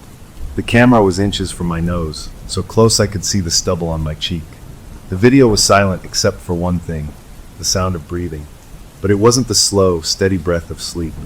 It was a ragged, wet, whispering sound, a desperate inhale and exhale that definitely, absolutely, was not coming from me. The camera held there, on my sleeping face, for the full 20-second clip, recording that awful, intimate sound. Then the screen went black. I sat there, the phone feeling like a live snake in my hand. The good sleep was a lie. The rest was a trick. It had been right there in my room, leaning over me, and I had slept through it like a dead man. The door wasn't just stuck. It was wide open, and something was already inside, and it was learning me, studying me up close, and I had never felt more alone in my entire life. The question now wasn't what it wanted. The question was, what was it going to do with me now that it was this close? The video on my phone broke something in me. The fear was still there, a constant cold knot in my stomach, but it was now mixed with a boiling, furious anger. This thing, whatever it was, wasn't just sending creepy messages anymore. It was in my house. It had leaned over me while I slept. It was a trespasser, a burglar of the worst kind, one that didn't care about locks or alarms. I couldn't just sit in my living room and wait for the next horror show. I needed to move, to do something, to understand. And I realized I still had a key. Before she got really sick, my neighbor had given me a spare key to her house. She had a jungle of spider plants, she called it her green babies, and she'd asked me to water them if she ever went into the hospital. I'd done it a few times, feeling like a helpful neighbor. I'd never returned the key after the funeral. It was still on my keyring, a small brass thing that now felt like it weighed 100 pounds. Going back into her house was the last thing I wanted to do. The thought made my skin crawl. But it was also the only place that might have answers. Maybe she left a diary, a note, something that explained the board, what it really was, how to make it stop. This wasn't about ghosts anymore. This was an investigation. I drove over there the next afternoon, the sun shining like the world was normal. Her house looked smaller, sadder, with that unmistakable empty look a place gets when no one lives there anymore. The lawn was getting long. Using that key, turning it in the lock, felt like a crime. I pushed the door open, and the air that rolled out was warm and still, smelling of lemon polish and stale flowers. It wasn't my house, but walking in felt even more like trespassing. Everything was exactly as she left it, neat and tidy, a museum of a life that was over. The plants were looking a little wilted. Trying to act normal, I went to the kitchen sink, filled her watering can, and started giving them a drink. The simple, familiar task calmed my nerves a little. As I moved through the quiet rooms, watering, I started looking around more carefully, not just as a neighbor, but as a detective. In the living room, on a small writing desk by the window, was a stack of mail and some notebooks. My heart started beating faster. I put the watering can down and sat in her chair. The top notebook was just grocery lists and reminders to call the doctor. But underneath it, in a manila folder, I found something else. They were printouts from the internet, pages she had run off on an old printer. The titles made my mouth go dry. Soul trapping in inanimate vessels. Theories of spiritual transference. Containment rituals for attached entities. This wasn't gardening notes. This was research. Desperate, scary research. My hands shook as I flipped through the pages. In the margins, in her familiar shaky handwriting, were notes. Next to a paragraph about objects holding spiritual energy, she had scribbled, "The board isn't a doorway. It's a cage." And below that, another note that sent a chill straight through my bones. "The lucky one holds the key." I stared at those words. The lucky one. She called me lucky. She said the board was good luck. It wasn't fortune she was talking about. It was survival. She hadn't given me a gift. She had passed me a curse.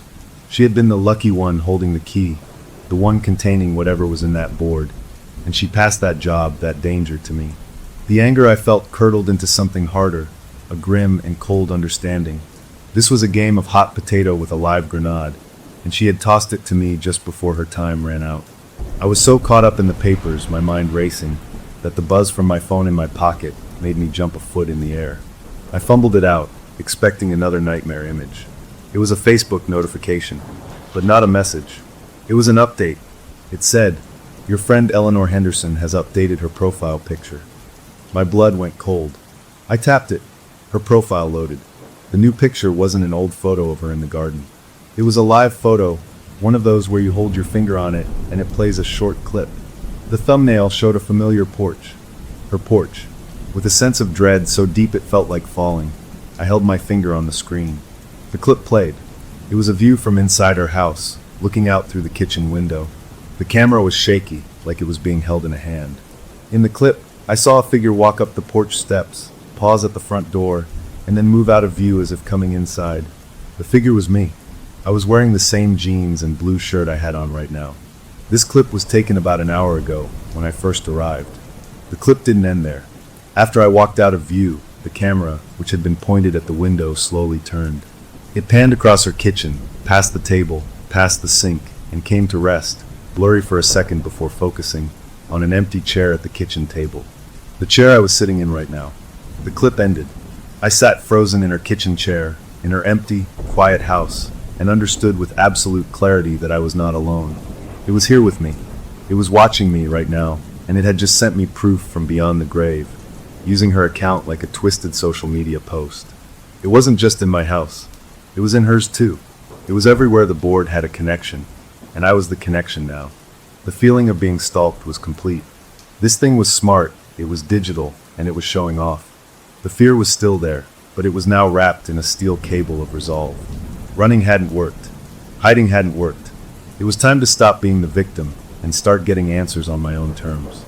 If this thing was so attached to her house, to her life, then the clues to beating it had to be here too, somewhere in this quiet, waiting space.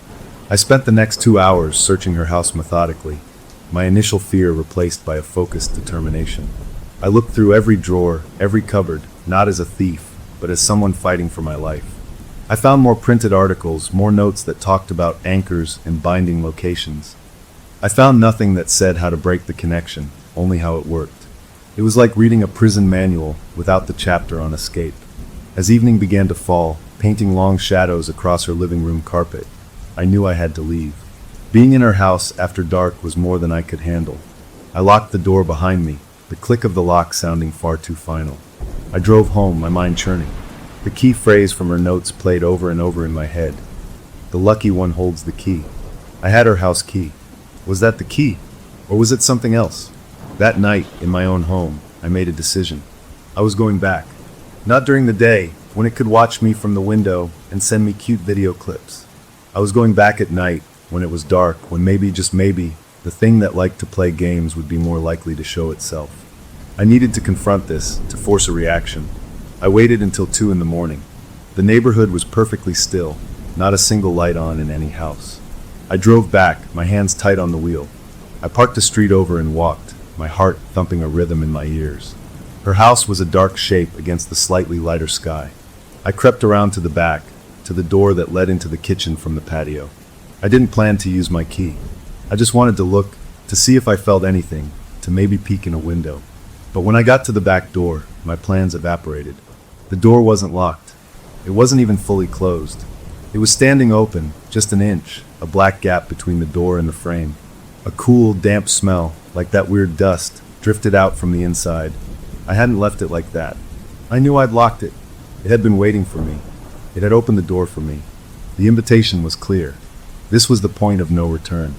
I could turn around, go home, and live with this thing forever, watching me, filming me, slowly taking over my life. Or I could walk through that door and finally meet whatever was on the other side. I stood there in the dark, looking at that thin line of blackness, knowing that whatever happened next, my life would never be the same again. I took a deep breath, pushed the door open, and stepped inside. The inch of open doorway felt like the mouth of a cave, dark and waiting. That damp, rose-unearthed smell was stronger now, curling out to meet me in the cool night air. Every instinct screamed at me to run, to turn my back on that house and never look at it again. But the anger, that cold, hard knot that had formed after seeing the video of it leaning over me, held me in place. Running hadn't stopped it. Hiding hadn't stopped it. If I turned away now, I knew I'd spend the rest of my life waiting for it to tap me on the shoulder. So I pushed the door. It swung inward without a sound, well-oiled. The kitchen inside was a pool of blackness, deeper than the night outside. I pulled out my phone and turned on the flashlight. The beam cut through the dark, startlingly bright, catching the edge of the table, the gleam of the sink. Everything was exactly as I'd left it hours before. The house felt empty, but not in a normal way. It felt held, like the air itself was waiting to see what I would do. I didn't call out. What was the point? Instead, I moved slowly, my light sweeping across the floor, the counters. I went back to the living room, to her writing desk. The printouts were still there. I gathered them up, stuffing them into the manila folder. If I was going to understand this, I needed to study them properly, somewhere I could think. As I turned to leave, my light flashed across the shelf where she kept her small trinkets and photos. Something caught my eye. There was a gap. A small, clean space between a ceramic dog figurine and a snow globe. The space wasn't random. It was a perfect little rectangle, about the size of a bar of soap. The exact size and shape of the glass planchette from the board at my house. A place for it, but it was empty because the planchette was on my shelf miles away. The board and its pointer were supposed to be together, but she had separated them. Was that part of her luck? Keeping them apart? My mind was spinning, a mess of theories and panic. I couldn't stay here. The feeling of being watched was a physical pressure on the back of my neck. I hurried out the back door, pulling it shut behind me, and didn't stop moving until I was back in my car, the doors locked, the engine running. I drove home, clutching the folder like it was a life raft. The next day, I needed a different kind of answer, something solid and real. I went to the cemetery. It felt like the only place left to go. Maybe seeing her grave, a real place with real dates carved in stone, would ground me, would make all this feel like a bad dream I could wake up from. The day was gray and overcast, the kind of sky that feels low to the ground. I found her plot easily, the mound of dirt still fresh, not yet grown over with grass. A simple temporary marker was stuck in the soil. I stood there, my hands in my pockets, feeling foolish. What was I expecting? A sign? A feeling of peace? I felt nothing but a deep, hollow sadness for the kind woman I'd known, and a boiling anger at the thing that had possibly tormented her. And then I saw it. There, placed neatly in the center of the raw, turned earth, right on top of the grave, was a small, shiny object. My breath hitched. I took a step closer, then another, my shoes sinking a little into the soft soil at the plot's edge. It was the planchette, the heart-shaped piece of glass from the Ouija board on my shelf at home. It was here, clean and perfect, resting on the dirt as if it had been carefully set down as an offering. A wave of vertigo washed over me. This was impossible. It was a physical object. It had been in my house. I had looked at it just yesterday. Now it was here, miles away, on her grave. This was the proof I couldn't explain away, couldn't blame on sleepwalking or hackers. The entity, the presence, whatever it was, could move things. It could connect my space and hers in a way that defied logic. A cold terror, deeper than any I'd felt yet, settled in my bones. This wasn't just about messages or feelings. This thing could interact with the real world. Hesitantly, I reached down and picked it up. The glass was shockingly cold, like it had been sitting in a freezer, not out in the open air. As I lifted it, I noticed the dirt beneath where it had lain. The soil wasn't smooth. In one spot, right in the center of the grave, the dirt looked disturbed. Not by an animal digging from the top. It looked pushed up, slightly mounded, as if something underneath had shifted, had pressed upward against the weight of the earth. A horrible image flashed in my mind, a hand, just below the surface, reaching up. I stumbled back from the grave, the planchette clutched in my icy fist, my heart hammering. I didn't run. I walked fast, my legs unsteady, back to my car. I drove home in a daze, the cold glass burning a hole in my hand where I held it on the steering wheel. Back in my living room, the normalcy of my couch, my TV, my coffee table, felt like a sick joke. I placed the planchette on the coffee table. It sat there, a little heart of cold glass, a bridge between my world and something else. I stared at the Ouija board on its high shelf. An idea, reckless and terrifying, took shape. If this thing wanted to talk, maybe I should make it talk on my terms. Maybe I could get a straight answer. The board was a tool for communication, according to everything I'd ever heard. Maybe I could ask it what it wanted, and maybe, just maybe, I could tell it to leave. It was a stupid plan. Every horror movie I'd ever seen said it was the worst plan possible. But I was out of good plans. I took the board down from the shelf. It felt even colder than usual. I placed it on the coffee table in front of my couch. I put the planchette on the board, my fingers resting lightly on the glass. It felt like placing my hand on a block of ice. "Okay," I said out loud, my voice sounding too loud in the quiet room. "You want to talk? Talk. What do you want?" I waited. My fingers didn't move. The planchette stayed still. Nothing happened. A feeling of foolishness washed over me. Of course it didn't work. I was an idiot.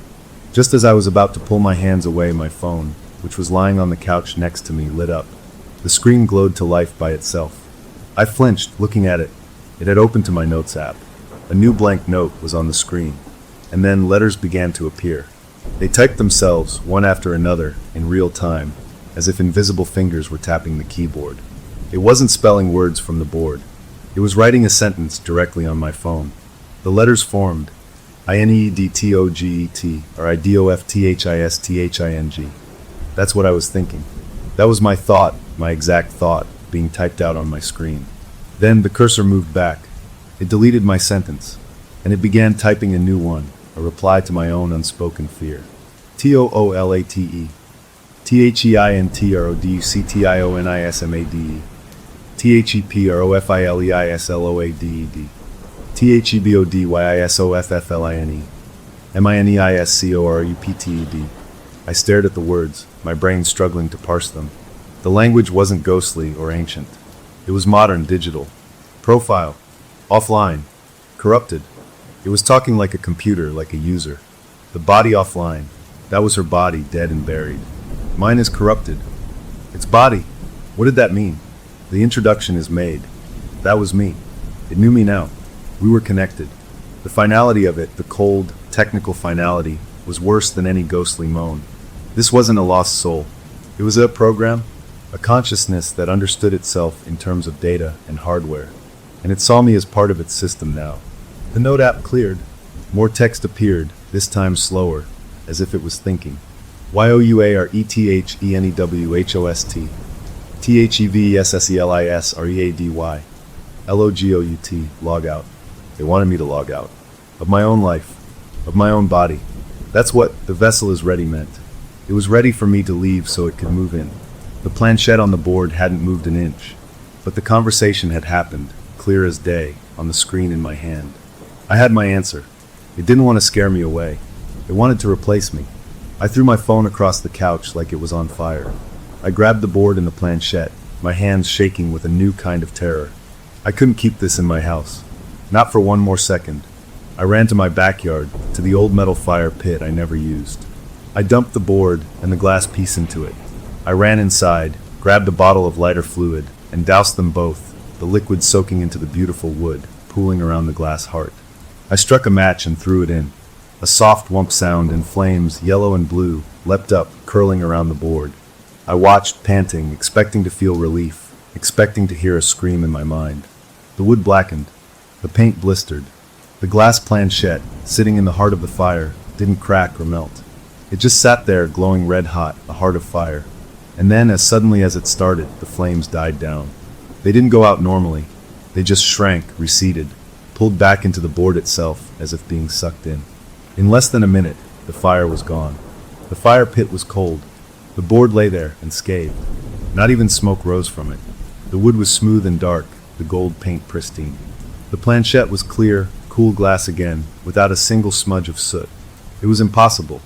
I poured more fluid, lit another match. The same thing happened. The flames roared for a moment, then were sucked into the object, leaving it perfect. I couldn't destroy it. It was protected. It was anchored.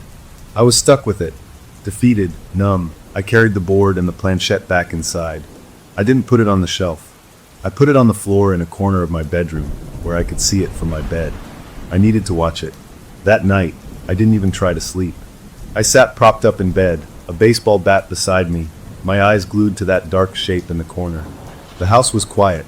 Too quiet. My eyes grew gritty and dry. Sometime, just before dawn, the exhaustion finally won.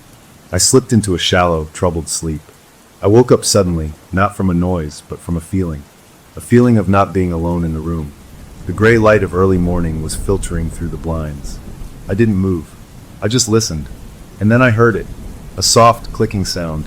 The distinct sound of my front door's latch turning. Someone was unlocking my door from the outside. I sat up, frozen, my blood turning to ice. I heard the door open. A soft creak of the hinge. Then footsteps.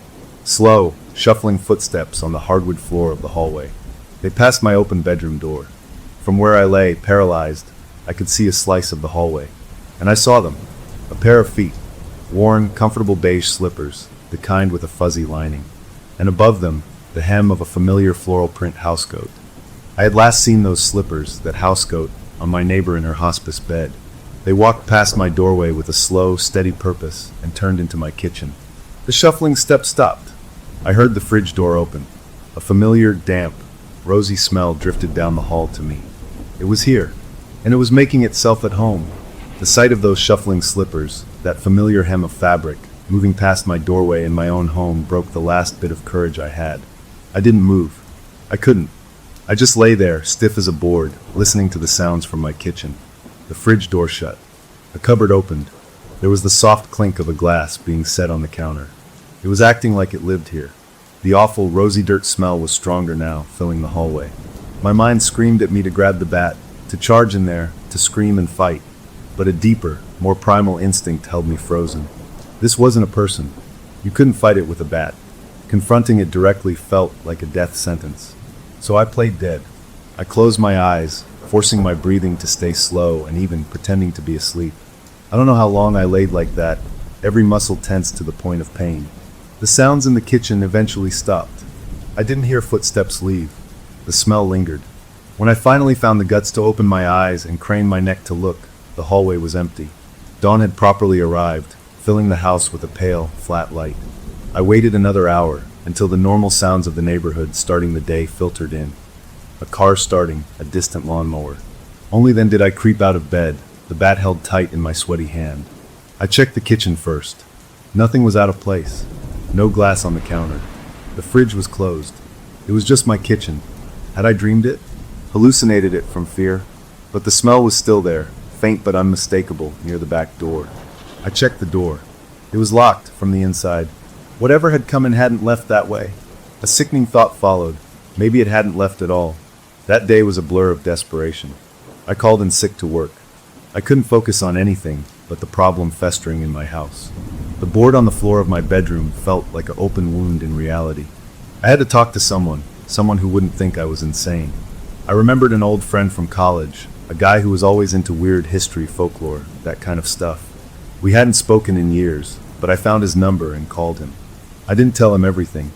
I just said I'd come into possession of an old Ouija board that seemed to have some weird activity around it, and asked if he knew anything. He got quiet for a moment. "Those things are no joke," he said, his voice serious. "Look, the rule is, you never use it alone, and you always say goodbye. If you didn't close the session, it's like leaving a door open." I thanked him, my heart sinking. I'd never had a session to close. The door had been flung open before I even knew there was a door. His advice echoed in my head. Asterisk, you never use it alone. Asterisk, but what if you weren't the one using it? What if you were the one being used? That night, I was determined to stay awake. I drank enough coffee to make my hands shake. I put on a loud movie, something with lots of explosions, trying to fill the space with noise. It worked until about 2 a.m., when the caffeine crash hit me like a truck. My eyelids were made of lead. I fought it, pacing the living room, slapping my own face. But the exhaustion from weeks of terror was too much. I must have stumbled to the couch and passed out. I didn't wake up on the couch. The first thing I felt was the cool night air on my face. The second thing I felt was damp grass under my bare feet. My eyes flew open. I was standing in my backyard. I was wearing only my pajama pants. I wasn't in control. It was that sleepwalking feeling, but 1,000 times worse. This time, I was awake inside it. I could see, I could feel, but I was a passenger. My body turned and walked, with a steady, purposeful stride I didn't recognize, across the dewy grass. It didn't go to the gate. It went straight to the wooden fence that separated my yard from my neighbor's yard. My hands reached out, found the top of the fence, and pulled me up and over with a strength I don't have. I landed softly on the other side. I was in her backyard. My body didn't hesitate. It walked to her back door, the one that had been left open for me. It was closed now. My hand went into the pocket of my pajama pants. My fingers closed around her house key. I was bringing the key back to it. A whimper tried to escape my throat, but my mouth wouldn't open.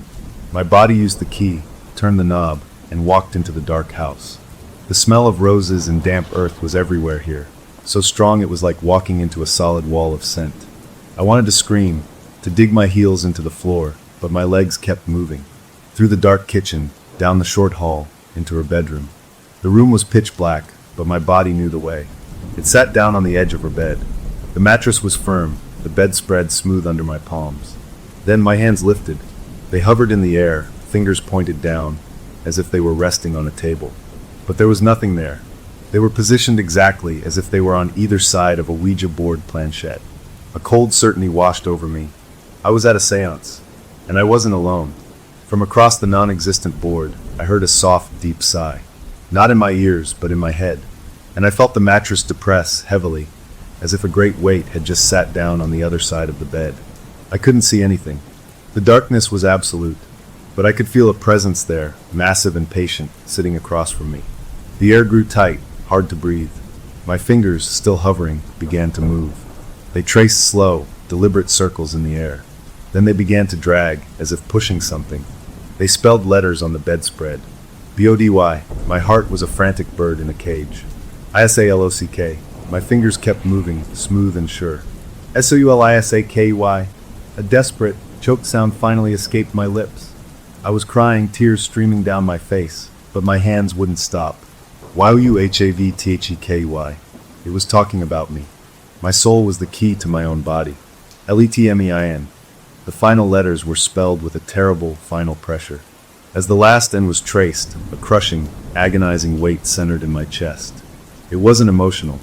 It was physical. It felt like a giant hand was inside my rib cage, pushing outward, trying to crack me open from the inside. It was trying to get out, or trying to make room for something else to get in. The entity's demand wasn't a request. It was an instruction manual. It wanted me to turn my own key and step out of the lock so it could step in. In that moment of pure, shared understanding, a strange calm fell over my passenger mind. This was it. The offer. The deal. It wasn't going to just haunt me. It wanted a trade. The pressure in my chest intensified, a white-hot spike of pain. I couldn't breathe. My vision started to go gray at the edges. This was how I died, in a dead woman's bed, giving my body away. Then, a huge crash shattered the moment. It came from the living room, the sound of something glass and heavy hitting the floor and exploding. The psychic connection snapped. The pressure in my chest vanished. I gasped, a ragged, sucking breath of air. I could move. I scrambled off the bed, falling to the floor in my panic. I didn't look back. I ran, stumbling through the dark house, out the back door, across the yards, not caring about the cold or the wet grass or the fences I had to scramble over. I burst into my own house, slammed and locked the door, and collapsed against it, sobbing and shaking. When I could finally think again, hours later in the safety of the daylight, I realized something. The crash had saved me. It had broken the trance. What had caused it? Had the entity's own rage shattered something? Or had something else intervened? The thought that there might be some other force, even a weak one, that wasn't on its side, gave me the tiniest sliver of hope. But the message was burned into my brain. It wanted in, and it knew how to get in. It had just shown me. It needed me to willingly let go. I spent the day in a state of shell-shocked recovery. I felt hollowed out, bruised on the inside. I checked my phone, my email, dreading some new digital taunt. For the first time in weeks, there was nothing. No messages, no friend requests, no notifications. It was quiet. It felt like the calm after a storm, but I knew it wasn't over. It was just regrouping. It had tried the direct approach and failed. What would it try next? As evening fell, I forced myself to eat something. I was sitting at my kitchen table, staring at a wall, when my phone did buzz. It was a simple notification, the kind I got all the time. It was from a social media platform. It said, "Your name, you have a new friend request." My blood ran cold. I opened the app. The request was from an account I didn't recognize. The profile picture was a live photo. I tapped it, already knowing what I would see. The clip played. It was dark, shaky footage. It was a video of me from last night. It was filmed from the corner of my neighbor's bedroom, showing my own back as I sat on the edge of her bed, my hands moving over nothing, my shoulders shaking with silent sobs. The clip ended. The profile name wasn't my neighbor's anymore. It was my own name, followed by the words, "Test account." But the worst part, the part that made my stomach drop through the floor, wasn't the picture or the name. It was the status of the request. Beneath the profile, it didn't say accept or decline. It said friend request sent. And next to that, in smaller letters, it said, "Request sent from your primary account." I was locked out of my own profile, and it was using me to befriend itself. It wasn't just asking to come in anymore. It was building a new door with my name on it and handing itself the key. The notification about the friend request from myself was a different kind of punch. It wasn't about fear of the unknown anymore. It was about the theft of my own identity. My hands shook as I tried to log into my main social media account. I typed my password, a password I'd used for years. A red error message popped up. Incorrect password. A cold sweat broke out on my forehead. I clicked forgot password. It asked to send a recovery link to my email. I opened my email, refreshing it again and again. No link came. I tried to log into my email itself. Password incorrect. My email password, which was different from my social media password, also didn't work. It had gotten into everything. It had changed everything. It had locked me out of my own digital life. This was a modern nightmare, a complete erasure of who I was online. I felt a panic so deep it was like drowning. I used a friend's account to look at my profile. My profile picture was still me, but the recent post was chilling. It was an old photo of me smiling at a barbecue last summer. The caption read, "Feeling so refreshed after a long sleep. Time for a new beginning, smiley face." Friends had commented. "Good to see you back," one wrote. "You've been quiet lately," said another. The entity was talking to my friends. It was learning how to act like me. It was preparing to slip into my life, and no one would know the difference. I saw it had sent a few messages. To my buddy who I play basketball with, it had written, "Hey man, wanna shoot hoops this weekend? I need to clear my head." He had replied, "Sure, Saturday morning?" It had written back, "Perfect. See you then." It was making plans. Using my face, my history, my friendships. I was being replaced, pixel by pixel, message by message. I quickly logged out of my friend's account, my stomach churning. I couldn't involve them. This thing had already asked my other friend for his mother's maiden name. It was data mining, gathering the personal details needed to become me completely. I felt a desperate need to see something real, something physical that it couldn't hack or manipulate. I remembered the grave, the planchette on the soil, the disturbed earth. I drove to a big outdoor store and bought a cheap wildlife camera, the kind hunters use to see what animals are in the woods. It was motion activated and would record video. That night, long after dark, I went back to the cemetery. It was the last place I wanted to be, but I had to know. I found a tree overlooking her grave from about 20 feet away. I strapped the camera to the trunk, aimed it, and turned it on. A little red light glowed for a second, then went out. It was ready. Leaving it there felt like leaving a part of myself in that awful place, but I drove away, hoping for evidence, for some clue I could show to someone, to anyone, to make them believe me. The next day, I couldn't wait. I went back in the late afternoon, my heart in my throat. I retrieved the camera, got back in my car, and fumbled with the small screen on the back of the device. I scrolled through the recorded clips. Most were just leaves blowing, a squirrel running past. Then I found it, a clip timestamped at 3:03 a.m. The night vision made everything a ghostly green and black. The frame showed the grave, a dark mound. A figure walked into the frame. It was wearing a long, dark coat. My coat, the one I usually wear in the winter, which was hanging in my closet right now. The figure knelt by the grave. It didn't have any tools. It didn't dig. It just placed its hands, palms down, flat on the dirt. It held them there, perfectly still, for a full minute. Then it stood up. As it turned to leave, it looked briefly toward the camera. The face was in shadow, too dark for the night vision to pick up features. But the height, the build, the way it moved, the coat. It was me, or something wearing me. The sleepwalking wasn't random wandering anymore. It was performing rituals. It was connecting to its own grave, or to her grave, using my body as a tool. I was a puppet, and it was sending me out on errands in the dead of night. The violation was absolute. It wasn't just in my house or my mind. It was wearing my skin out in the world. I drove home in a daze of horror and fury. When I got there, a small cardboard box was sitting on my front porch. I hadn't ordered anything. There was no mail truck scheduled. My address was printed on a label. The return address was my own name, but sent from a city a few states over. My hands trembled as I picked it up and brought it inside.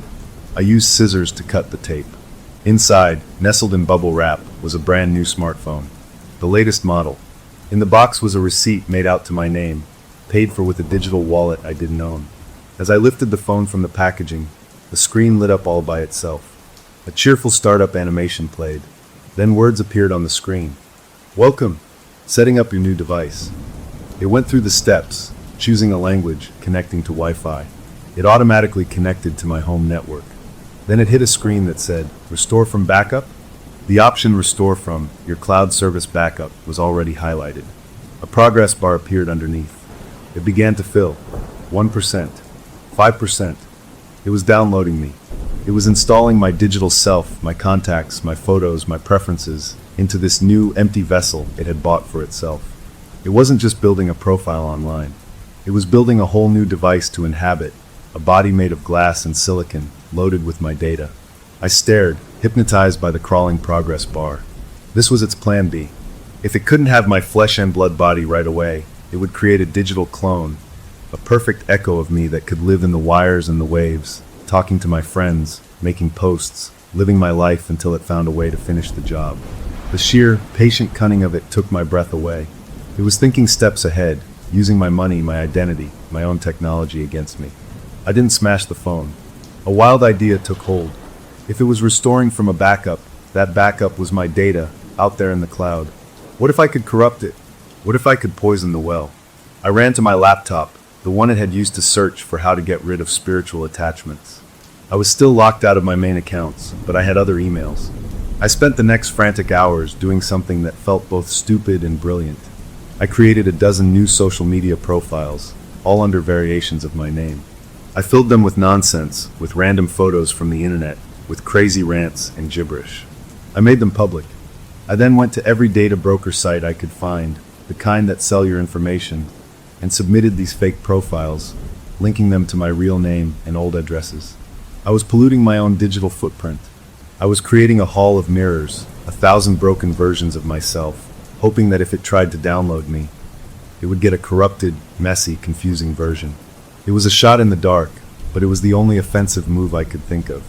I was fighting its language with its own language, bad data, corrupted files, system errors. As I worked, the new phone on the table finished its restoration. The screen showed a beautiful, familiar wallpaper, a photo I'd taken of the mountains. The home screen was laid out exactly like my old phone.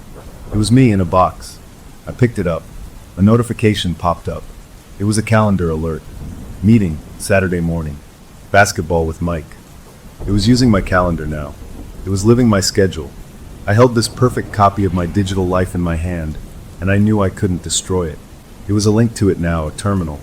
I put it down on the table, next to my real phone. I had two phones now. One was mine. The other was mine, but not. Exhausted, I fell into a troubled sleep on the couch, the two phones sitting side by side on the coffee table like twins. I woke up later to a soft, glowing light. The new phone, the entity's phone, was lit up. On the screen was a simple notepad app, open to a blank page. Words were appearing, typed by an unseen hand. DATASTREAMCONFLICT PROFILESCORUPTED UNEXPECTEDVARIABLES. A flicker of savage hope sparked in my chest. My hall of mirrors had worked. I had confused it. I had put garbage in its feed. It paused, then typed more. INITIATINGDIRECTSOURCESYNC PREPAREFORUPLOAD. The screen went dark for a second. Then the camera on the front of the phone, the selfie camera, activated. A small light next to the lens turned on, illuminating my face in the dark room. The phone was looking at me. It was scanning me. The direct source was me. My real face, my living body. It was going to try to sync directly from the original, to overwrite the corrupted data it had downloaded. The camera felt like a vacuum, trying to pull my very essence out through my eyes. I grabbed the nearest thing, a thick hardcover book, and slammed it down on the phone, screen first. I heard a sharp crack. The light from the camera went out. I lifted the book. The screen was a spiderweb of broken glass, dark and dead. I had broken its new toy. I sat there, breathing hard, staring at the shattered device. It was a small victory. I had broken one of its tools. I had fought back and won a battle. But the war wasn't over. It was still in my accounts. It was still in my house. It still had my body on nighttime autopilot. And I had just made it very, very angry. As if on cue, my original phone, the one I could still use for calls and texts, buzzed with a new message. It was from an unknown number. The message contained no words. Just a single emoji. A smiling face with cold, dead eyes. And a link. I didn't tap the link. I didn't have to. I knew what it meant. The direct sync had failed. It was done asking nicely. It was done with digital tricks. It was coming for the original source, for the only backup that mattered now, me. Smashing the phone felt good for about 5 seconds. Then the reality of that dead-eyed smiley face emoji sank in. It was a declaration of war. It was done playing with my data. It wanted the source code me. I couldn't fight what I didn't understand. I'd been reacting, scrambling, defending. It was time to go on the offensive, to learn about my enemy. I needed to know where it came from, what it really was.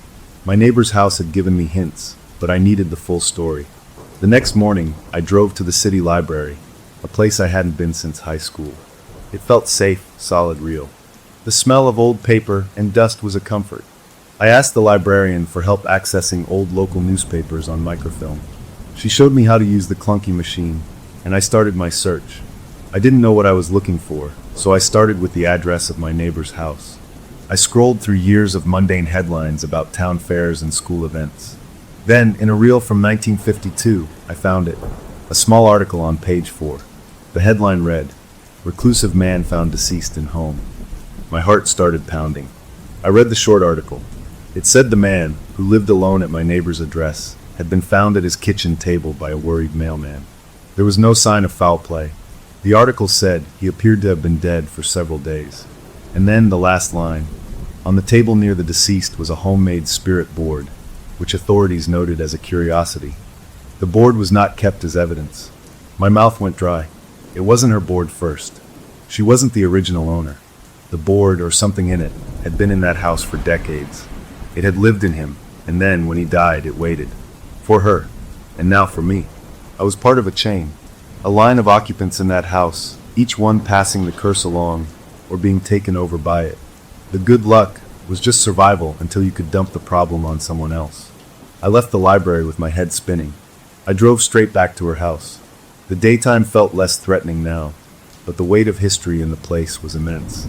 I went inside, the key feeling like a relic from a tomb. I needed to find her side of the story. I remembered years ago, her mentioning a loose floorboard in her bedroom closet where she'd hide Christmas presents from her grandkids. I went to the closet, pushed aside a few shoeboxes, and felt along the baseboard. One plank was slightly raised. I dug my fingers in and pried it up. In the shallow space beneath was a small, leather-bound book. A diary. I took it to the kitchen table and opened it. The early pages were from decades ago. A young woman's handwriting, full of hopes and dreams, recipes, notes about her garden. It was the woman I knew. Then, as I flipped toward the more recent entries, the writing changed. It became shakier and more frantic. The entries were shorter. One read, "It talks through the radio static." I unplugged it, but I still hear the whispers and the buzz of the fridge. Another, "It shows me pictures in my dreams. Pictures of people I don't know, in clothes from old times. It's showing me its memories." And another, which made my skin crawl. "It says I'm lucky. It says my signal is strong. It says it needs a newer model." I don't know what that means. The last few entries were just fragments, scrawled in pencil. "It's teaching me about the Facebook. It says the profiles are like graves that never close. So many empty houses to visit." And the final entry, just a week before she went into hospice. "The planchette is the cursor. The board is the drive. The body is the hardware. My hardware is failing. It will need to migrate." She understood. In her own way, with the words she had, she understood exactly what it was. A parasite, a piece of living data looking for a new host when the old one wore out. Taped to the inside back cover of the diary was a small, rectangular object. It was an old digital voice recorder, the kind with a tiny screen and buttons. My thumb hovered over the play button. I was afraid of what I would hear, but I had to know. I pressed it. There was a hiss of empty tape, then her voice. It was weak, trembling, but clear. "If you're hearing this, I've passed it on. I'm so sorry. I was weak. I was scared. It wasn't good luck. It was a hostage situation. It lived in him, the man before me, and then it lived in me. For 40 years. A sob escaped the recorder. It gets weaker if it's alone, you see? It needs a connection. A host. A signal to ride on. Attention is its food. Interaction is its network. Don't let it use my face. Don't let it learn your patterns. It wants a body that the world still recognizes. A body with friends, with family, with a life it can slip into. It's not a ghost. It's a virus. And I just gave it a new patient zero. I'm so sorry." The recording ended with a soft click. I sat there in her kitchen, the recorder in my hand, and the last piece of the puzzle slid into place with a horrible final clarity. This wasn't about haunting. This was about infestation. She wasn't evil. She was a victim who saw a way out, and she took it, and her guilt followed her to the grave.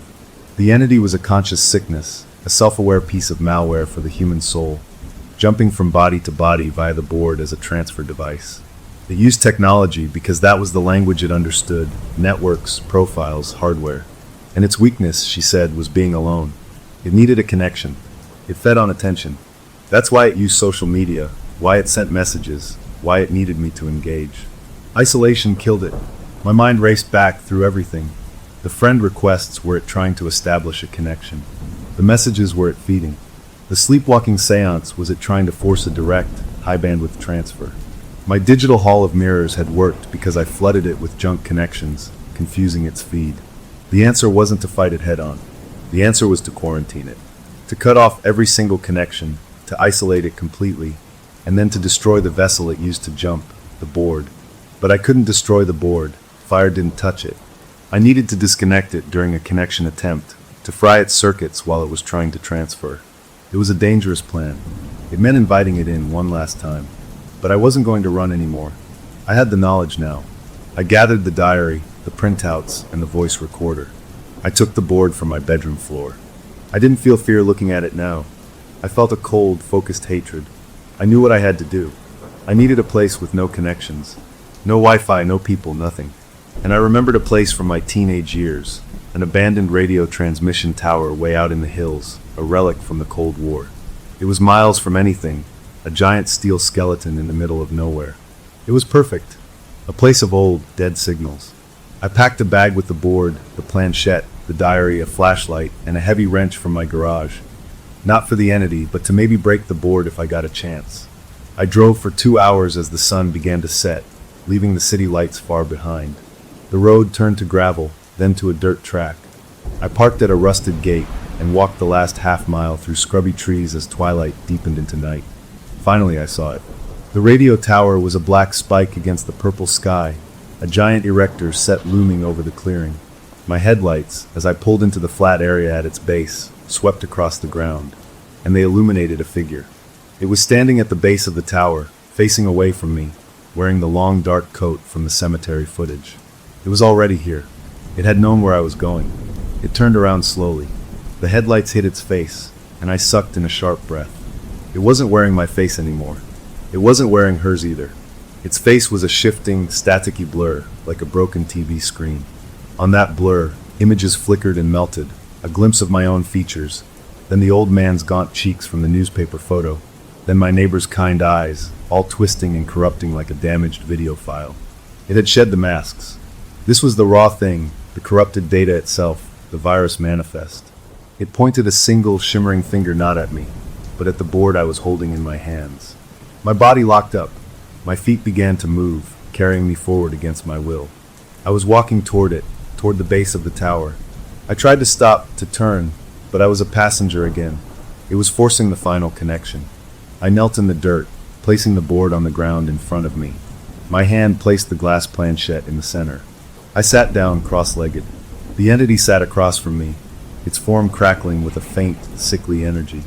It wasn't solid, but I felt its presence like a physical weight. My hands lifted and settled on the planchette. This was it, the final sync, the upload. I could feel its will, a crushing pressure in my mind. Log out, log out, log out. I gritted my teeth, pouring every ounce of my anger, my fear, my will to live into a single, silent thought.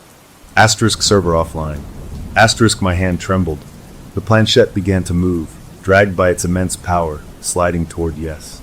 I fought with everything I had, muscles screaming, veins standing out on my neck, forcing it toward NO. The little glass heart quivered in the dead center of the board, trapped in a psychic tug of war. The air around us began to hum, a low, nasty frequency that vibrated in my teeth. The tower above us seemed to groan. I was losing. Its will was a tidal wave. The planchette inched toward yes. I remembered the diary. It talks through the radio static. This was a place of signals, old and dead. I needed interference. I needed a crash. With a scream that tore from my throat, I wrenched my left hand free from the planchette. The connection broke for a split second, and the backlash of energy felt like an electric shock. I didn't hesitate. I lunged sideways, not at the entity, but at the rusted metal housing of the tower's old ground connection box. I swung the heavy wrench I had brought with all my remaining strength. It connected with the metal with a colossal, ringing clang that echoed through the hills. A shower of sparks erupted from the ancient, rotten wiring inside. And at the same moment, a wave of pure, chaotic static, a physical sound wave of distorted noise, exploded outward from the tower itself. It was the death scream of a million dead frequencies. The entity's form distorted violently, stretching and pixelating like a glitching image. It let out a shriek that wasn't a sound, but a pain directly in my brain, a modem screech fused with a human scream. In that moment of its distress, I grabbed the planchette from the board with my bare hand. It was burning hot now, not cold. I didn't aim for the board. I scrambled to my feet, and with a final, desperate cry, I slammed the heart-shaped glass directly against the steel leg of the radio tower. It shattered with an impossibly loud, high-pitched crack, like the world's largest light bulb exploding. Shards of glass, glowing with a faint blue light for an instant, flew in all directions and then went dark, falling to the dirt as ordinary, dead pieces. The entity's shriek cut off. The oppressive pressure vanished.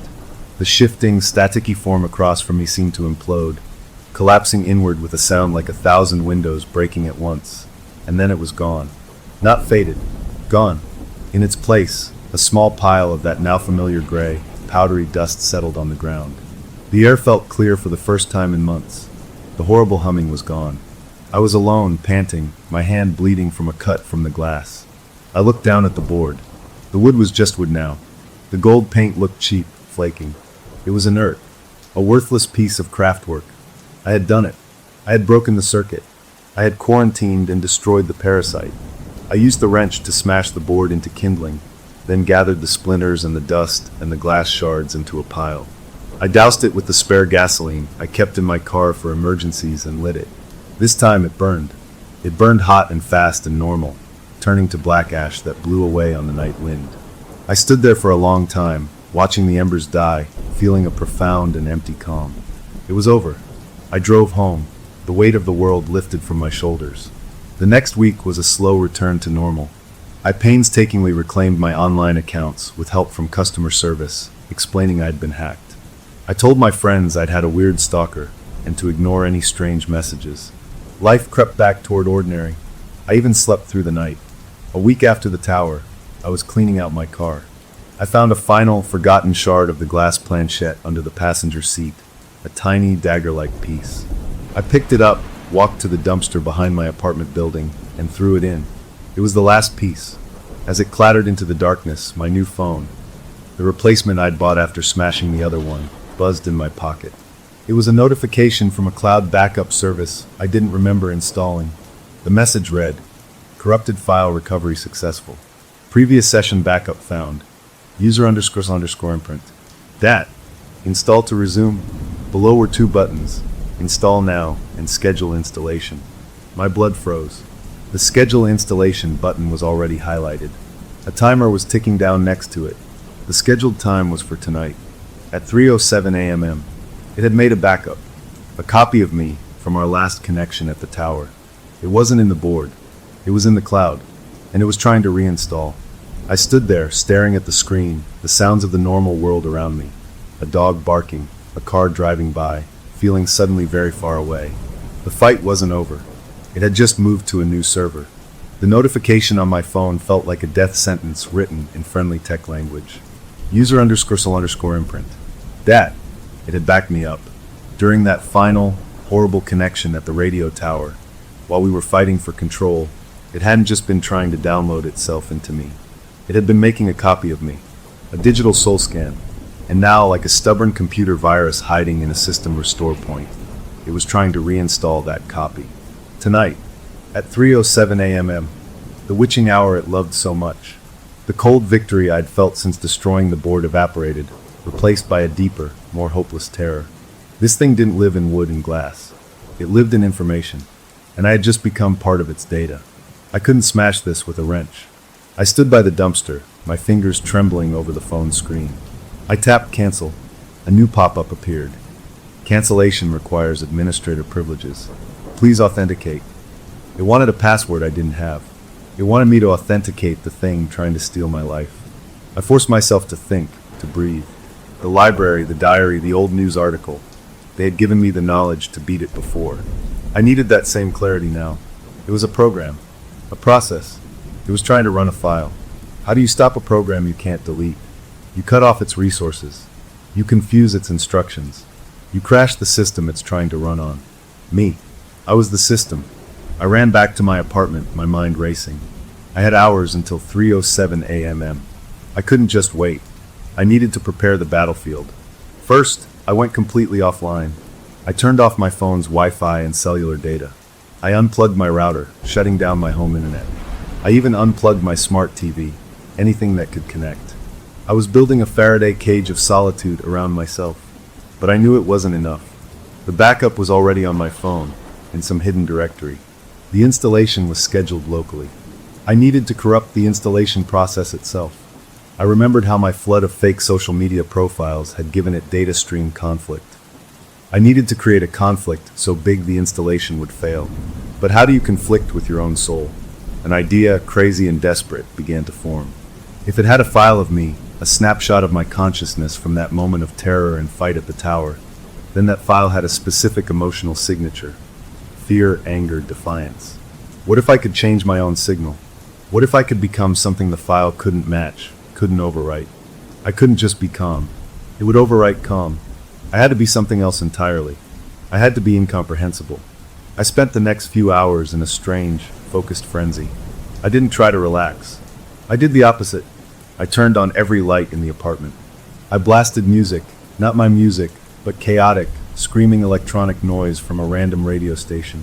I dug out an old keyboard and just started typing nonsense, stream of consciousness gibberish, filling a document with random words, song lyrics, grocery lists, memories from kindergarten, equations I didn't understand. I was jamming my own signal. I was trying to make my brain a noisy, unpredictable place. I drew pictures on the walls with marker, silly, stupid drawings. I talked to myself in different voices.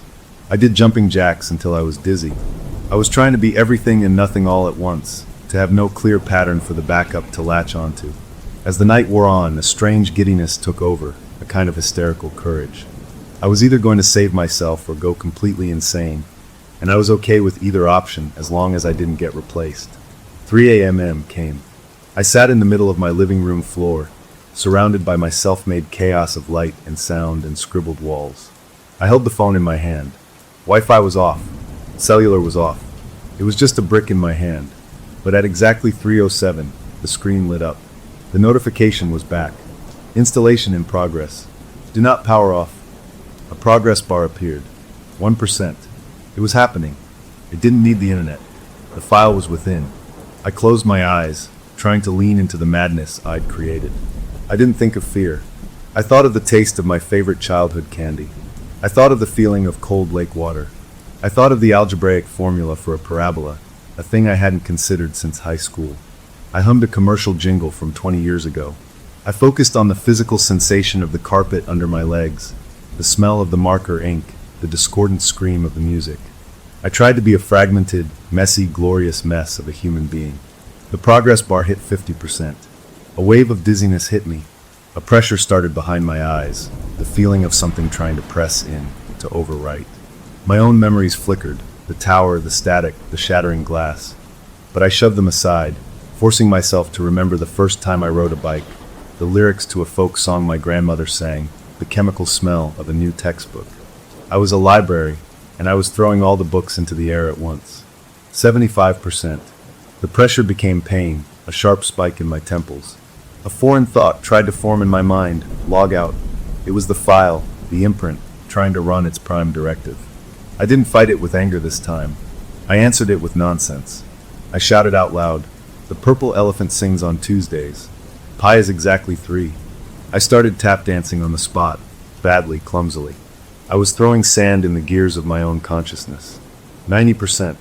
The pain was blinding. My vision swam. I could feel a blankness trying to settle over me, a quiet, orderly nothingness that wanted to smooth out all my beautiful, messy noise. It was the imprint. It was the clean version of me from that moment of terror, and it wanted to delete all the new data I'd created. With the last of my strength, I did the only thing I hadn't tried. I surrendered, not to it, but to the chaos. I let go of trying to control my thoughts entirely. I stopped trying to be anything. I just existed, a raw, screaming bundle of sensory input. The light, the sound, the pain, the memory of joy, the taste of blood in my mouth from biting my cheek, the silly drawing of a catboat on the wall. I was not a stable file. I was a crashing program. The progress bar hit 99%. It hung there. The phone in my hand grew blazing hot. A high-pitched whine, coming from the phone or from my own head, I couldn't tell, filled the air. The screen flickered wildly, the progress bar scrambling into digital static. Words flashed. Installation error. File corruption. Incompatible host environment. The whine reached a peak and then stopped. The phone screen went completely black. Not off, but black like a void. Then, with a soft pop, the screen cracked from corner to corner. A wisp of smoke curled from the charging port. The smell of burnt electronics mixed with the marker smell. The pressure in my head vanished. The pain was gone. I was just me sitting on the floor, surrounded by insanity, utterly drained. I looked at the dead phone. I had done it. I had corrupted its backup by making myself an incompatible system. I had saved my own soul by refusing to be a stable, installable piece of software. The entity's last gambit had failed. I didn't cheer. I didn't cry. I just sat there for a long time in the wreckage of my living room, the music still blaring. Then slowly I got up. I turned off the music. The sudden quiet was immense and real. I started cleaning up. It took days. I painted over the marker on the walls. I got a new phone, a simple one, and set it up with all new accounts, new emails, a new digital identity. I told my friends I'd had a total meltdown, a break from stress, and was starting fresh. They were worried, but they believed me. The world moved on. I moved with it, slower now, more careful. I found a quiet routine.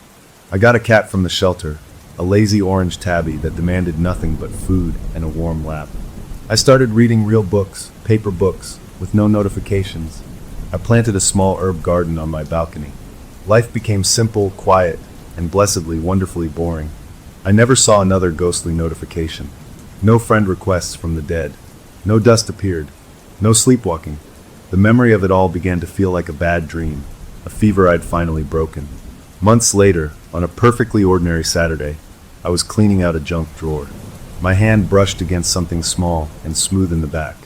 I pulled it out. It was the old digital voice recorder from my neighbor's diary. I must have tucked it in there and forgotten about it. I looked at it, this little plastic rectangle that held her final confession. I pressed play, just to hear a human voice from that time, to remind myself it was real. Her trembling voice filled the quiet kitchen. It wants a body that the world still recognizes. I listened to the end. Then, after her final apology, the recording didn't stop.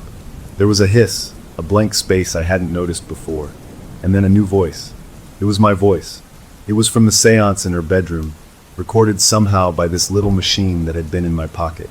My own voice, trembling with terror and effort, whispered just one word, a word I didn't remember saying out loud. It said, asterisk asterisk anchor. The recording ended. I stared at the recorder. What did that mean? I played it again. Just that one word from my own past lips. Anchor.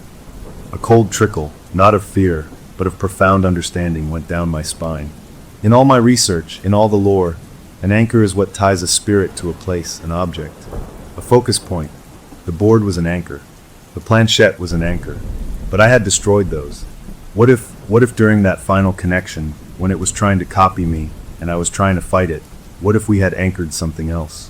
What if the battle itself, that moment of pure conflict, had tied a piece of it not to an object, but to an event? To a memory? And what if that memory was now stored here on this tape in my voice? The entity was gone. Its backup was corrupted, but anchors are neutral. They're just points of connection. I wasn't scared of a ghost. I was holding a piece of history, a fossil of a fight. I put the recorder down on the kitchen table. My cat jumped up, purring, and nudged my hand. I scratched his ears, looking out at the sunny balcony, at my little herb garden growing. The world was quiet. I was safe. I had won. But as I sat there in the peaceful, ordinary light of day, a new thought, calm and curious, unfolded in my mind. I had a recording of a supernatural event. I had proof.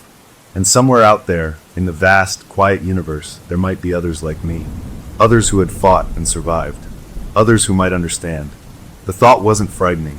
It was just a thought, a possibility, a door not to terror, but to a different kind of understanding. I left the recorder on the table. I didn't smash it. I didn't hide it. It was just another thing in my quiet, new life. For now, that was enough. The story was over. But the record remained. Story number 5. My name is Carl, and I should have known a $10 Ouija board from a cruise ship gift shop was a bad idea. But my buddies thought it was hilarious, the perfect joke for my last night of freedom before the wedding. We were crammed into my suite, the place smelling like cheap beer and expensive cologne, laughing too loud because the trip was a gift from my fiancée, who said I needed time with the guys, and everyone was determined to make it count. The board was flimsy cardboard with a glossy finish, the little plastic heart-shaped planchette feeling like a toy under our fingertips. We were all touching it, me and my 4 best friends, grinning like idiots as someone, probably my future brother-in-law, asked in a spooky voice if any spirits wanted to give me marriage advice. We all expected it to sit there, a dumb prop for a dumb joke. Then it moved. It wasn't a shake or a nudge from someone fooling around. It was a slow, deliberate slide, the kind that makes your arm hairs stand up. It went to D, then E, then P, and my friend, who was pre-med and never believed in anything he couldn't dissect, said, "Okay, who's pushing?" But nobody was. The thing just kept going, THS depths. The laughter died. The only sound was the hum of the ship's engine and the soft shushing sound of the planchette on the board. Then it moved again, quick and sure. SEVEN. Depth 7. For a long minute, nobody breathed.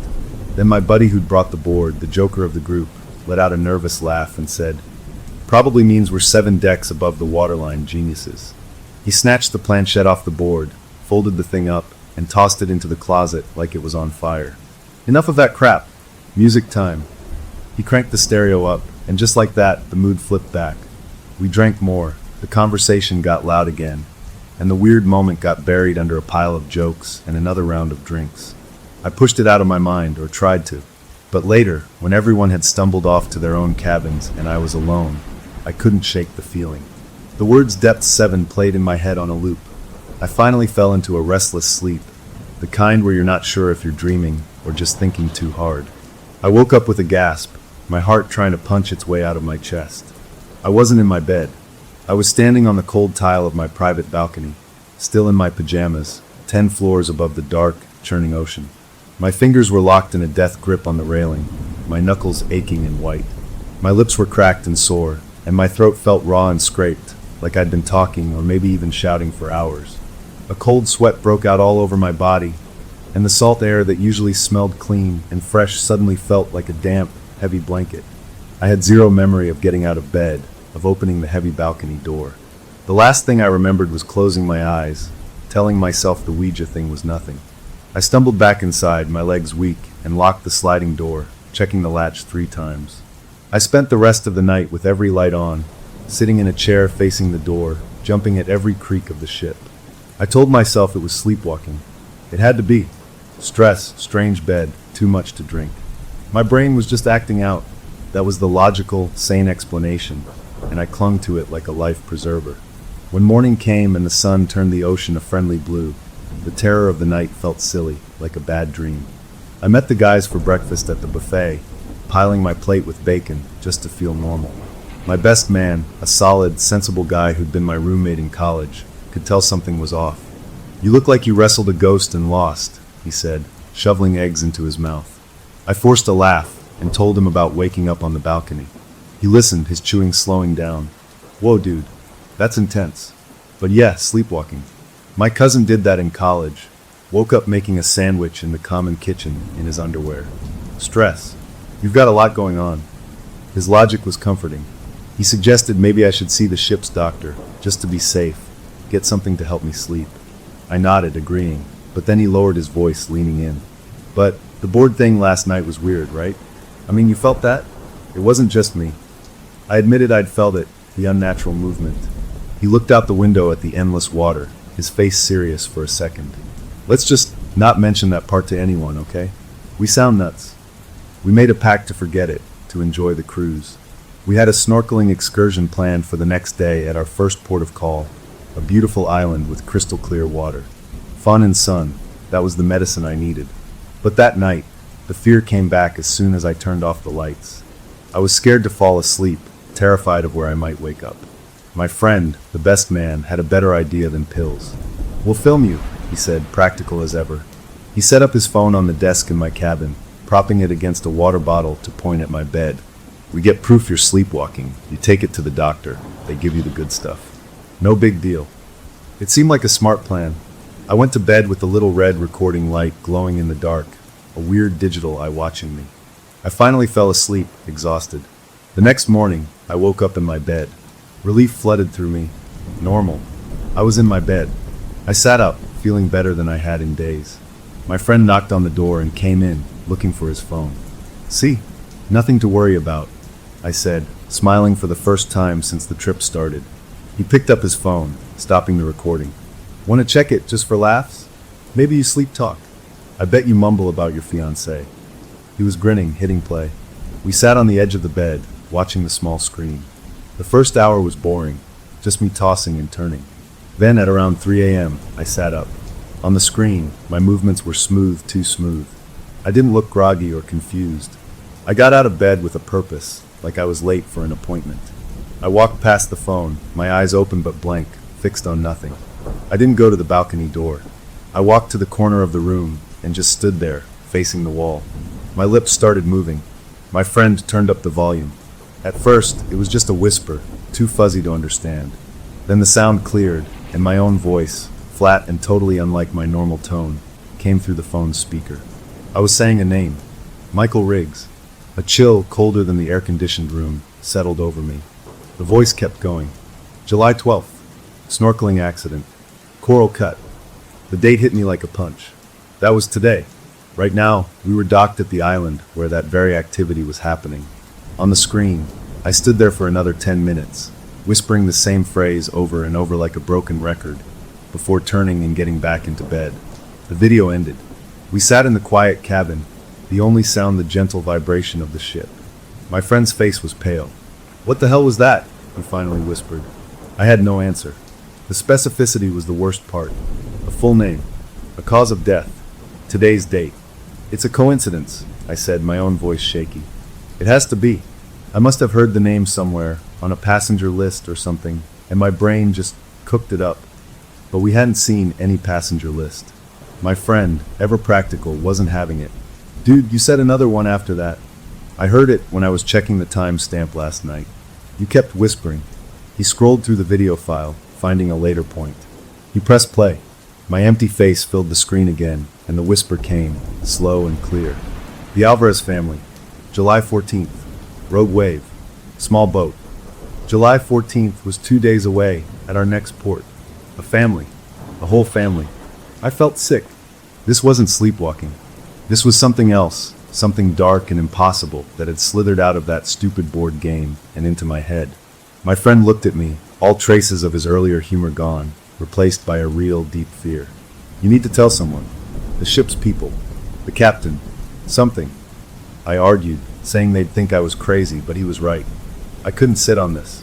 Swallowing my pride and my terror, I asked to speak to the ship's captain, telling the front desk it was a security matter. They ushered me and my friend into a clean, professional office overlooking the bow of the ship. The captain was an older man with a calm, weathered face and sharp eyes. I showed him the video on the phone, my hands trembling. He watched it in complete silence, his expression unreadable. When it finished, he leaned back in his chair, steepling his fingers. "Mr. Carl," he said, my name sounding formal and heavy. "That is concerning, but a sleepwalking incident, combined with severe pre-wedding stress, can manifest in very strange ways. The mind is powerful. It can pick up fragments of conversation, names from the announcements, and weave them into narratives." He was gentle but firm. He recommended I see the ship's doctor immediately, suggesting a mild sedative and perhaps a counseling session. He assured me the ship's medical staff was excellent. It was a polite, professional dismissal. He didn't believe me. He saw a nervous groom hallucinating, and I saw the doubt in his eyes, the slight tightening of his lips that said hysterical passenger. I left his office feeling smaller than ever, foolish and terrified. The rest of that day, July 12th, was a blur of dread. I went through the motions on the island, the bright sun and colorful fish feeling like a mockery. I watched every snorkeler, every group, my heart skipping a beat every time I heard someone call out a name. Nothing happened. As the afternoon wore on, I started to feel a flicker of hope. Maybe the captain was right. Maybe it was all a horrible, stress-induced coincidence. We boarded the ship to set sail for the evening, and I was almost convinced. Then, just before dinner, a quiet, somber announcement came over the ship's public address system. The captain's voice, carefully neutral, asked for respect and privacy for a guest who had experienced a serious medical emergency during a shore excursion. Details were sparse, but rumors spread through the ship faster than the news. My friend came back to the table, his face ashen. He'd been talking to a crew member at the bar. He sat down heavily and looked at me, his eyes wide. "It was a man," he whispered, leaning close so no one else could hear. "Snorkeling trip. He got a small cut on his leg from some coral. Didn't think anything of it. By the time he got back to the ship, he was feverish. It went septic fast.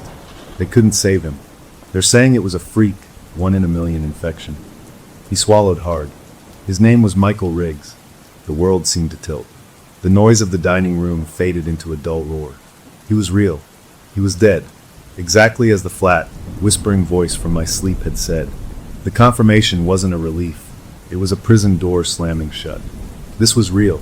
I was connected to something I didn't understand, something that knew things before they happened. The weight of it crushed the air from my lungs. My friend just stared at his plate, not eating, not speaking. The easy camaraderie between us was gone, replaced by a gulf of shared, unspoken horror. I went back to my cabin alone, the cheerful good evening, from the room's steward feeling like a slap. I just wanted to hide, to pull the covers over my head and make it all stop. I opened the door to my dark room and flicked on the light, and there, centered neatly on my pillow, was a single damp piece of dark green seaweed. It wasn't messy or broken. It was twisted deliberately into a crude but unmistakable shape, the number 7. I stood there, frozen, staring at it. The air in the room grew still and cold. No one had been in here. The steward had done the turn-down service hours ago. This was new. This was a message. Depth 7. The ledger was open, and I was its unwilling bookkeeper. The first entry was settled. And as I looked at that twisted, damp number on my pillow, I knew with a certainty that froze my blood that the Alvarez family was next, and I was the only one who knew. The question wasn't what was happening anymore. The question was, what was I supposed to do about it? The sleeping pills were supposed to be a cage for my body. The ship's doctor, a kind-faced woman who had listened to my story about stress and sleepwalking with a sympathetic nod, had given them to me after I carefully left out the part about whispering dead people's names. She said they would knock me out, keep me safe in my bed. Instead, they were just mufflers for my mind. I took one, feeling a desperate hope that this chemical curtain would shut everything out, and I slept a deep, dreamless sleep. But I didn't stay put. I woke up with a jolt, not in my bed, but somewhere completely different. The air smelled of grease and clean laundry, a weird mix. I was on a lower deck, a crew-only area, my cheek pressed against the cold metal mesh of a safety barrier. The ocean roared by below, much closer and louder here. My silk pajamas were damp with a fine, cold mist from the sea. My throat was on fire again, a raw, scraped feeling, and my voice was a ruined croak. I'd been talking, all night. I could feel it. The words were still echoing in my aching head. The Alvarez family. July 14th. Rogue wave. Small boat. Over and over. The date, July 14th, was today. We had docked at a new island that morning, a place famous for its beaches and boat rentals. I had slept right through the arrival. I pushed myself up, my limbs stiff and cold, and looked around. A young crew member in a white uniform rounded the corner, holding a clipboard. He stopped dead when he saw me, his eyes going wide. "Sir, this area is for crew only. Are you okay?" I must have looked like a ghost, pale and shivering in my pajamas on the wrong side of the ship. I mumbled an apology, saying I got lost, and hurried past him, my bare feet slapping on the cool deck. The look on his face, a mix of confusion and pity, made my skin crawl. I was becoming a story among the staff, the crazy sleepwalking groom. I made it back to my cabin, my heart a frantic drum against my ribs. The first thing I did was check my phone. I had a dozen missed calls and texts from my fiancée. My stomach dropped. I'd been so wrapped up in my own nightmare, I'd barely spoken to her in 2 days. I called her back, forcing my voice to sound normal, cheerful even. She was worried, her voice tight. "Your best man told me you're having bad dreams, that you're not sleeping. He said you were talking in your sleep about accidents." She was trying to be supportive, but I could hear the fear underneath, the confusion. I lied. I told her it was just the pressure, that I was fine, that I loved her and couldn't wait to see her after the trip. I promised I'd get some rest. The conversation felt hollow, like I was reading lines from a play about a happy couple, and I hated myself for it. After I hung up, I just sat on the bed, staring at the wall. The wedding felt like a distant fantasy, a life that belonged to someone else. My friend, the best man, came by later, but it was different now. He didn't meet my eyes for long. He brought me a coffee and sat on the edge of the chair, like he was ready to bolt. "You hear anything more about the family?" he asked quietly. I shook my head.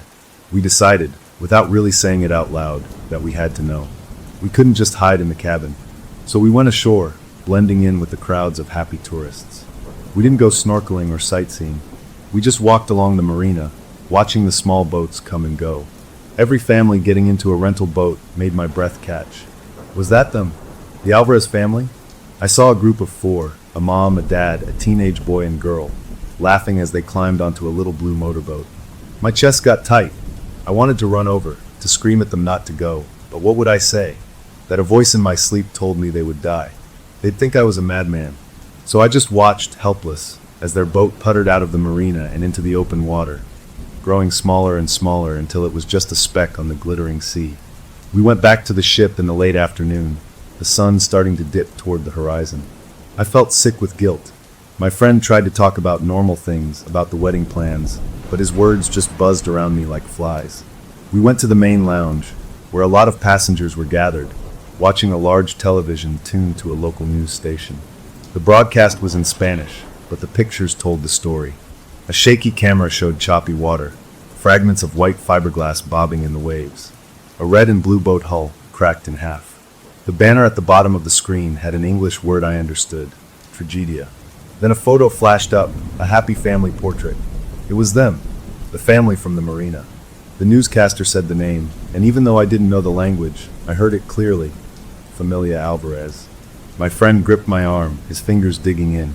A British tourist next to us whispered to his wife, translating. Says a freak wave, completely unexpected, swamped their boat just a few miles out. No mayday call. Coast Guard found the wreckage. No survivors. The air in the lounge changed. The chatter and clinking of glasses died down. People shook their heads, murmured about how awful it was, how the sea could be so cruel. For them, it was a sad news story from a faraway place. For me, it was a verdict. The second prediction was true. The thing in my head, the whatever it was keeping score. 2 for 2. I don't know how long I sat there after the news changed to a weather report. My friend was gone, probably unable to be near me. I felt a hand on my shoulder. It was one of the ship's officers, not the captain, but someone with a serious face and stripes on his sleeve. Mr. Carl, the captain would like to see you in his cabin. Now please. His voice was polite, but left no room for argument. I followed him, my legs moving on autopilot. We went up to the bridge deck, into the captain's private office. The captain was there, and he wasn't alone. The ship's doctor was there too, her kind face now drawn and serious. The captain dismissed the officer and closed the door. He didn't offer me a seat. He stood behind his desk, his hands clasped behind his back, looking out the window at the darkening sea. Without turning around, he spoke. The port authority sent a preliminary report about the Alvarez family. He turned then, and his eyes were different. The polite skepticism was gone.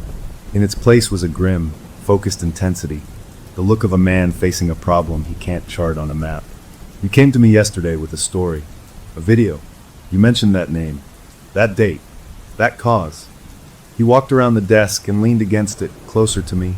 I have a duty to over 3,000 souls on this vessel, so I will ask you directly, and I expect an honest answer. How did you know? He didn't ask if I knew. He asked how. The shift was small but monumental. He believed me now. I had nothing to lose. I told him everything, from the stupid Ouija board to waking up on the balcony to the seaweed number 7 on my pillow. He listened, not interrupting. The doctor took notes, her pen scratching fast. When I finished, the captain was quiet for a long moment. Then he walked to a computer screen on his wall and tapped a few keys. A black and white video feed came up, showing an empty corridor. It was a security camera. He fast-forwarded, then hit play. The time stamp said 3:14 a.m. A figure walked into the frame. It was me, in my pajamas, moving with that same unnatural, smooth walk from my own phone video. I walked right past a crew member who was polishing a brass fitting. The crew member didn't look up, didn't seem to see me at all. I moved through the corridor and out of the frame. The captain froze the image. He zoomed in on my face. In the grainy night vision footage, my eyes were open, but they didn't look right. The camera's infrared light reflected in them, but the reflection was wrong. 2 flat, pale discs, like the eyes of a fish or something that lives where the light never reaches. That, the captain said, his voice low, is not a medical condition. He looked from me to the doctor. Is it? The doctor slowly put down her notepad. Classical somnambulism doesn't explain the predictive elements, or the physiological changes. She sounded like she was trying to convince herself, but possession or supernatural influence that is not within my field of expertise. The captain nodded, as if that was the answer he expected. He turned back to me. You are a risk, a severe and unknown risk, but you are also potentially an early warning system. If this connection of yours is real, then perhaps we can use it. If you know something is going to happen, perhaps we can stop it. He was talking about the next one, the third entry in the ledger. He was asking me to be a canary in a coal mine, a psychic alarm for disasters at sea. The responsibility felt like a physical weight, crushing me into the floor. I couldn't even keep myself in my own bed. How could I stop a tragedy? But I had no choice. I agreed. Leaving that meeting was like stepping into a different world. My friend was waiting for me outside my cabin, but he wasn't alone. 2 of the other guys from the wedding party were with him. They looked uncomfortable. My friend spoke, not meeting my eyes. Hey man, look, we talked. We think, with everything going on, you need your space. We're gonna move our dinner reservation. so you can rest." It was a polite brush-off. They were scared of me. The easy friendship of a few days ago was shattered. I just nodded and went into my cabin alone. The worst part was later, with my fiancée on the phone. I tried to sound normal, but my voice was flat. She knew. "Something's really wrong," she said, and I could hear she'd been crying. "Tell me, please." But how could I? I told her I was just seasick, that I missed her, that I loved her. The words felt like ashes in my mouth. That night, terrified of where I might go, I took one of my leather belts and looped it around my ankle and then around the solid leg of my bed, pulling it tight. It was uncomfortable and humiliating, but it was the only way I could think to chain myself down. I lay in the dark, listening to the ship's noises, feeling the gentle rock that used to be soothing and now felt like the sway of a cage. The next morning, the captain summoned me again. The doctor was there too. They wanted to try something, to test the connection while I was awake. They asked me to relax, to clear my mind. The doctor asked gentle questions about how I felt before the sleepwalking episodes. As she talked, my focus started to drift. Her voice became a distant hum. I felt a sudden, intense pull, like a strong current was dragging my thoughts away. My vision swam. Without thinking, I reached out and picked up the doctor's pen from her notepad. I could see my own hand moving, but I wasn't telling it to. I started writing on the clean paper, not words at first, but jagged lines. Then it formed letters over and over, the same phrase in my own handwriting, but with a frantic, pressured slant. Not prediction. Quota. Not prediction. Quota. The doctor gasped and pulled the notepad away. I blinked, the strange fog lifting. My hand was cramped. The captain looked at the words, his face hardening. "Quota," he repeated. "Like a tally. A number that needs to be met." The seaweed number 7 burned in my memory. He was about to say more when there was a sharp knock on the door. A young deck officer, his face pale and waxy, burst in without waiting for an answer. He was breathing hard. "Captain, you need to come. It's the primary water intake valves. For the cooling systems. They're clogged." The captain stood up, annoyed. "Clogged with what? Seaweed? That's a maintenance issue." The young officer shook his head, his eyes wide with a fear that had nothing to do with routine problems. "Not just seaweed, sir. There's other things down there. Things that shouldn't be. Things that can't be. You have to see it." He looked at me for a split second, a glance filled with pure terror, before turning back to the captain. The message was clear. This wasn't normal. This was part of it. The thing was no longer just talking through me. It was starting to affect the ship itself. The captain gave me one last, long look, a look that said the game had just changed, and then hurried out after the officer, leaving me alone with the doctor and the words I'd scrawled on her pad. Quota. The deep was sending its bill, and it was starting to itemize the charges. Sleepwalking to the railing was one thing. But when I woke up surrounded by pictures of sinking ships, my fingers stained with old ink and my own tears, I knew the message was changing. It was no longer just telling me. It was showing me. I came to on the floor of the ship's library, a quiet, wood-paneled room that was usually empty. It was the middle of the night again. I was sitting in a nest of torn pages, big glossy pictures of old ocean liners and diagrams of rusted hulls lying on the seabed.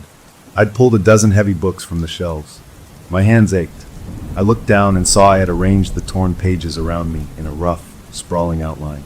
It took me a dizzy moment to understand what I was looking at. It was a map, a scaled-down, messy map of the deck plans of our own ship. I'd used pictures of other, doomed ships to trace the shape of ours. A cold understanding washed over me, colder than the air-conditioned room. The thing wasn't just interested in people anymore. It was interested in the vessel. A young officer, the one on the night watch, found me. He told me later, his voice shaking, that I'd been crying. Not sobbing, just tears streaming down my blank face in a steady flow. He said he asked me why I was crying, what was wrong. And he said my head turned toward him, slow and mechanical. My mouth opened, and a sound came out that wasn't my voice. He described it as low, gritty, like stones grinding together deep underwater. The voice said, "The balance must be paid. 7 for 7. The deep is patient." Then he said, I just closed my eyes and slumped over, like a puppet with its strings cut. He radioed for help, and they brought me back to my cabin. The captain was notified. The mood on the ship shifted after that, and not in a good way. News, especially scary, weird news, travels fast among a crew that lives in close quarters. The story of the crying man in the library with the grinding voice spread. I stopped being just the odd sleepwalking passenger. I became something else. A bad omen. I could feel it when I walked through the ship. Crew members would avoid looking at me, or they'd make quick, strange hand gestures when they thought I wasn't looking, little motions against evil. One afternoon, I went to a bar by the pool, trying to feel normal for just 5 minutes. The bartender, a guy who'd been friendly before, went stiff when he saw me. He made my drink, and I saw him do something quick behind the counter. He brought it over, wouldn't meet my eyes. I took a sip. The drink tasted wrong, salty and sour. I looked at the glass and saw a tiny, cloudy swirl in the liquid that hadn't been mixed in. I realized, with a sick lurch, what the gesture had been. An old sailor's superstition. He'd spit in my drink, to ward off a curse, to placate whatever was following me. I put the glass down and walked away, the taste of his fear bitter on my tongue. My fiancée called again that night. The distance between us was a physical ache. She was crying, really crying now. "You're lying to me," she said, her voice breaking. "Your best man won't even talk to me straight. He just says you're sick. What is happening? Are you in trouble? Did you do something?" I wanted to tell her everything, to scream it into the phone, but all I could see was the terrified face of the bartender. If the crew was this scared, what would she feel? How could I tell the woman I love that I might be a conduit for something that wanted people dead? So I held it in. I told her I was just having a mental break, that the doctor was helping, that I'd be okay for the wedding. I promised. The promises felt like the worst lies of all. After I hung up, I sat in the dark for a long time. A soft knock came at my connecting door. It was my friend, the best man. He looked exhausted, older than he had a week ago. He didn't come in. He just stood in the doorway. "We need to figure this out," he said, not unkindly. "There has to be a logic to it, a pattern. Let's look at the crew. The 7. The ones the thing seems to want." He'd been thinking about it, trying to apply his sensible, logical mind to the insanity. He'd gotten a copy of the ship's daily crew manifest, the work assignment sheet posted for staff. It listed everyone's job and station. We pored over it, looking at the 7 new crew members who'd joined at our home port.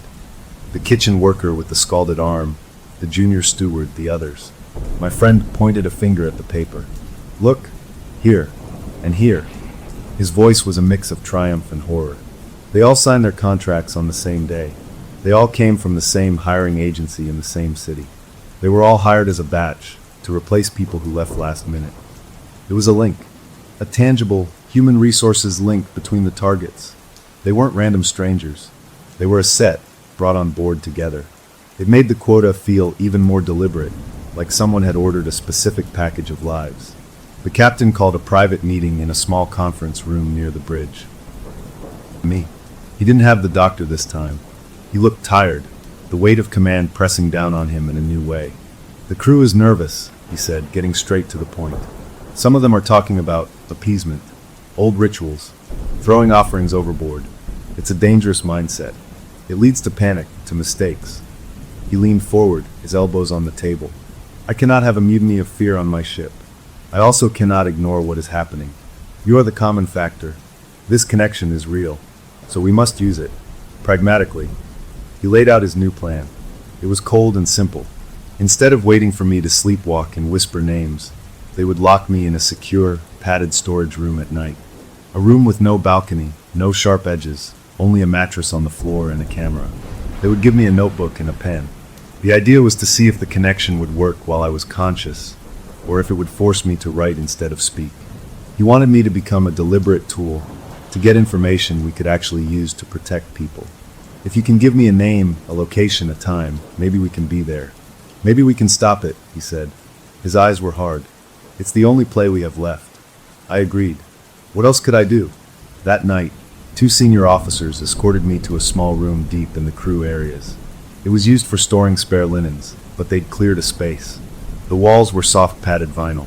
There was a plastic camera bolted high in the corner, its red light glowing. They gave me a bottle of water and a spiral notebook with a ballpoint pen. Then they locked the door from the outside.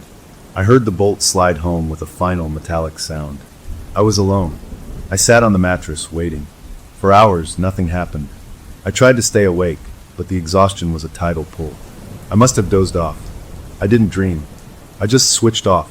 Then I switched on. I was sitting cross-legged on the floor, the notebook open in my lap. My right hand was cramping. The pen was in my hand, the tip broken from pressure. The page was filled not with names, not with words, but with drawings. 7 symbols, drawn over and over with a frantic, precise energy. They weren't letters.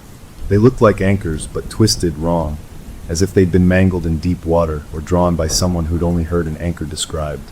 Each one was slightly different. Under the first symbol, my hand had written a single word, the spark. Under the second, the corrosion. The third, the silent one. The fourth, the offering. The list went on, but those first 4 were the clearest. I stared at them, a new kind of dread seeping into my bones. It wasn't giving us people anymore. It was giving us roles, jobs to be filled in its terrible play. The door unlocked. The captain stood there, 2 officers behind him. He looked from my face to the notebook in my lap. "Well," he asked. I held up the notebook, my hand trembling. He took it and studied the page, his brow furrowed. "What is this?" "Code." I found my voice, which sounded hollow and used up. "It's not giving us names anymore. It's giving us roles. Parts in a story." I pointed to the first symbol. The spark. And it happens tonight. In the engine room. The captain's face went still. He looked at the symbol, then at me, then back at the symbol. He didn't ask if I was sure. He simply turned to the officers and started barking orders in a low, urgent voice. "Double the watch in the engine room. Check every circuit, every junction box. No one works alone. I want the new mechanic, the one from that hiring batch, pulled off duty and put in the mess under observation. Now." They hurried off. The captain looked back at me. "Come with me. You're not sleeping down here tonight. You're staying in an officer's cabin next to the bridge. We're going to watch this together." He led me out of the storage room. As we walked through the brightly lit, empty crew corridor, I saw a door up ahead was open. It was a small maintenance closet. A young crewman, the same pale-faced deck officer who had reported the clogged intakes, was sitting on the floor just inside, his back against the wall. He wasn't moving. His eyes were open, staring straight ahead at a pipe on the wall. A clear, flexible pipe that was meant to carry fresh water. But from its open coupling, a steady trickle of dark, grayish water was flowing out, pooling on the floor around him. It smelled of salt and deep mud. The captain stopped, his jaw tight. "Son?" "Report." The young officer didn't blink. He just kept staring, his lips moving slightly, whispering something too faint to hear. He was awake, but he wasn't there. The captain called for medical on his radio, his voice tight with a controlled fury. As we stood there, waiting, I looked at the dark water seeping across the floor. It wasn't coming from the sea outside. The ship's freshwater tanks were contaminated. The thing wasn't just talking or drawing pictures. It was getting inside the ship's veins. And the young officer, who had seen the clogged valves, was its latest victim. The captain pulled me away, his grip firm on my arm. "Forget that. Focus. Tonight, we stopped the first one. We stopped the spark." But as we walked away, leaving the medical team to tend to the catatonic officer, I couldn't shake the image of those twisted anchor symbols in my notebook. We thought we were looking for a person, but what if the spark wasn't a person at all? What if it was just an event? And how do you stop an event that's already written in a ledger you can't even read? We thought we were smart. We thought if we knew the when and the how, we could stand in the way. We didn't understand that the thing we were dealing with didn't think in straight lines. It thought in currents, and currents always find a way around. I spent that evening in a small, spare officer's cabin next to the bridge, under the watchful eye of the ship's doctor. She was monitoring my vitals, looking for any sign of a trance, while the captain executed his plan on the decks below. He had posted extra security around the engine room. The new mechanic, a quiet man in his 40s, had been politely but firmly relieved of duty, and was sitting in the crew mess playing cards with 2 officers, confused but compliant. Every electrical panel, every junction box in the engineering spaces was being inspected and re-inspected. The captain's strategy was a wall of human attention, a barricade against the prediction. I sat on the edge of the narrow bed, feeling useless. The doctor tried to make small talk, asking about my fiancée, about my job back home, but her questions just highlighted how far away that normal life was. I watched the clock on the wall. As midnight approached, a weird calm settled over me. I didn't feel the pull to sleepwalk. I didn't hear any voices. I just felt empty, like a receiver tuned to a dead channel. The doctor checked my pulse again, noting it was steady, slower than she expected. "Maybe it's working," she said, a flicker of hope in her voice. "Maybe the heightened security, the awareness, is disrupting the phenomenon." Right then, at exactly midnight, every single light on the ship flickered. Not a blink, but a deep, dimming pulse that lasted 3 long seconds. The monitors in the room beeped in alarm as their screens went dark and then glowed back to life. The doctor and I froze. From the bridge next door, I heard a muffled curse. The ship's intercom crackled. "All stations report. Bridge report." The captain's voice was calm but urgent. Reports came in fast. No fires. No impacts. Engineering reported a minor, unexplained electrical surge in a sealed control unit for the stabilizers. A small, contained spark that had tripped a breaker and done no damage. No one was hurt. The mechanic in the mess was fine. The security teams reported nothing out of the ordinary. The lights came back up to full brightness. The doctor let out a long breath she'd been holding. A surge. That's it. The spark. She almost laughed, a nervous, relieved sound. That's all it was? We did it. We stopped it. A tense joy spread through the bridge. I could hear it in the voices crackling over the radio. They had faced down the prediction and won. The captain came into the cabin, a rare, tight smile on his face. "It seems your warning allowed us to mitigate the event. A surge contained. No injuries. A win, Mr. Carl." He clapped me on the shoulder, a gesture that felt alien. I should have felt relieved. I should have felt triumphant. But the emptiness inside me didn't fill up with joy. It just stayed empty, a cold, waiting void. Something was wrong. The ledger demanded a payment. A spark for the spark. It didn't feel settled. We were wrong. An hour later, a frantic call shattered the brief celebration. It came from the crew's mess, one deck below the officer areas. A medical emergency, code red. The captain's smile vanished. We rushed down. The scene in the mess was chaotic. A young man, one of the new junior stewards from that same hiring batch, was on the floor, writhing. His uniform shirt was off, and his chest and arms were an angry, blistering red. The air smelled of burnt plastic and scorched skin. 2 crew members were holding him down as a medical team tried to apply gel to the burns. He was screaming, a raw, animal sound of pure agony. On a counter nearby sat an old, boxy electric kettle, its cord frayed, its plastic body cracked open like an egg. It was a relic, something left in a back cupboard for years, not the modern, safe kettles the crew used. Someone, in a hurry to make tea after the excitement of the surge, had dug it out and plugged it in. The steward had been the one to pick it up when it didn't boil. It had exploded in his hands, spraying him with boiling water and steam. The captain stood in the doorway, his face like stone. He listened to the rushed report from a weeping cook. The injured steward wasn't the mechanic we'd been guarding. He was another one of the 7. He had been in the wrong place at the wrong time, using a piece of equipment that should never have been used. A freak accident, a 1 in a million chance. But we all knew it wasn't chance. The quota had been met, not through an electrical fire in the engine room, but through a different kind of spark, a faulty heating element, and its consequence, boiling water. The deep's logic was alien and cruel. It didn't care about the specifics, only about the balance. A spark led to fire, which led to heat, which led to boiling water. It was a twisted, symbolic fulfillment. The steward was rushed to the ship's infirmary, his screams echoing in the corridor long after he was gone. He was alive, but just barely. The captain announced that at the next port, first thing in the morning, the man would be airlifted to a proper hospital. His cruise, and likely his career, were over. Later, as the ship steamed through the dark toward a medical evacuation point, the captain sat with me in his office again. The earlier triumph was gone, replaced by a deep, frustrated exhaustion. "We protected the wrong man," he said, not looking at me. "We protected against the wrong event. How do you fight that?" I didn't have an answer, but I remembered something. During those 3 seconds of darkness at midnight, when the lights dimmed, I hadn't just seen blackness. I'd had a flash, a split-second vision. I'd seen the mechanic, the one we'd guarded, not in the mess hall, but standing alone in a small engine room pump space. And in the vision, the room wasn't filling with fire. It was filling with water, rising up from a grate in the floor, cold and dark. I told the captain. He rubbed his temples. "So it showed you the intended mechanism. Plan A. And when we blocked that, it used Plan B. It's adaptive." This realization was worse than thinking it was just fate. It meant the thing was intelligent, flexible. It could reroute around obstacles. You can't guard against a concept, against an intelligence that uses coincidence like a tool. The mood among the crew turned darker than the ocean at night. The story of the steward's horrific injury spread, mixed with whispers about the midnight surge and the predictions.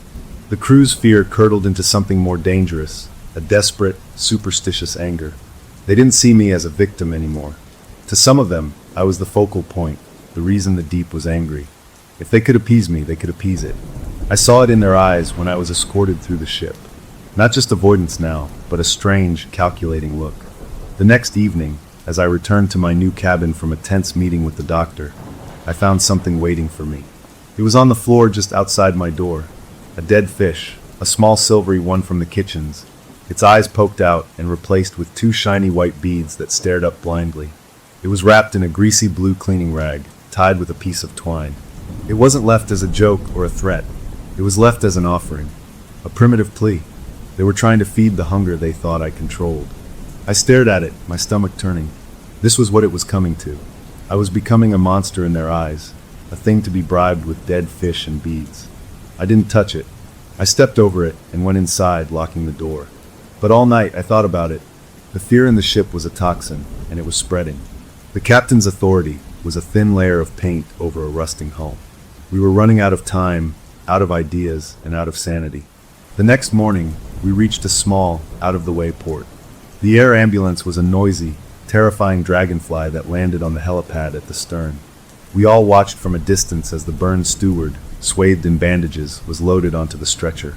His hand, wrapped in white gauze, slipped off the side as they lifted him. His fingers, peeking out from the bandages, didn't lie limp. They curled slowly, deliberately, into a claw-like shape. From where I stood, frozen on an upper deck, the shape was unmistakable. It was the first symbol from my notebook, the twisted anchor. The symbol for the spark, a final, grotesque signature on the receipt. The helicopter lifted off, the noise drowning out everything, and then it was gone, taking its broken cargo away. The ship felt different after it left. Lighter in a way, but also more fragile, like the first payment had been made and now the creditor was waiting for the next. I went back to my cabin. My friend, the best man, was waiting for me inside. He looked worse than I did, haunted. He'd heard about the offering left at my door. "They think you're some kind of priest," he said, his voice hollow. "This is getting out of control. The captain can't hold it together much longer." He was right, but all I could think about was the steward's hand forming that symbol. The connection was deeper, more physical than we'd imagined. It wasn't just in my head. It was marking its victims. That night, locked in my cabin with my friends sleeping fitfully on the couch, I finally managed to sleep. I dreamed of the remaining 6 crew members from the hiring batch. I saw them standing in different places on the ship, the galley, a laundry room, a lower deck corridor. Above each of their heads, one of the twisted anchor symbols from my notebook floated, glowing with a faint, greenish light. It was a roster, a checklist. I woke up with a gasp, sweating. The room was dark, and in the dark, from the direction of the couch, I heard my friend's voice. It was thick with sleep, but also with something else, a weird, flat tone that wasn't quite his. He whispered into the darkness a simple, terrifying question. "Which one am I?" My blood turned to ice. He shouldn't have known about the symbols. I hadn't shown him the notebook. I hadn't told him about the roles. The only way he could ask that question was if the deep wasn't just talking to me anymore. It was starting to talk through him, too. The quarantine had failed. The phenomenon was spreading, and it had just jumped to the person closest to me. The worst part wasn't the fear in my friend's eyes when he looked at me in the morning. It was the recognition. He was starting to see the same ocean I saw in my dreams, and it meant I wasn't crazy. It meant we were both drowning. He woke up looking pale and sweaty, clutching his head. He didn't remember whispering the question in the dark, but he remembered the dream, he said. A dream of being deep underwater, of a pressure so immense it felt like his bones would crack, and a taste in his mouth like he'd swallowed a gallon of salt water. He was terrified.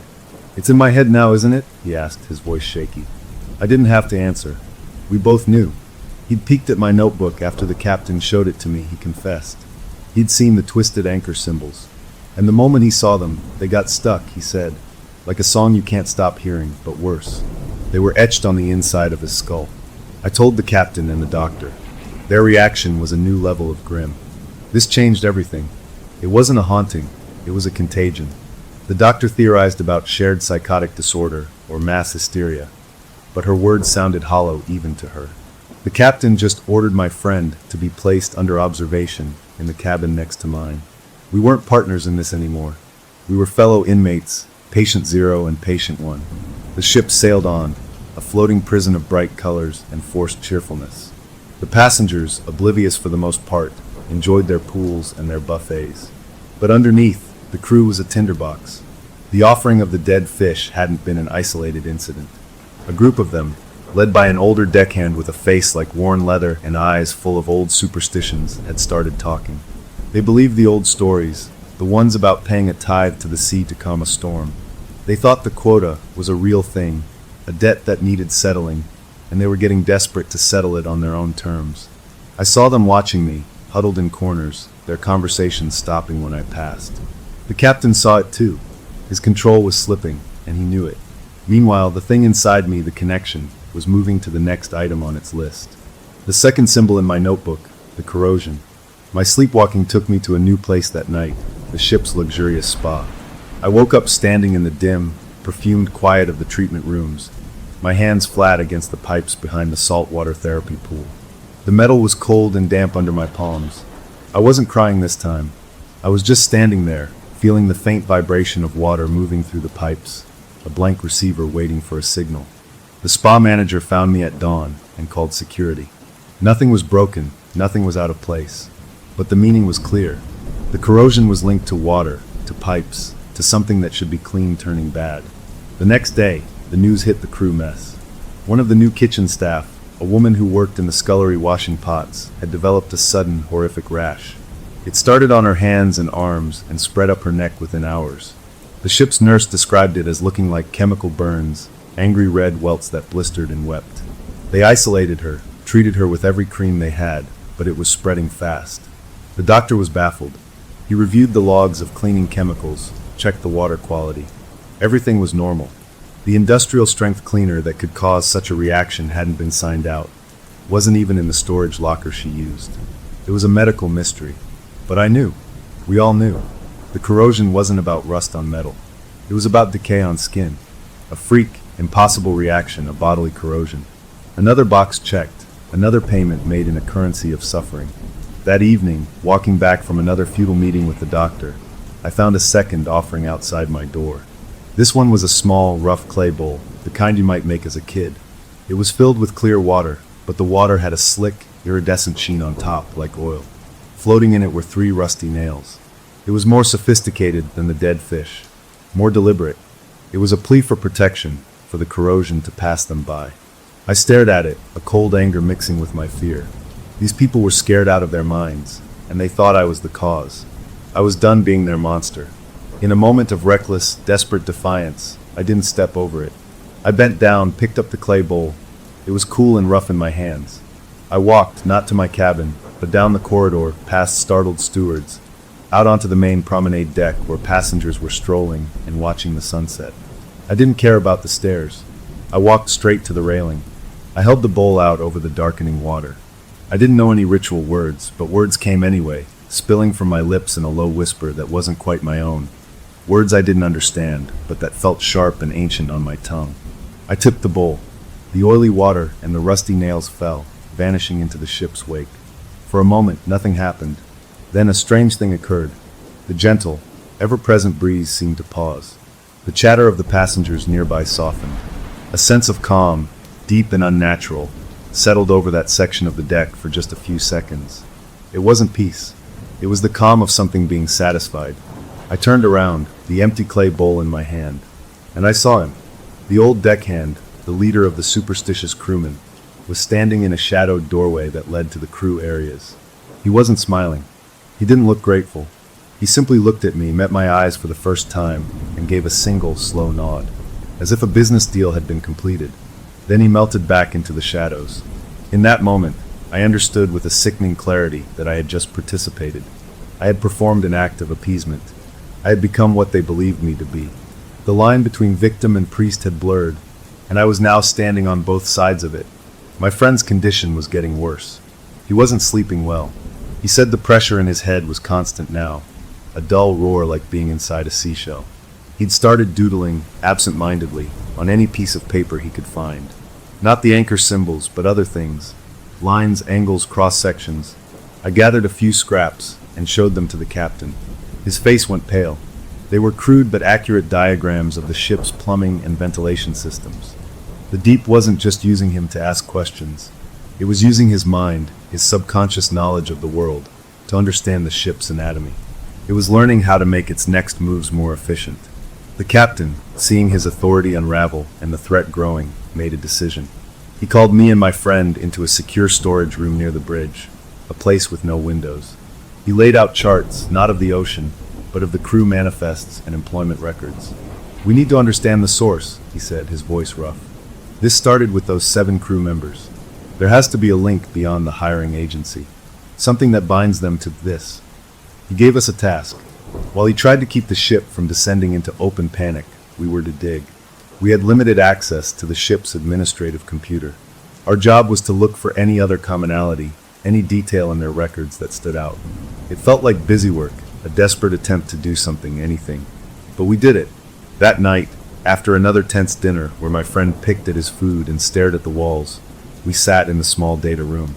We pulled up the files of the remaining 5 new crew members, the ones who hadn't yet been touched.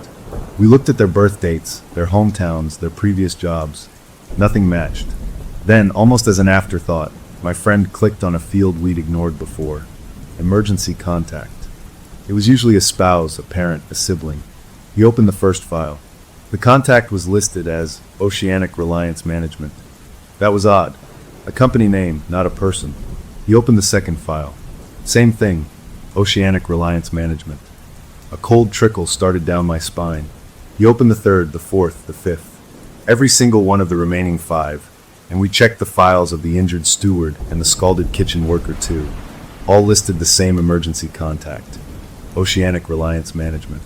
My friend started typing the name into a search engine on the ship's limited internet. The page loaded slowly. What came up wasn't a modern company website. It was scanned archives, old newspaper digitizations. Oceanic Reliance Management wasn't a person. It was a shell company, a subsidiary of something older.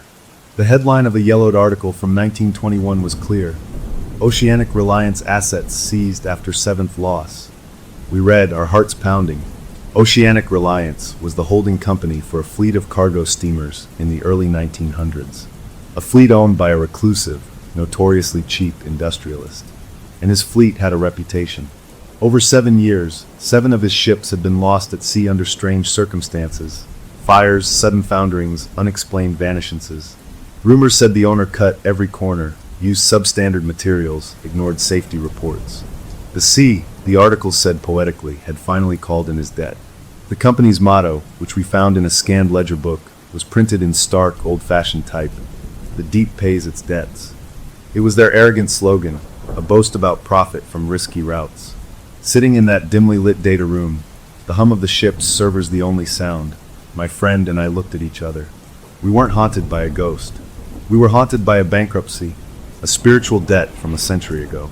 The 7 new crew members, hired as a batch, weren't random victims. They were symbolic replacements, stand-ins for the 7 lost ships. Their modern luxury liner was the 8th vessel, chosen to finally settle the old, rotting account. Our stupid Ouija board game on the first night had been like signing our names on a dotted line for a loan we never meant to take out. A loan with a monstrous, 100-year-old interest rate that was now coming due. The ledger wasn't just open. We finally knew who the original creditor was. The history was a cold hand closing around my heart. It wasn't random evil. It was a ledger with a name on it, a creditor from the age of steam and iron. The old industrialist who'd lost his 7 ships hadn't just been unlucky. He'd been greedy, and the ocean had taken its payment in full. Now, a century later, his debt was being called in, and we were the ones holding the bill. That knowledge didn't free us. It trapped us more completely. The captain listened to our discovery with a grim face, then ordered everything about Oceanic Reliance sealed, hidden from the crew. "Panic is a spark," he said. "This is a powder keg. We contain this." But containing it was like trying to hold water in a sieve. My friend was the proof. The symbols in his head were getting louder, he said. He wasn't just dreaming of pressure anymore. He was dreaming of schematics, of blueprints of old ships layered over the plans of our own. The Deep was using his mind as a bridge between the past and the present, teaching itself the best ways to collect. The third symbol on the list was the silent one. My sleepwalking led me to the ship's cinema. I woke up in the back row, the only person in the room. On the giant screen, a black and white documentary about historic shipwrecks was playing on a loop, silent films of towering waves and sinking hulls. My lips were moving, mouthing the words to the narrator's script that I couldn't possibly hear, syncing perfectly with the crashing waves on the screen. A cleaner found me. She said I didn't respond when she called my name, just kept mouthing those silent words, my eyes reflecting the gray light of the sinking ships. The next morning, the news moved through the crew with a new, chilling efficiency. One of the remaining new kitchen staff, a young man who worked in the bakery, was found in his bunk. He wasn't dead. He was sitting up, staring at the wall. They couldn't get him to speak. The ship's doctor examined him and found no physical damage to his throat or vocal cords. Nothing was paralyzed, but he could not, or would not, make a sound. He was utterly, completely mute. He communicated by writing on a notepad, and he wrote only one word over and over in a frantic, shaky script. Drowned. He wasn't drowned. He was dry and in his bed, but something in him had been drowned out. His voice was gone, claimed by the deep as its toll for the silent one. The symbolism was vicious. It wasn't enough to take a life. It could take a part of a life, a faculty, and leave the rest as a living testament. The atmosphere on the ship curdled from fear into something darker, a kind of bleak acceptance among the crew. The old deckhand and his followers grew bolder. They no longer just left offerings. They started to talk, in low voices where passengers couldn't hear, about the need for a proper tithe. They muttered about the old ways, about how a storm could be turned aside if you gave the sea something it wanted. They were circling the idea of a sacrifice, not a symbolic one, but a real one. A life given willingly, or not so willingly, to settle the score faster. The captain tried to crack down, reassigning the ringleaders, but the fear had spread too wide. His orders were followed with slow reluctance, with sideways glances.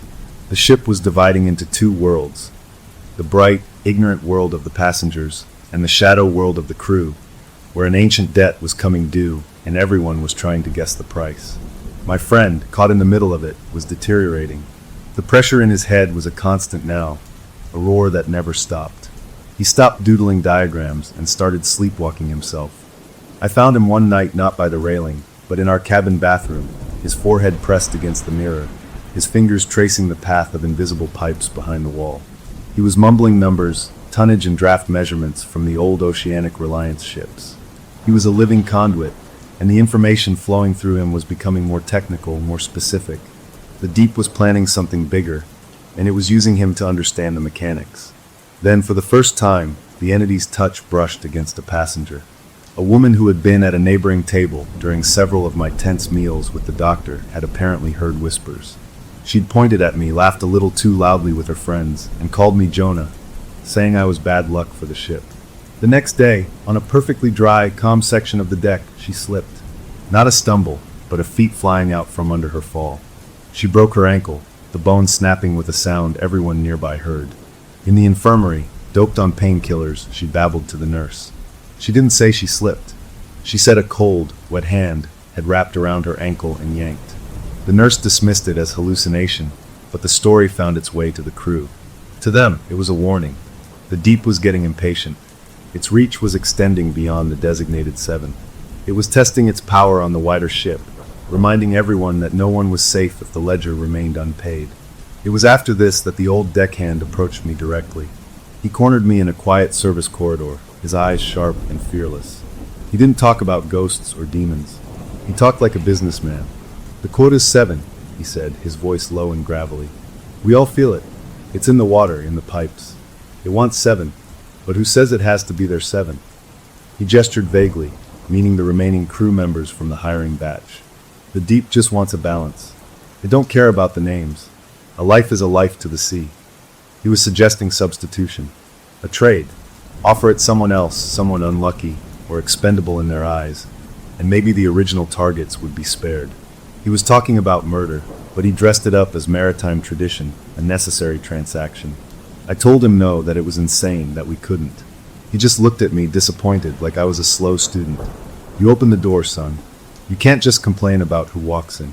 You gotta manage the house. He walked away, leaving me shaking with a mixture of terror and a horrible, creeping understanding. He had a point. The thing worked on symbolic balance. What if you could balance the books another way? The mute crewman, the one who only wrote drowned. was being kept in the infirmary for observation. I went to see him, against the doctor's advice. I needed to understand. He was sitting in a chair by the window, staring at the ocean. He saw me and immediately grabbed his notepad. He scribbled something and held it up. It read, "Not crew, not passengers." I frowned, not understanding. He scribbled again, harder, tearing the paper. "Parts." Then a final, furious scrawl. "We are replacement parts for the sunken ones." The message hit me with the force of a physical blow. They weren't people to the entity. They were components. Spare parts to fix a century-old imbalance. A sunk ship needed a sunk life. But a part for a ship could be a hull plate, a boiler, a voice from its crew. The deep was collecting symbolic replacements. The mute baker was the voice of a lost ship silenced. The scalded woman was the heat from a ship's fire, turned back on a living body. It was all a monstrous, symbolic equation. The crewman started writing drowned again, faster and faster, his hand a blur, until the doctor gently took the pad away and guided him back to his bed, his body trembling with a terror he could no longer scream. That night, a storm gathered on the horizon. Not a sudden squall, but a massive, dark bank of clouds that grew as we watched. The captain ordered the ship to adjust course, to try to skirt the worst of it. Passengers were advised to secure belongings in their cabins. The mood was tense but normal. Ships and storms were old acquaintances. But as the first winds began to whip the waves into whitecaps, a passenger on a high forward deck, an amateur photographer trying to capture the dramatic sky, swore he saw something. He said as a huge wave rolled past, illuminated by a crack of distant lightning, he saw the outline of another ship inside the wave itself, a ghostly silhouette of an old-fashioned steamer with twin funnels, keeping perfect pace with us for just a second before the wave crashed, and it was gone. He was laughed at by his friends, told it was the storm and an overactive imagination. But later, when he looked at the photo he'd taken, he showed it around, his face pale. In the blur of rain and spray, in the gray mess of the wave, there was a shape. It was fuzzy, indistinct, but undeniably a shape that wasn't just water. It looked like a ship's prow. Someone looked it up. The flagship of the Oceanic Reliance fleet, the one that vanished in a storm in 1919, was called the Neptune's Resolve, and it had twin funnels. The photo couldn't prove anything, but on a ship already vibrating with fear, it was a match thrown into oil. The ghost of the creditor was not just a metaphor. It was out there, riding the storm, waiting for its due. The old debt wasn't in the past. It was right beside us, in the water, in the storm, and it was getting ready to collect the final outstanding payments. There are moments where your soul splits. One part stays human, screaming at the atrocity. The other part becomes a calculator, coldly assessing the math of survival. On that dark deck, I felt the calculator win. The old deckhand and his group made their move after the ghost ship sighting. The storm had passed, leaving a weird, flat calm, but the fear hadn't receded. It had crystallized into a plan. They cornered me not with threats, but with a grim, practical proposal. They laid it out in a storage locker near the engine room, the air smelling of grease and wet rope. They believed, truly believed, that if they voluntarily offered 7 lives through a proper ritual, a symbolic drowning at midnight, the debt would be considered paid and the ship would be spared. They had a list. It included the 4 remaining new crew members, the mute baker, and 2 others. A chronically ill elderly passenger who was already expected to die soon, and a crewman from a different department who was universally disliked, a bitter, angry man. They had rationalized it, made it a transaction. 7 lives given purposefully to save 3,000. They asked me not as a victim, but as the conduit to bless this, to guide it. They needed the priest of the deep to make it official. I was too tired, too worn down by the constant terror and the crushing weight of the ledger, to scream at them. A part of me, a horrifying, numb part, listened, and it made a terrible kind of sense. The calculator in my head ran the numbers. It was cleaner than the random, symbolic horrors. It was a one-time price. I didn't agree, but I didn't say no. I just stood there, my silence feeling like consent. That night, the 4th symbol, the offering, manifested. But this time, it wasn't a passive sleepwalk. I was in my cabin, awake, when a sudden, overwhelming compulsion came over me. It wasn't a voice. It was an instinct, a pull as strong as gravity. I picked up my notebook, the one with the twisted anchor symbols. I walked out of my cabin, past the crewman the captain had posted to watch me, who for some reason didn't seem to see me at all. I walked with that same smooth, purposeful stride from the security videos, down to the crew quarters, to the old deckhand's tiny cabin. The door was unlocked. I went in. I placed my notebook open on his small desk, to the page with the symbols. Then I took his own personal knife, a sharp, worn thing he used for splicing rope, from where it lay next to his bunk. I didn't think about it. My hand moved. I drew a circle on the page, a dark, deep groove in the paper, around the fourth symbol, the offering. Then I put the knife down, turned, and walked back to my cabin. The crewman on watch jumped when he saw me coming from the wrong direction. I had no memory of the walk back. I had just delivered an instruction manual. Midnight on a secluded service deck at the stern. The air was cool, the sea a flat black mirror reflecting a sliver of moon. I went, pulled by that same compulsion, a spectator in my own body. They were there, the old deckhand and 5 others, and they had one of the new crewmen, a young laundry worker, with them. He was terrified, his eyes wide above a gag, his hands bound behind his back. He struggled, making muffled sounds against the cloth. The old deckhand had a book, some old, handwritten journal of sailors' lore. He was reading from it in a low, chanting voice, words that sounded half English, half something else. They were preparing to throw the young man over as the first tithe, the initial payment to open the negotiation with the deep. I stood at the edge of their circle, watching. The human part of me was shrieking, begging me to move, to shout, to do something. But the calculator was quiet, watching the math unfold. 1 life now, to stop the rest. The deckhand finished his chant. He nodded to 2 men, who picked up the struggling laundry worker. They carried him toward the railing. The young man's eyes found mine, pleading, screaming soundless questions. And in that second, I did nothing. I was complicit. I had drawn the circle. I was the bookkeeper, and this was a transaction being entered into the ledger. A shout ripped through the night. Stop! Put him down! It was my friend, and he wasn't alone. The captain and 3 loyal officers rushed onto the deck, my friend pointing, his face a mask of fury and fear. He had sensed it, through his own connection, a wrongness moving toward a terrible climax. A violent struggle erupted. The superstitious crewmen fought, not to kill, but to complete their ritual. The loyal officers fought to stop them. The bound laundry worker was dropped to the deck, rolling away, sobbing with relief. In the chaos, the old deckhand, trying to avoid an officer's tackle, stumbled backward. He hit the low railing of the service deck. For a second, he wobbled, his arms pinwheeling, his eyes locked with mine across the tumult. There was no fear in them. There was a fierce, triumphant certainty. Then he went over. He didn't scream. As he fell toward the black water, he shouted a single guttural word. It wasn't English. It sounded old, cracked, like the name of a forgotten god or a sunken ship. The moment the word left his lips and touched the air, every electronic device on the bridge and in the officers' pockets, radios, tablets, emitted a burst of static. The navigation screens, visible through a nearby window, flickered wildly, their crisp charts dissolving into rolling lines of nonsense before settling on a single, impossible reading, a depth measurement that was far, far greater than any ocean trench on Earth. Then it was gone, and the screens returned to normal. They launched life rings, sounded the alarms, searched the water with spotlights. But he was gone. The sea had taken its offering. We stood there on the deck, panting, the rescued laundry worker weeping, the other superstitious crewmen subdued and in shock. The captain was yelling orders, calling off the search, trying to regain control of a situation that had spiraled into something primal and bloody. I walked away, back to my cabin numb. I didn't feel guilt. I didn't feel relief. I lay on my bed and closed my eyes, and I checked the mental ledger, the feeling of dread that had been my constant companion. It was still there, the oppressive pressure of the unpaid debt. But it was less. Not a lot, just a fraction, like a single brick removed from a crushing wall.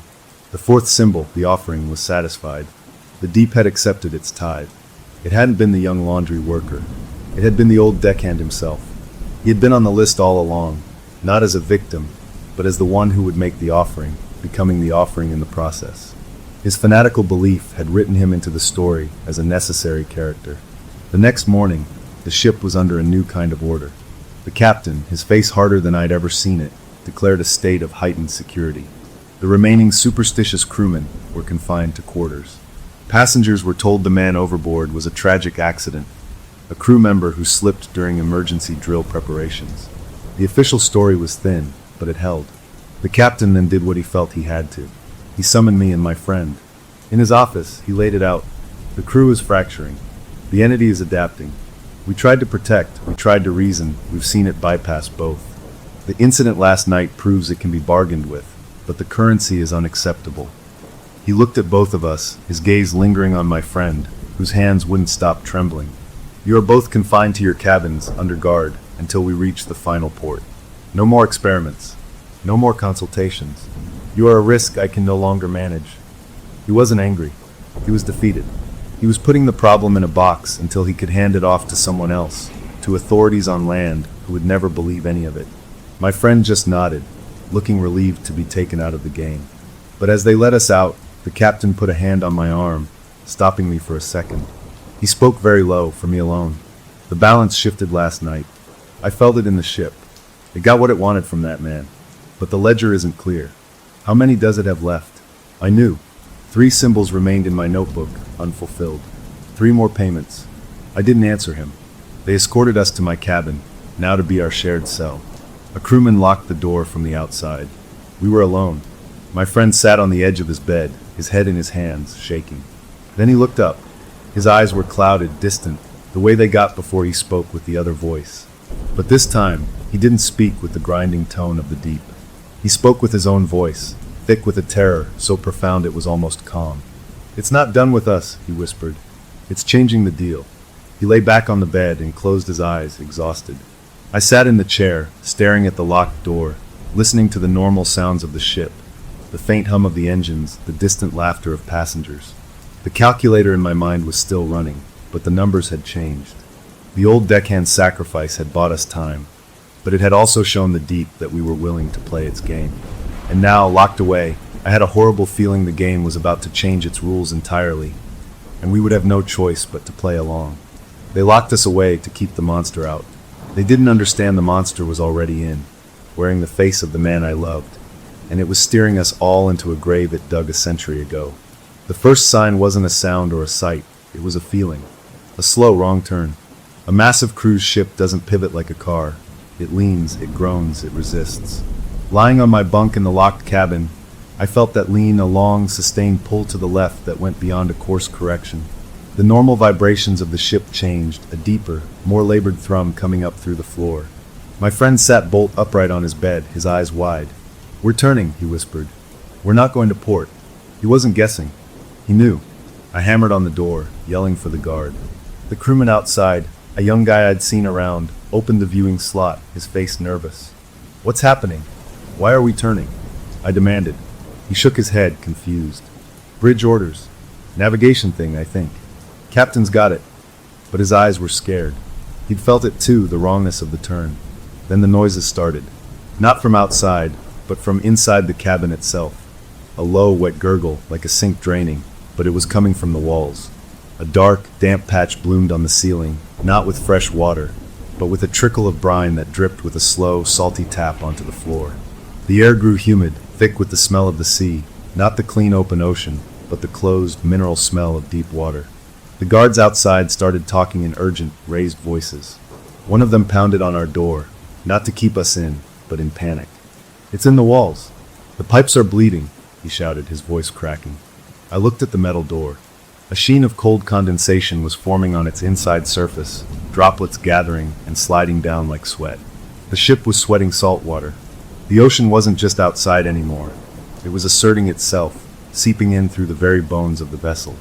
The captain's voice came over the ship-wide intercom, but it wasn't the calm, controlled announcement from before. It was clipped, urgent, a man fighting to keep command of his voice. "All passengers, proceed to your muster stations. This is not a drill. Crew to emergency positions. This is not a drill." The formal words were a mask for the terror underneath. Then a minute later, a different broadcast, a crackling, open-channel radio transmission that bled through onto the cabin speakers, meant for the Coast Guard, for anyone listening. The captain's voice, stripped of all pretense, said, "Mayday, mayday, mayday. This is we are under non-terrestrial duress. The vessel is being claimed. We require immediate assistance. Coordinates are," and he gave numbers that meant nothing to me. The transmission cut off with a burst of static. Non-terrestrial duress. Claimed. He had run out of words for haunting, for curse. He was describing an attack. My friend was standing now, his back against the wall, his palms flat on the sweating metal. His eyes were closed, but they were moving rapidly underneath the lids. "It's using the charts in my head," he mumbled, his voice slurred. "The old routes, the deep trenches.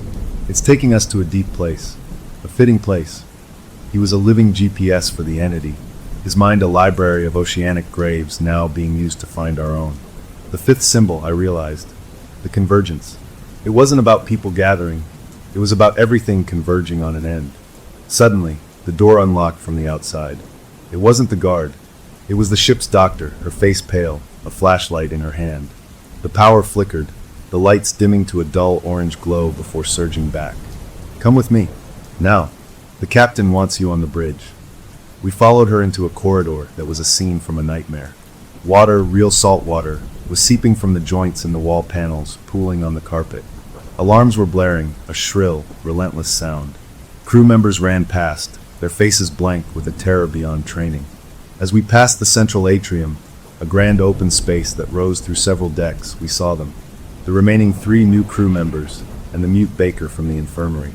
They were standing in a perfect circle in the middle of the empty atrium, facing inward, their heads tilted up. They weren't moving.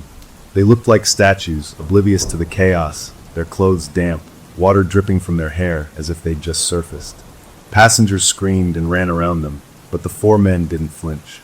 They were converging, a final, silent tribute before the end. The doctor pulled us away, her grip like iron. The bridge was chaos wrapped in a desperate attempt at order. Screens flickered, showing conflicting data. The captain was shouting at the helmsman. I said hard to starboard. It's not responding. The helmsman spun the wheel, but the ship continued its slow, inexorable turn into the empty blackness of the sea. It's the automated system, sir. It's been overridden. I can't disengage. A navigation officer pointed a shaking finger at a secondary screen.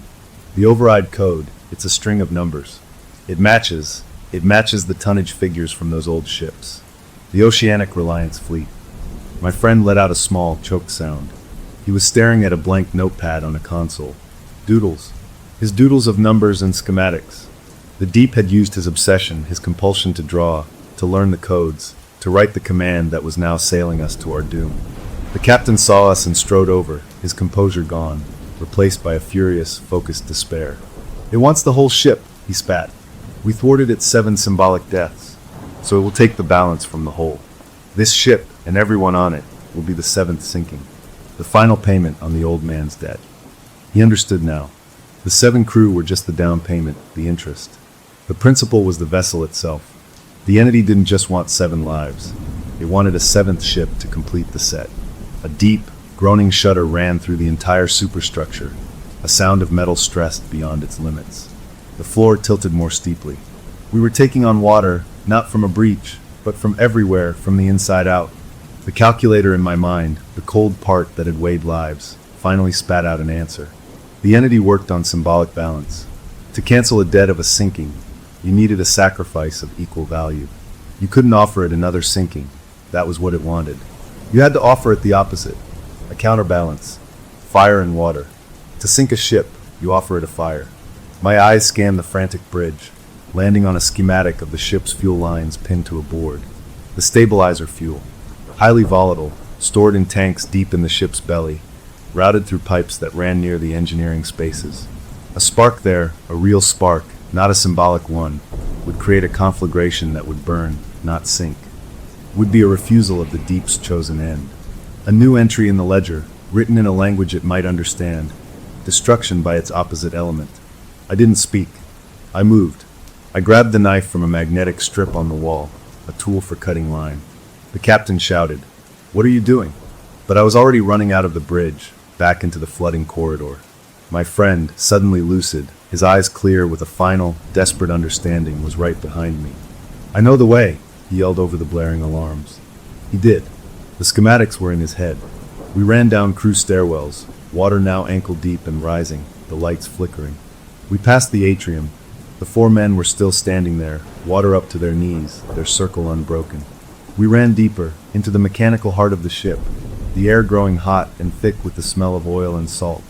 We found the access panel for the stabilizer fuel line junction, a narrow service alley behind the roaring engine room. The pipe was labeled "Cold Under My Touch." My friend held the flashlight, his hand steady for the first time in days. "Here," he said, his voice calm.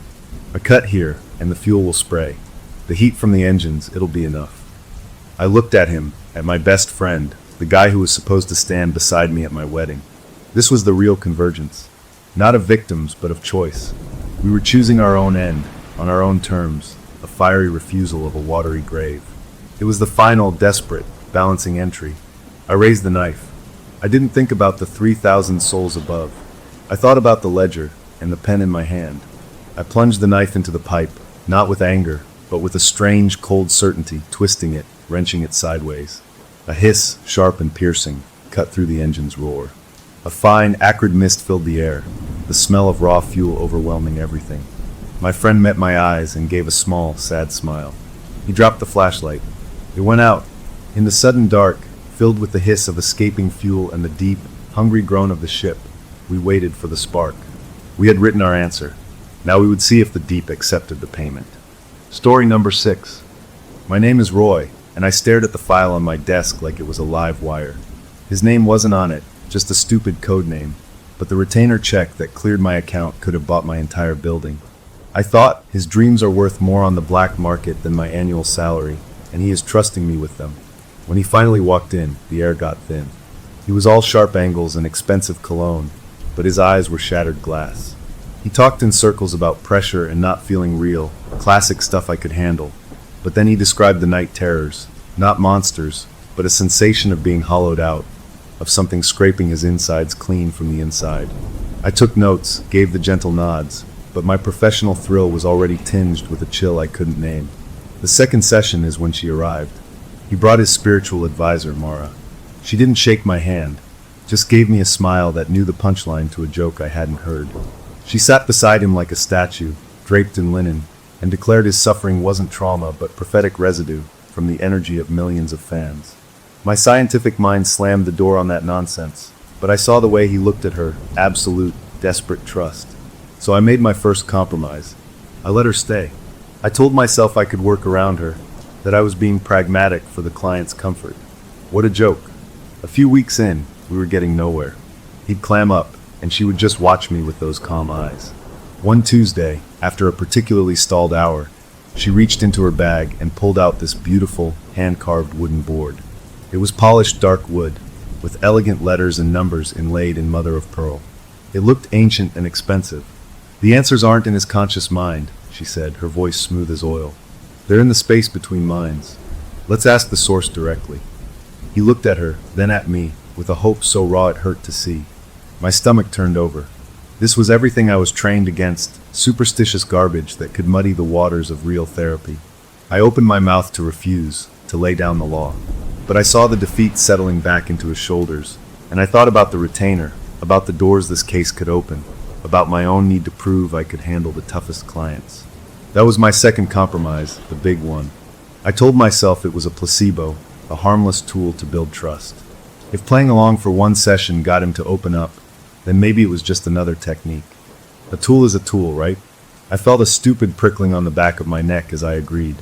She placed the board on the coffee table between us. The planchette was a teardrop of smoky glass. She gestured for us to each place a fingertip on it. He did so eagerly. I hesitated, my finger hovering.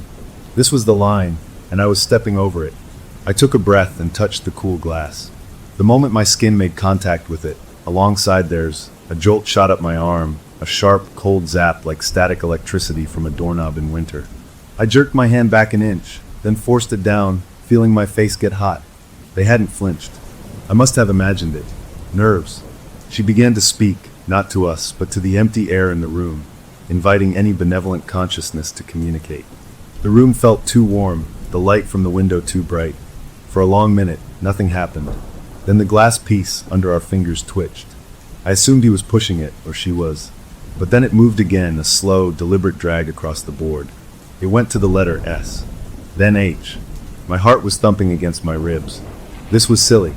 This was a client and his quirky advisor manipulating a piece of glass. But the movement wasn't jerky or nervous. It was smooth and strong, as if pulled by an invisible cord. It spelled out a, then R, then E, then D. My mouth was dry. Shared. It moved again, quicker now. F, R, E, Q, U, E, N, C, Y. Shared frequency. The words sat there between us on the board. He let out a trembling breath, like he'd been given a lifeline. She nodded slowly, a serene confirmation. And me? I was busy dismissing the cold feeling in my arm, rationalizing the impossible smoothness of the movement. They must have practiced this. It had to be a trick. But then I looked up at her, and she wasn't looking at the board or at him. She was looking directly at me, and that faint, knowing smile had changed. It was sharper now, almost hungry, like she was watching a seed she'd planted finally break through the soil. The session ended shortly after.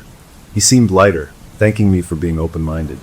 She gathered the board without a word, giving me one last, lingering look that made my skin crawl. I spent the rest of the day trying to shake it off. I wrote my notes, focusing on the client's apparent relief, framing the incident as a guided symbolic exercise. I went home, made dinner, tried to watch TV. But my arm, where that cold zap had hit, still felt oddly cold, a localized chill that wouldn't warm up. I went to bed early, exhausted. The dream that came wasn't mine. I knew it the second it started.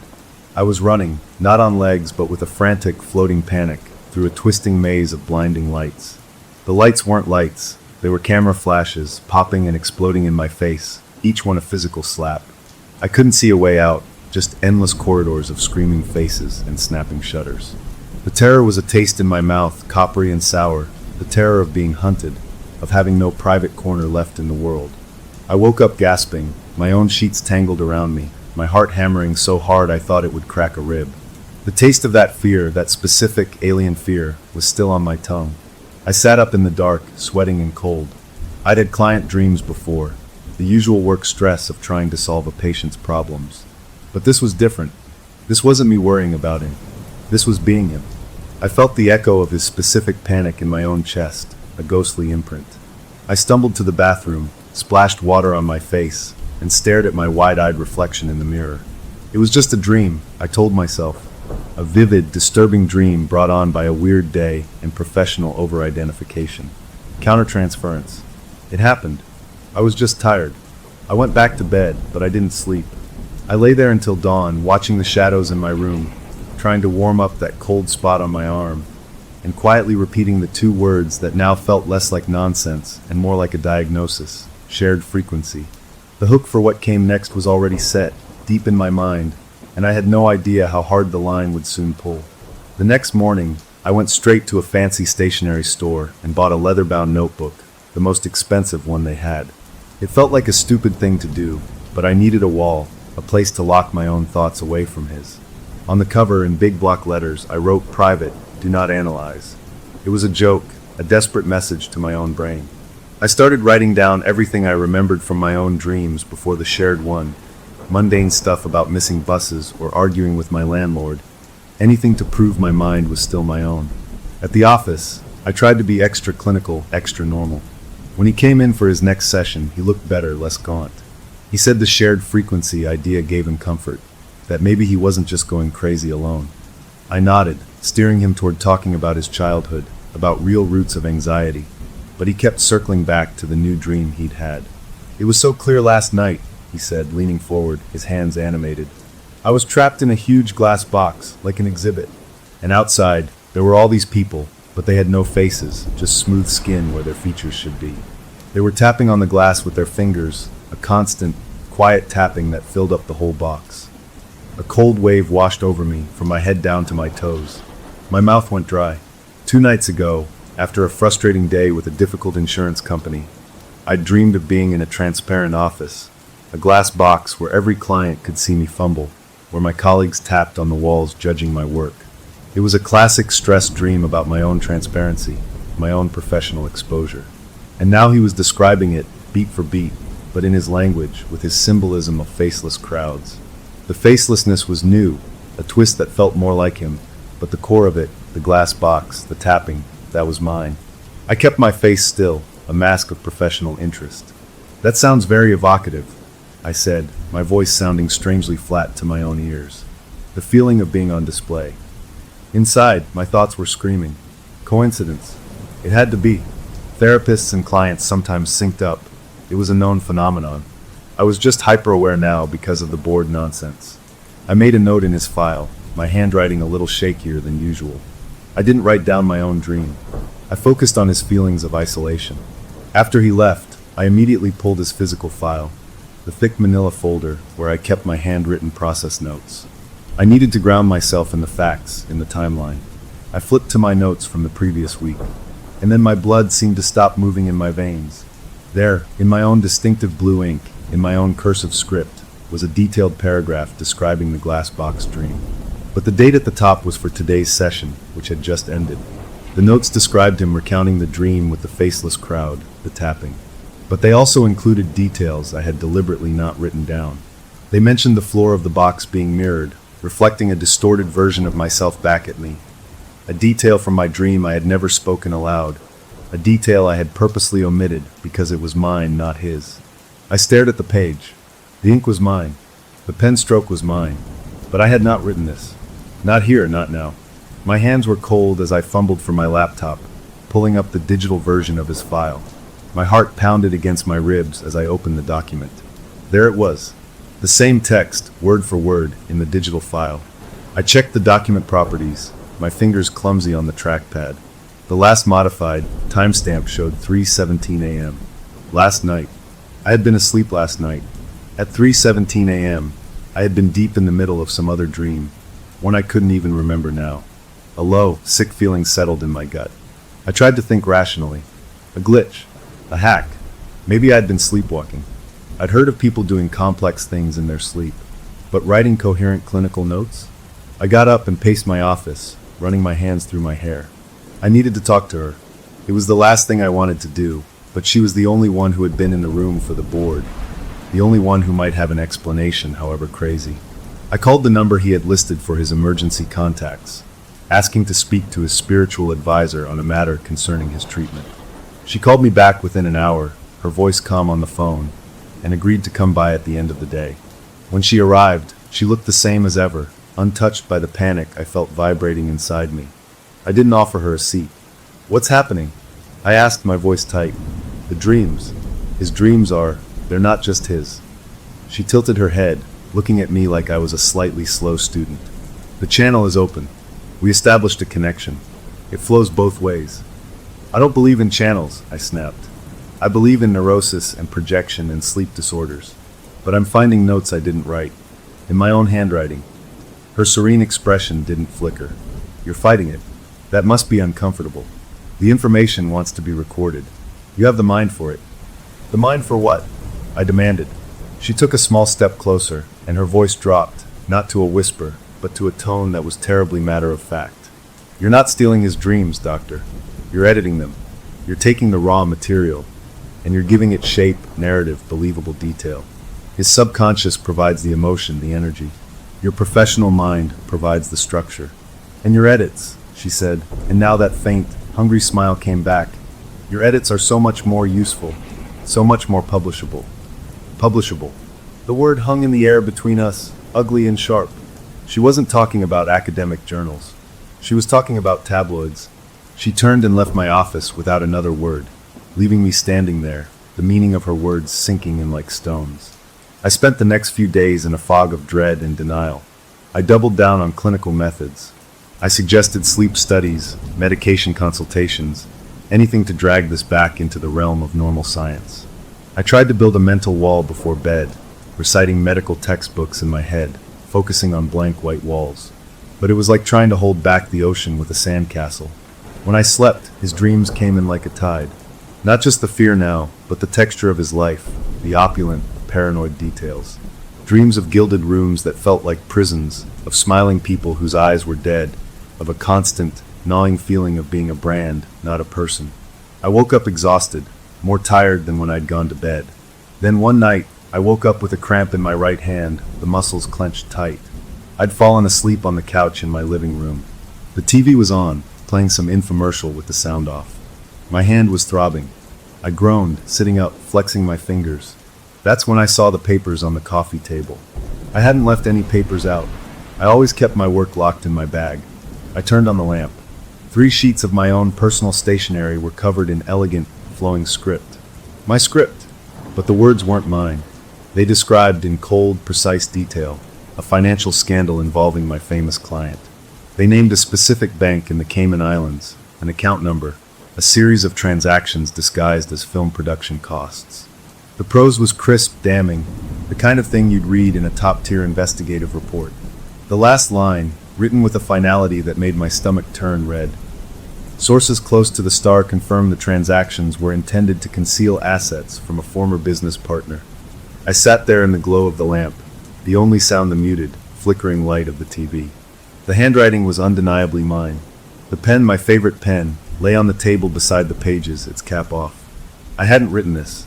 I would never write this, but the evidence was literally in my own hand. The hook was no longer just set. It was pulling me into deep, dark water, and I could feel the current getting stronger, tugging me away from everything I knew to be real and possible. The question was no longer what was happening, but how far down this went, and what else my hands might write while I slept. I rehearsed the speech in my bathroom mirror the next morning, watching my reflection mouth the words about ethical boundaries and untenable conflicts. My face looked pale, guilty, not professional. The man in the mirror was a thief, even if he'd stolen nothing but bad dreams. I couldn't live with the sleep writing, with the pages appearing like poisonous flowers blooming from my own hand. The only tool I had left was the rule book, the cold, clean protocol for when a therapist isn't over their head. Termination. I called them into my office, the client and his advisor. He looked hopeful, maybe thinking we'd have another breakthrough session. She looked like she'd been expecting this. I didn't sit down.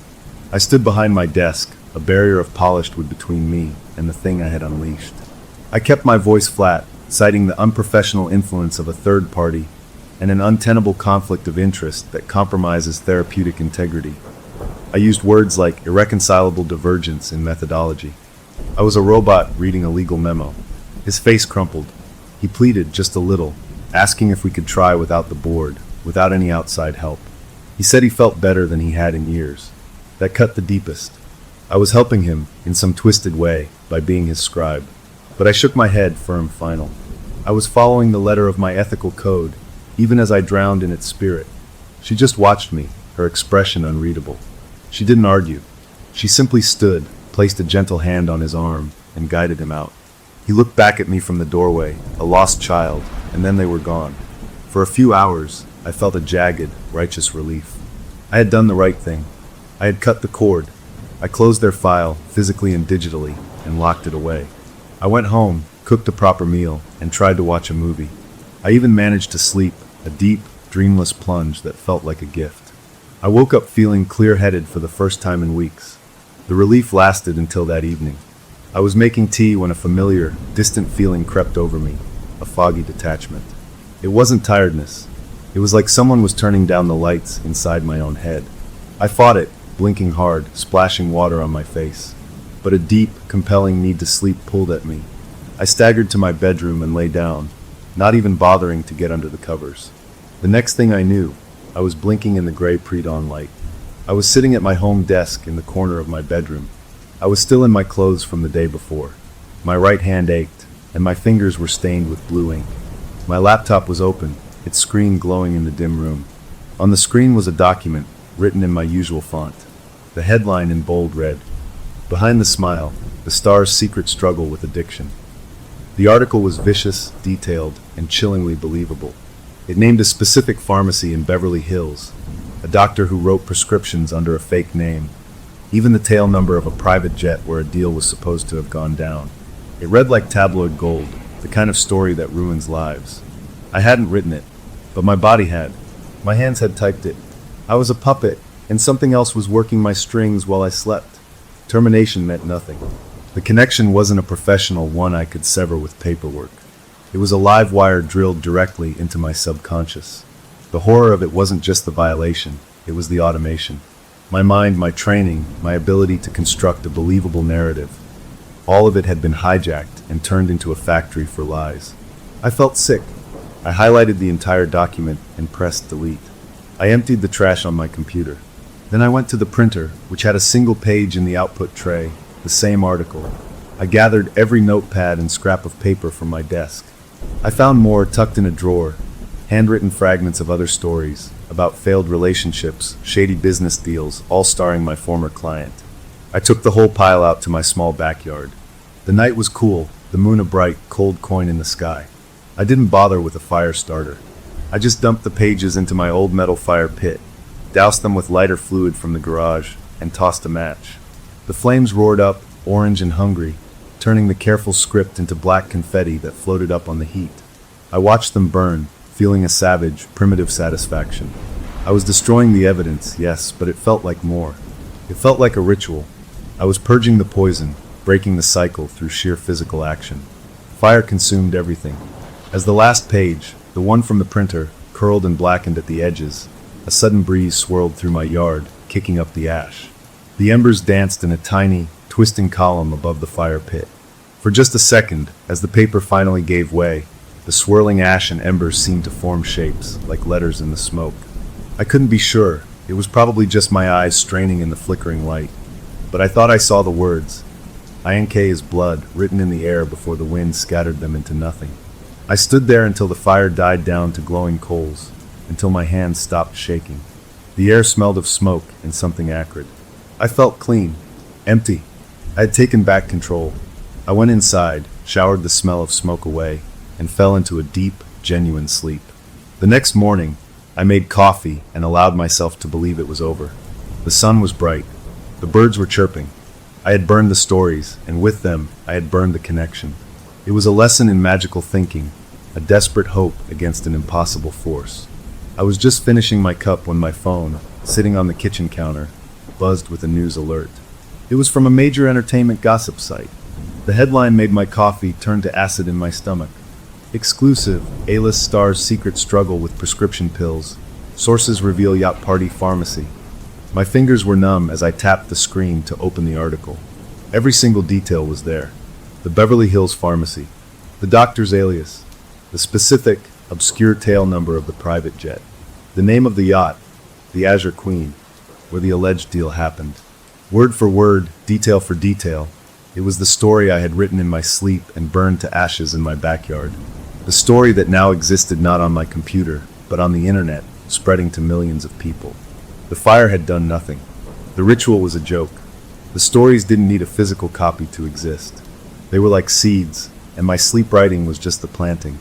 Once planted, they grew on their own, finding their way into reality through some invisible, rotten soil I couldn't see or touch. I stared at the phone, the world around me narrowing to that glowing screen. The hook was no longer a question. It was a fact, a law of a terrible new physics. I was a machine for making scandal, and I had just produced my first published work. The closure was absolute. I knew beyond any doubt that I was not just haunted. I was being used. The open question, the one that made my blood run cold, was what they would have me write next. A week later, the official letter arrived on stiff, expensive paper. It was from a law firm whose name I recognized from headlines about celebrity divorces and corporate takeovers. The words were legal jargon, but their meaning was a sledgehammer. Cease and desist, gross breach of confidentiality, defamation, intentional infliction of emotional distress. The damages they were suing for were a number so large it looked like a phone number, a figure that would erase my life, my practice, my home, my future, 10 times over. I sat in my office chair, the paper rattling in my hand, and stared at my own name. It was right there in neat black type, next to the word defendant. The solid ground of my career, my reputation, everything I'd built, dissolved into quicksand under my feet. I hired a lawyer, a sharp, no-nonsense woman who specialized in professional liability.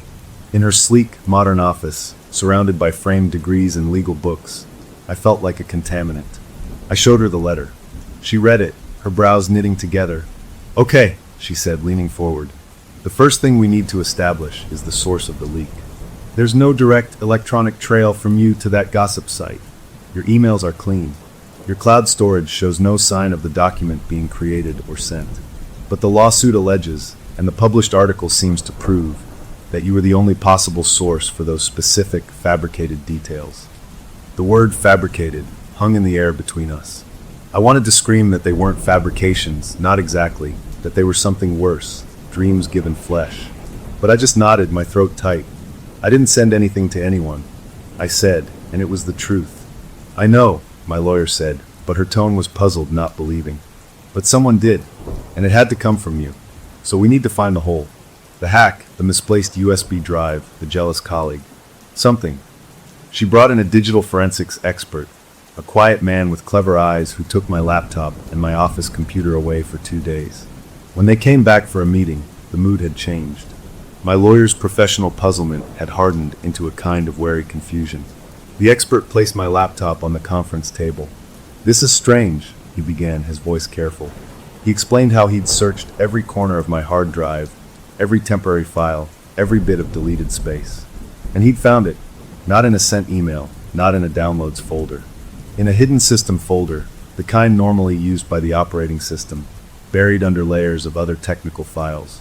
A PDF document. The scandal story. The file creation date, the expert said, pointing to a line of code on his own tablet screen, is stamped for 2 weeks before the story broke online. He looked from my lawyer to me. "According to your calendar and the university's public records, you were giving a guest lecture to a class of 120 students at that exact time. You have an alibi." A flicker of hope, wild and desperate, sparked in my chest. "So it proves I didn't do it. Someone else planted it." The expert shook his head slowly, his expression grim. "It's not that simple. The file wasn't just saved there with a changed date. The timestamp is woven into the file's metadata at a fundamental level. It's not like someone edited a property tag yesterday. It's as if the file was genuinely created by the computer's own processes, 2 weeks ago, while you were miles away." He paused, choosing his words. "Whoever did this, it's like they reached back in time and planted it, or made your computer believe it had always been there." The room felt too small, the air too thin. This was the ultimate violation. It wasn't just my mind or my sleep. It was my history, my timeline. My own tools, my computer, my impeccable professional record, had been weaponized against me with impossible, flawless precision. The lawsuit wasn't just a legal threat. It was the tangible, real-world cage being built around the supernatural horror. I was being framed by a ghost using time-traveling evidence. My lawyer cleared her throat, the sound loud in the quiet room. "This complicates our defense," she said. "A jury won't understand metadata. They'll see a file on your computer with a date that predates the leak. They'll see a therapist with unique access. The how might be mysterious, but the who will look very clear to them." I left the office feeling hollowed out. The isolation was complete. I couldn't tell them about the Ouija board, the sleep writing, the advisor who wasn't wet in the rain. To speak it aloud was to sound irrevocably insane, to guarantee losing everything. I was alone in a nightmare with rules that changed every time I blinked. That evening, a slow, cold rain began to fall, pattering against my living room windows. I sat in the dark, not bothering to turn on the lights, just watching the water streak the glass. The doorbell rang, a sharp, intrusive sound. I wasn't expecting anyone. I went to the door, my movements sluggish, and looked through the peephole. She was standing on my porch. The advisor. She wore no coat, held no umbrella. The rain fell around her in a downpour, but she was perfectly dry. Not a single strand of her hair was out of place. Not a drop of water beaded on her linen clothes. It was as if she stood inside an invisible bell jar. My breath caught in my throat. I didn't want to open the door. But what was the alternative? Hide in my house while she stood out there, immune to the weather? I turned the lock and pulled the door open a crack. The sound of the rain filled the space between us. She looked at me, her face calm, those all-knowing eyes taking in my rumpled clothes, my shadowed eyes. "You can't sue a ghost," she said, her voice soft but carrying perfectly over the drumming rain. "But a ghost can certainly haunt a hard drive." She wasn't smiling. The statement was delivered as simple fact. Then she turned and walked down my path toward the street.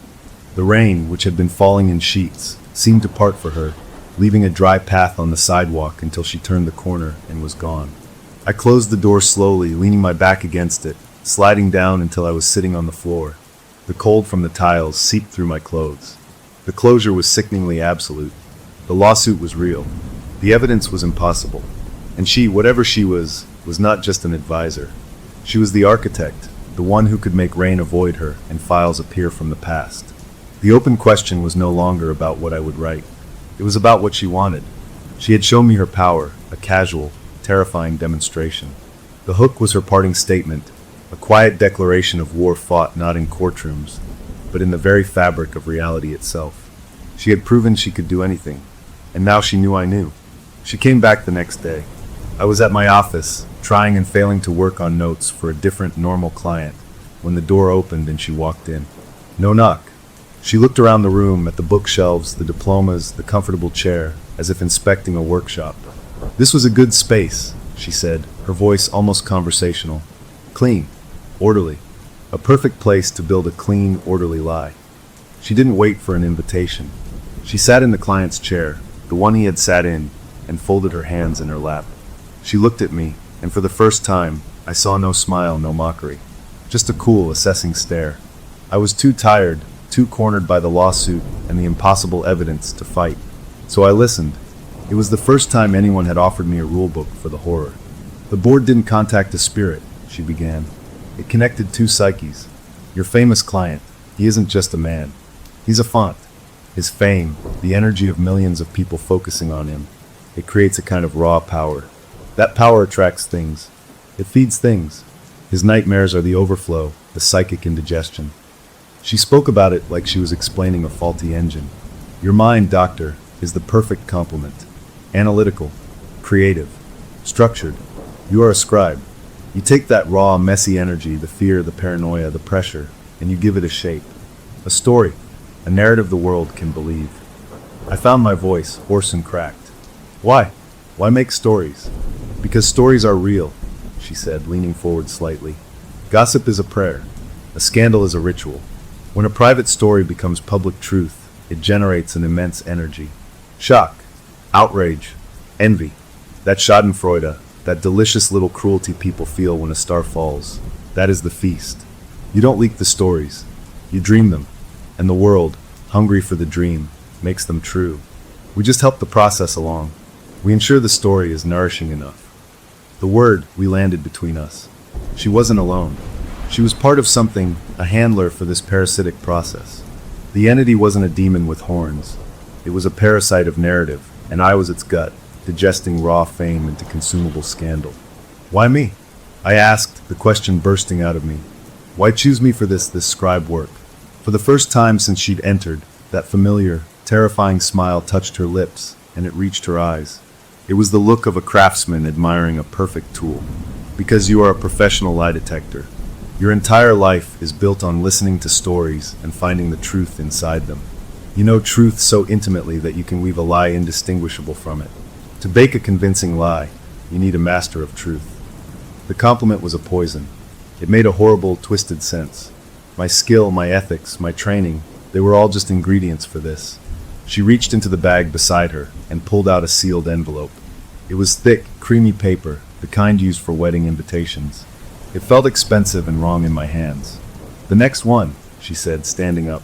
Write it well. The details matter. The more you invest, the less it hurts.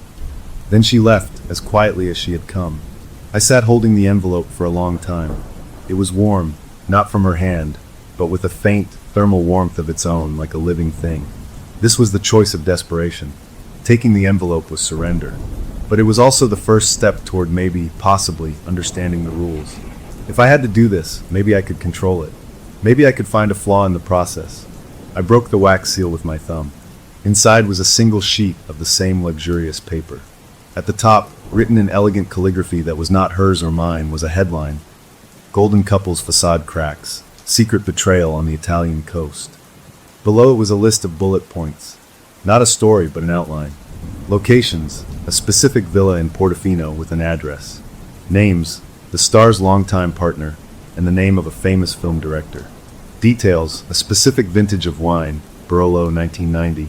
A piece of jewelry, a diamond tennis bracelet bought in Milan. The date of the alleged betrayal, 2 summers ago during a film festival. It was a blueprint for a heartbreak. My job was to build the house around it. That night I fought it. I made strong coffee. I turned on every light in my apartment. I put the envelope in a drawer and locked it. I would not sleep. I would not give them my dreams. But the pull was stronger than any caffeine. It wasn't just tiredness. It was a magnetic drag on my consciousness, pulling me down into the dark. I slumped at my desk, my head nodding. I jolted awake, my heart pounding. I had to move. I got up and paced, slapping my own face. It was useless. The warmth from the drawer where the envelope lay seemed to seep through the wood, a gentle, insistent pulse. I lasted until 3 a.m. Then, like a puppet with its strings cut, I fell into my bed and was gone. I woke at dawn, the gray light filling my room. I was at my home desk again. My computer was on. The document was open. It was no longer an outline. It was a full, devastating, beautifully written article. It described the villa in Portofino with the intimacy of someone who had been there, the scent of lemon trees and salt air.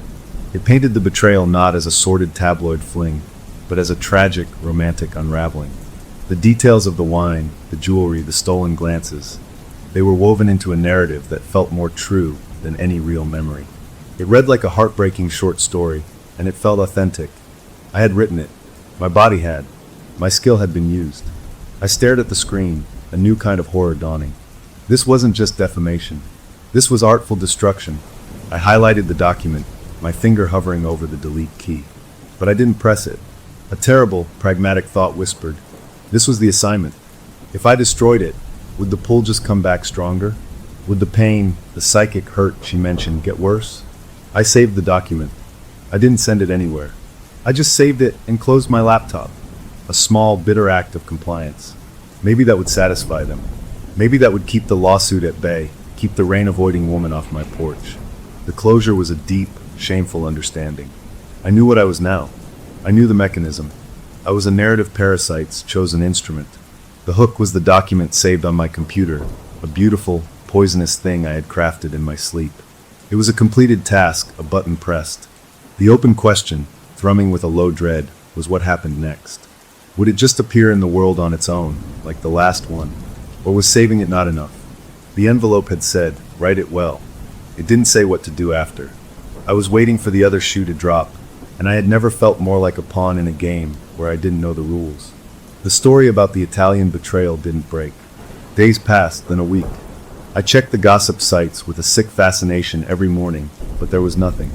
The beautiful, heartbreaking document just sat in a folder on my computer, a sleeping poison.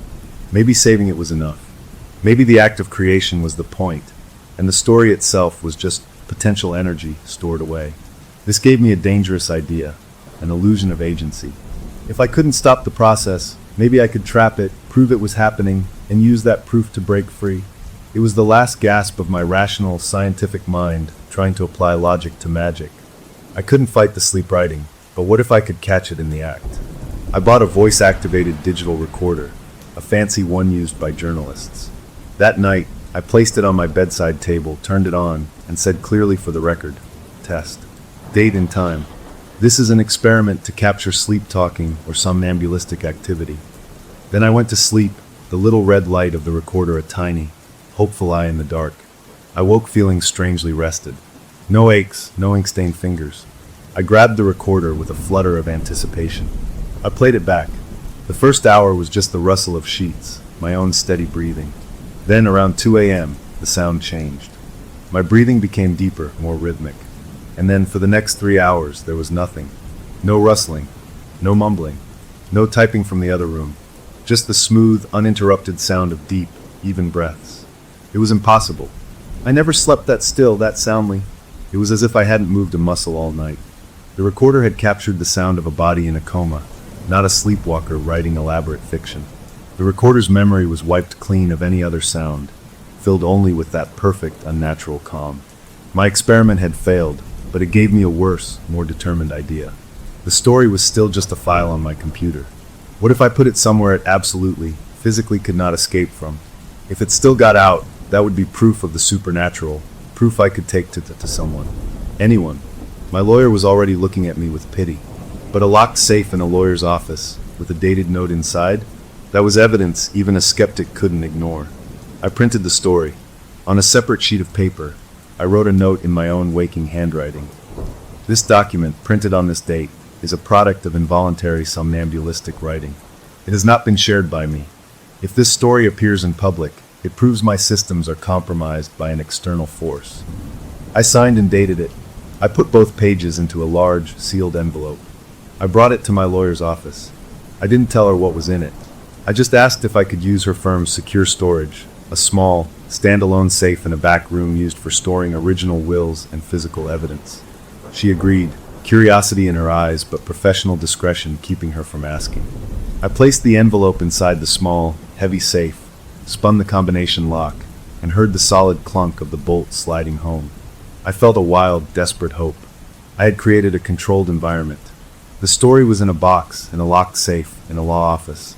If it manifested now, it would be a miracle, and miracles could be studied. For a week, I was a nervous wreck, jumping at every phone notification. Nothing happened. I started to wonder if my compliance, writing the story well, had satisfied the hunger. Maybe the parasite was dormant. On the 8th day, my phone buzzed with an alert. My heart plunged into my shoes. It was a blind item from a popular European gossip column, known for its razor-sharp accuracy. The item was vague at first, talking about a golden couple and a sun-drenched betrayal. But as I read, my skin grew cold. It named a film director. It mentioned Portofino. It specified the vintage of Barolo. By the afternoon, the story had been picked up by major outlets, exploding into a full-blown scandal. The star's partner had already released a statement through their publicist, not denying it, but asking for privacy. The story was alive in the world, and it was identical, down to the smallest, most devastating detail, to the one in the safe. I drove to my lawyer's office in a blind panic, my hands slick on the steering wheel. I didn't call ahead. I just showed up, my face telling her everything. Without a word, she led me back to the room with the safe. My hands were shaking so badly, I couldn't work the combination. She did it, her movements slow and deliberate. The bolt clunked open. She reached in and pulled out the envelope. It was still sealed.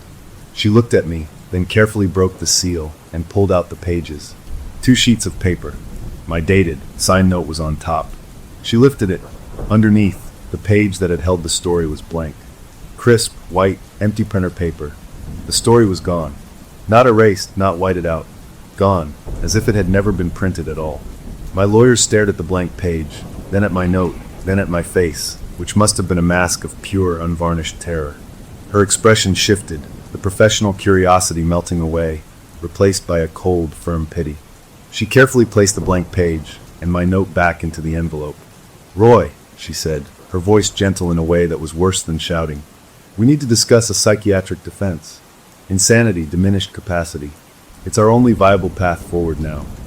She thought I was crazy, and the evidence, the blank page, my wild story about sleep writing, supported her. The safe had proven nothing except my own instability. The rules of physics, of evidence, did not apply. The stories were psychic viruses, and no container in the real world could hold them. They didn't need to be leaked. They simply migrated from my dream into the world's consciousness, leaving no physical trace behind. I left her office, the world outside seeming too bright, too sharp. I had tried logic. I had tried a controlled experiment, and I had failed utterly. That night, I didn't even try to fight the pull. I was too defeated. I fell into bed, a hollow man. The sleep that came was different. It wasn't a blankness followed by waking at a desk. It was vivid, urgent, a vision that played behind my eyelids not in words, but in stark, graphic images. I saw his face, the famous face, but it was wrong. It was bloody, the handsome features swollen and broken against the rich red of a carpet. Flashes of a chaotic scene, a falling light, a scream, the shatter of glass. The urge that came with the dream wasn't to write. The pressure built in my hands, a need to move, but not on a keyboard. The urge was to draw it. I woke up with a gasp, my fingers curled into claws, aching to hold a pencil, to scratch the terrible images onto paper. The closure was the end of science. My experiment was over, and I had lost. The hook was this new, sharper terror. The process was evolving. It didn't just want my words anymore. It wanted my hands for a different kind of creation, and the image it wanted me to make was not just scandalous. It was a premonition of something much, much worse. The morning light revealed the crime scene on my living room floor. My hands were filthy, smeared with charcoal and graphite up to the wrists. I'd tried to scrub it off in the sink last night, the water running black like liquid ink, thinking over and over, first it stole my words, now it's stealing my hands. But I'd missed spots. On the wall beside my desk, taped up in a grim sequence, were 6 large sheets of sketching paper. I used to draw in college, before I decided on a more stable profession. I hadn't touched charcoal in a decade, but the skill was still there, hijacked. The drawings were good, terribly good. They were storyboards for a tragedy. The first panel showed a film set, chaotic with cables and equipment. The second zoomed in on a specific heavy light fixture hanging from a scaffold. The third showed a frayed cable, rendered with meticulous detail. The fourth, a famous foot catching on a coil of cable. The fifth, the light swinging free, falling. The sixth and final panel was the image from my dream. His face, bloody and ruined on a red carpet, the fallen light in the blurry background. It wasn't just a premonition, it was an instruction manual. The urge hadn't been to write a story, it had been to blueprint an accident. A murder, dressed up as a tragic on-set incident. This was an escalation. The parasite was getting more sophisticated, more demanding, and it was using every part of me. Panic, cold and sharp, cut through my defeat. This wasn't just scandal anymore. This was a prediction of physical harm, and I had drawn the plans. I couldn't go to the police. What would I say? My sleep drawings predict the future? They'd lock me up faster than my lawyer could file an insanity plea. But I couldn't do nothing. The last shred of my ethics, buried under all the fear and compliance, screamed that I had to try. I had to warn someone. It was a rebellion, small and stupid and desperate. I took the drawings down, my hands trembling. I studied them, memorizing the details. The name of the studio lot visible on a sign in the first drawing. The number on the equipment case next to the faulty light. A47. I found a public payphone, an antique thing covered in graffiti.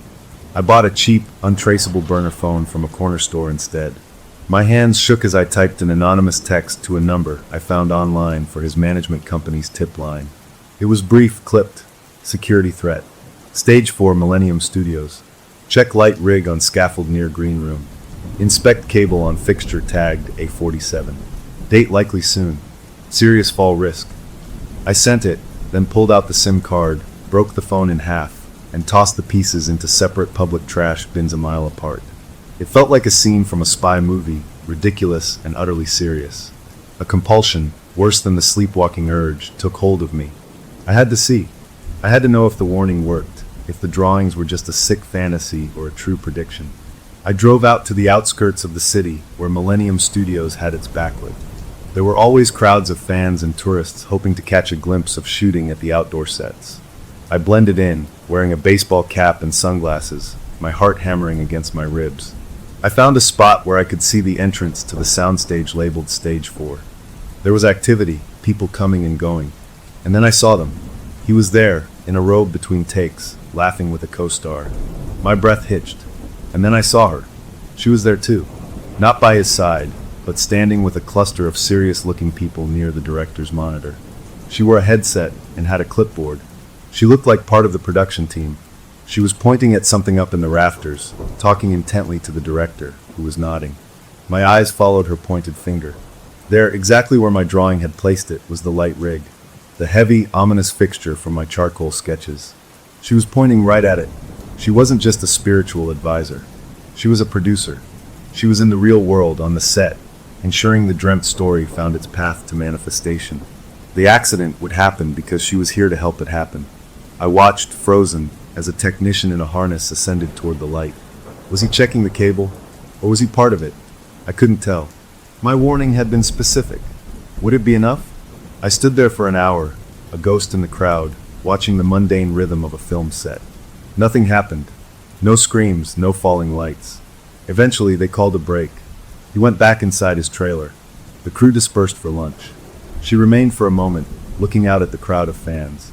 Her gaze swept across the faces, and then it stopped. On me. Across the distance, through the chain-link fence and the bustle of people, she locked eyes with me.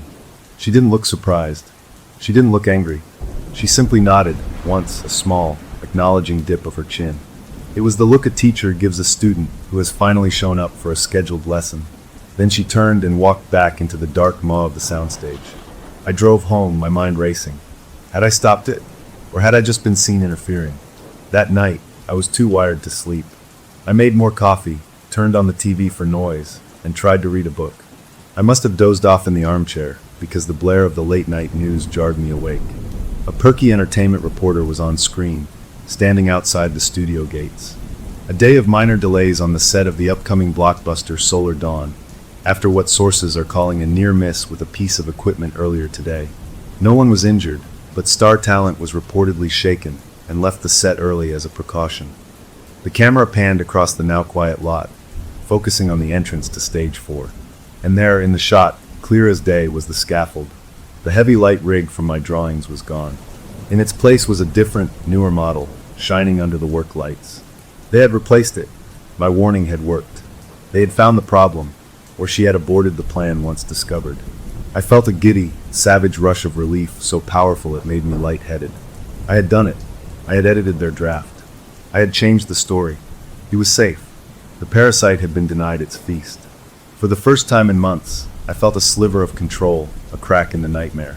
I went to bed and slept, truly slept, without dreams, without waking up at my desk, without charcoal on my hands. The closure was a fragile, beautiful victory. I had fought back with her anonymous text, and I had won. The sun through my window the next morning felt like hope, warm and real. The hook was the memory of her nod, the look in her eyes that wasn't anger, but something closer to expectation, and the quiet, lingering question of what happens when you deny a hungry thing its meal. The taste of victory was sweet with my morning coffee. The sun poured into my kitchen, warming the wood of the table, and for the first time in what felt like years, I felt a quiet, solid peace. I had outsmarted them. I had changed the narrative. The sleep that followed had been mine alone, deep and undisturbed. I sipped my coffee, planning my next move. Maybe I could disappear, change my name, start over somewhere far away. The door to my home office, just off the living room, was slightly ajar. I always kept it closed. A tiny sliver of shadow showed in the gap. The peace evaporated, replaced by a cold trickle down my spine. I set my cup down, the ceramic clicking too loud in the quiet room. I walked to the door and pushed it open. She was sitting in my chair, behind my desk. She wasn't serene. She was coldly, professionally furious, her hands folded on the polished wood, her posture rigid. "You edited the draft," she said. Her voice was flat, devoid of its usual oil-smooth quality. "Without consultation, you compromised the narrative integrity." This wasn't the spiritual advisor. This was a project manager whose employee had messed up a major deliverable. My brief courage faltered. "I stopped an accident," I said, but my voice sounded weak. "You interfered with the production," she corrected, her eyes like chips of flint. "The story was calibrated. The energy was allocated. Your intervention created a deficit." She reached into her bag and pulled out not a creamy envelope, but a slim, plain folder. She slapped it down on the desk in front of her. "This is the correction. The rewrite." I didn't want to touch it. I made myself step forward and pick it up. Inside was a stack of printed pages, 9 in total. It was formatted like a professional news article, with a byline and everything. The headline made the room tilt around me. "Obsession in the therapy room. How a renowned sleep specialist fabricated scandals to destroy a star." I skimmed the lines, my vision blurring. It was all about me. It wove together my life with the lies. It described my history of professional jealousy, my failing practice before I took him on as a client. It mentioned my unsettling fixation on fame, citing my anonymous tip to the set as proof of my stalker-like behavior. It had details no one could know: my mother's maiden name, the street I grew up on, the name of my first dog, a beagle named Barney who died when I was 12. It listed the evidence found on my computer, the backdated files, framing it all as the work of a brilliant but unhinged mind using psychological insight to craft perfect, defamatory lies. The article was a masterpiece. It was believable, logical, and it destroyed me completely. "The sources are convincingly fabricated," she said, as if reading my mind. "We know everything. We are in the frequency. We are the shared space." She stood up, smoothing her clothes. "This is the new assignment. You will dream this. You will make it true. You will publish it from your own accounts, in your waking hours, as a confession of your guilt and instability." She came around the desk, stopping close to me. Her voice dropped to a whisper, but each word was clear and sharp as a scalpel. "Or the next draft will be an obituary. Not his, yours. And it will not be an accident. It will be a suicide, brought on by the guilt of your actions. The notes will be impeccable." She walked out, leaving the folder on my desk. The door clicked shut behind her. I stood there, the pages clutched in my hand. The choice was an impossible equation. Option 1, destroy him to save myself. Dream this new story, unleash it, and watch as my own life is obliterated by the legal and social fallout, living as the monster they created. Option 2, destroy myself to save him. Refuse, and die by my own hand in a way no one would question. There was no third option. The pride I'd felt that morning was ashes in my mouth. I had believed I had leverage, that I could fight. I was a fool. The parasite, denied its preferred meal, would now consume the scribe to protect itself. I sat at my desk for hours, staring at the article. I thought about burning it, but fire was useless. I thought about running, but they knew my childhood dog's name. They were in the frequency. They were everywhere I had ever been in my mind. A final, insane plan formed, a Hail Mary pass from the edge of oblivion. Not to burn it or hide it, to publish it myself, right now while I was awake. But I would add something. A single, final line at the end of the article. A message encoded in the madness. A direct shout into the frequency they claimed to own. A line that would make no sense to any reader, but would be a flare, a signal, a declaration that I knew what they were. Something like, the ink is blood, and the scribe sees the hand that holds the pen. If I was going to go down, I would at least try to expose the mechanism. I opened my laptop, my fingers cold but steady. I created a new document and began to copy the article, typing the lies that would end me. As I reached the end, my cursor blinking, I prepared to type my secret line. The screen flickered. Not a power glitch, a deliberate digital shutter. The text on the screen, the words I had just typed, began to melt. Letters dripped down the virtual page like wet paint. Then they reformed, rearranging themselves, not into nonsense, but into a new sentence. The document was writing itself. It wrote the first line of the article again, then the second, but the style was shifting, becoming more fluid, more like my own best professional writing, the kind I used in lectures. It was assimilating my voice, perfectly, completely. My added line, the one I hadn't even typed yet, appeared at the bottom, not as I'd planned it, but rewritten better. The source of the fiction is itself a story, hungry for an ending. Then it deleted that line, as if reconsidering. The cursor blinked, a steady, relentless pulse. It was waiting. It didn't need my sleep. It didn't need my compliance. It could take my waking mind, my skills, my very will, and use them like a tool.